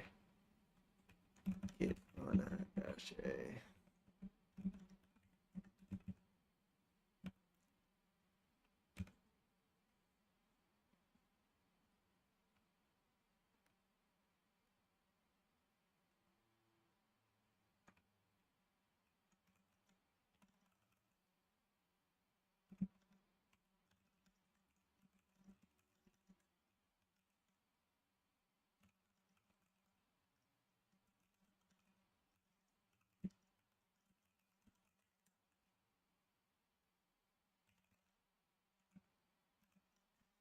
Oh my god. AMS. Dude, why does get reset say it deletes this, but then it also does this? Like, bro. Get. Oh my god. Get undo commit keep changes. Very critical to keep changes.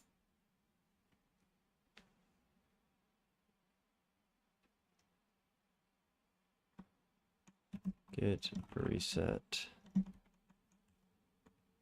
Huh?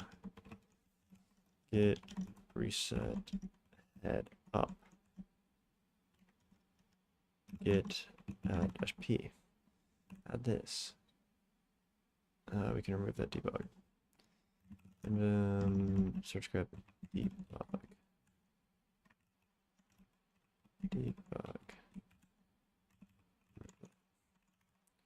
Get add dash p. New line. Sure. Dependency failed due to error. Yeah, that's good. So what if we run this? Say no. So that's when we get it. So yes, these are good. Git commit dash m.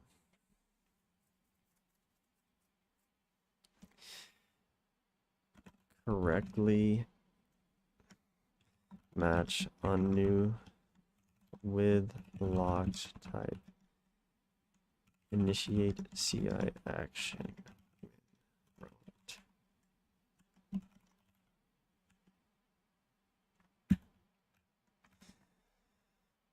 Good work, good work.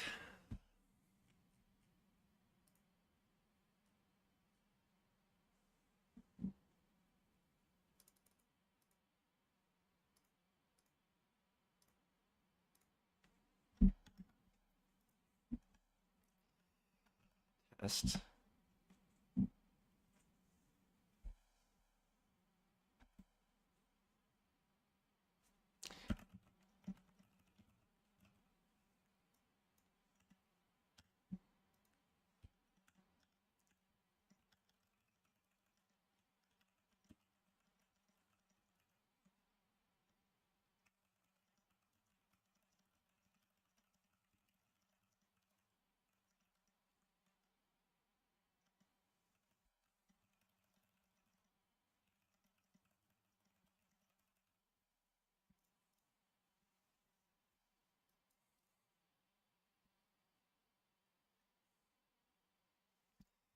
All right. So missed out at the end there, but yeah, I just pushed, made this.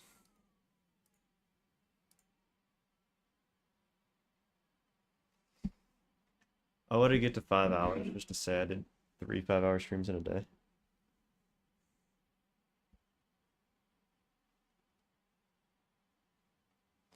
That's kind of funny.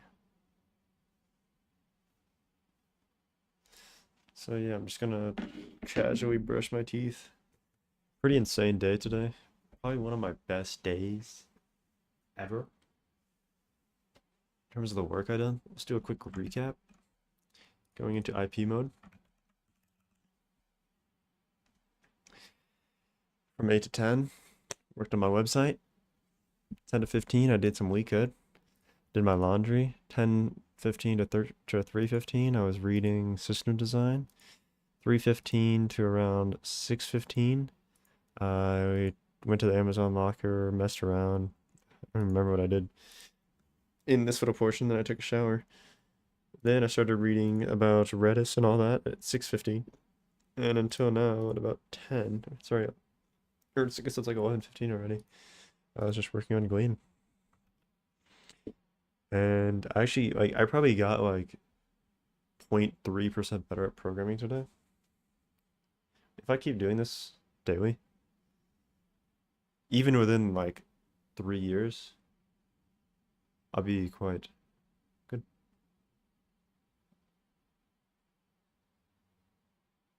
And this is kind of a crazy time for me because looking at, so I was looking at my GitHub. Around this time last year is when I was like, yeah, I'm kind of bad at programming. Like looking here, today is the 12th. So here around December 3rd is when I started doing, I was wrapping up MF chess, wrapping up semester stuff. Here, I'm not sure what private repositories I was working in, but this is where first commit on here, which was what? First commit here.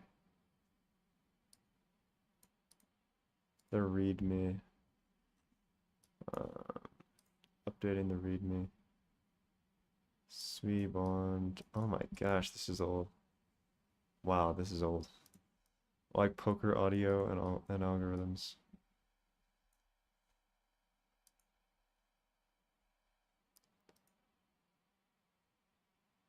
Moving into February. Maintain screw. Obviously 3 need code. Wow. What other commits did I have around this time? I was working on MF Chess. Quentin. This is when I first got into Vim. This is like my year of Vim as well. Wow.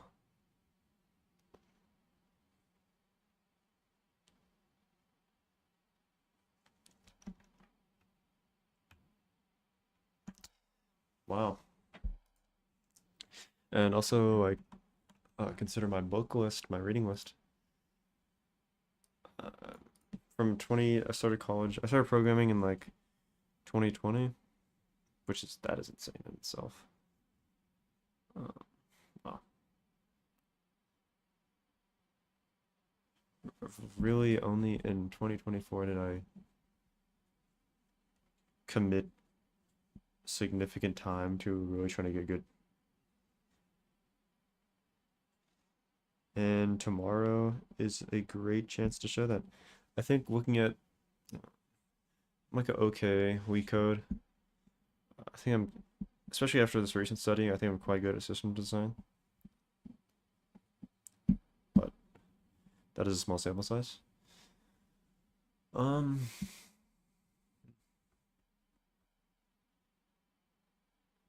I am really like excited to see just what will I be doing even like a year from now.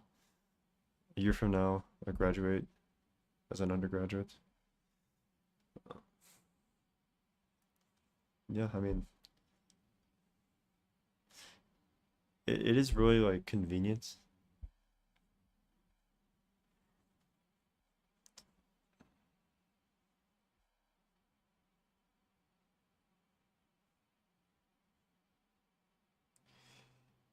It is really convenient that I, for some reason, just got really into programming. Like, obviously, I'm a CS major, and I was like an okay programmer before then, like a web developer, but kind of sudden transition, like getting into Rust. Kind of, I don't even remember, like watching, I guess I was just watching like programming YouTube, heard of Rust, got interested in Rust. Now I'm writing programming languages in Rust, open source. That's kind of dope. And like, it would be quite unfortunate if I only had this realization, if like this at 2025.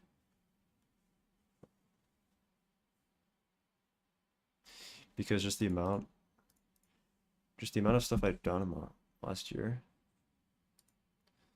I mean, even this is quite old on the Bit Crusher, D33P, and these aren't even like my best projects, honestly.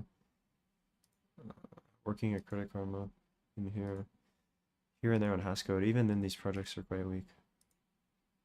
But especially this semester, I have just gotten like considerably better at programming in the last year, and I'm really glad that I've been able to do that.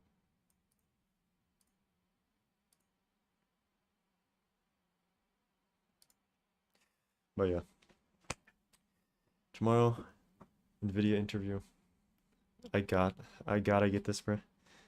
I remember for some reason I had like I have no idea how I got this because I was certainly horrible at programming. But a year ago, like I had my Netflix interview. I passed the Leetcode medium, probably code easy, honestly. It was like a cadence problem.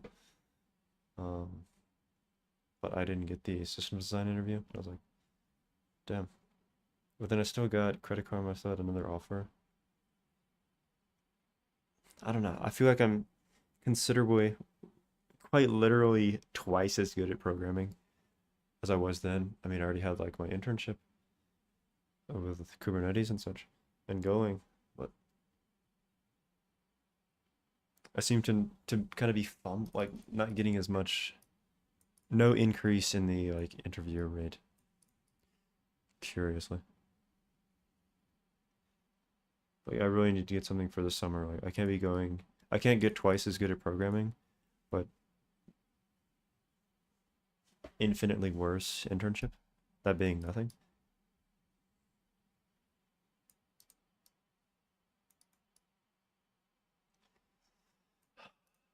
RNG. Good RNG. Пожалуйста. But yeah, that's all I really had to say there. This is like, this will always be like a notable time for me. Like, this time in December, this will be like, I would really consider this to be where I got serious about programming. So to see that 1 year mark, it's quite cool.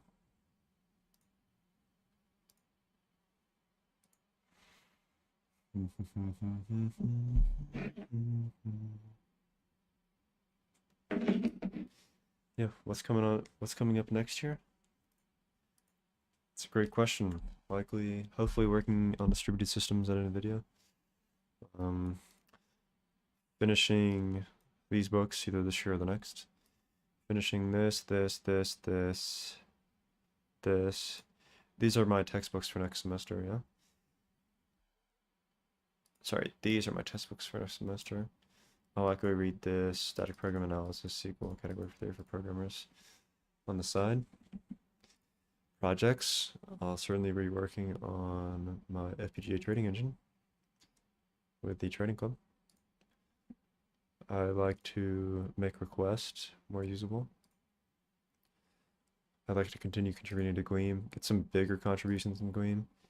This will likely be my biggest. Study Russian a bit. I'd also like to do code courses. I always get out of novice. This is quite embarrassing here. But yeah.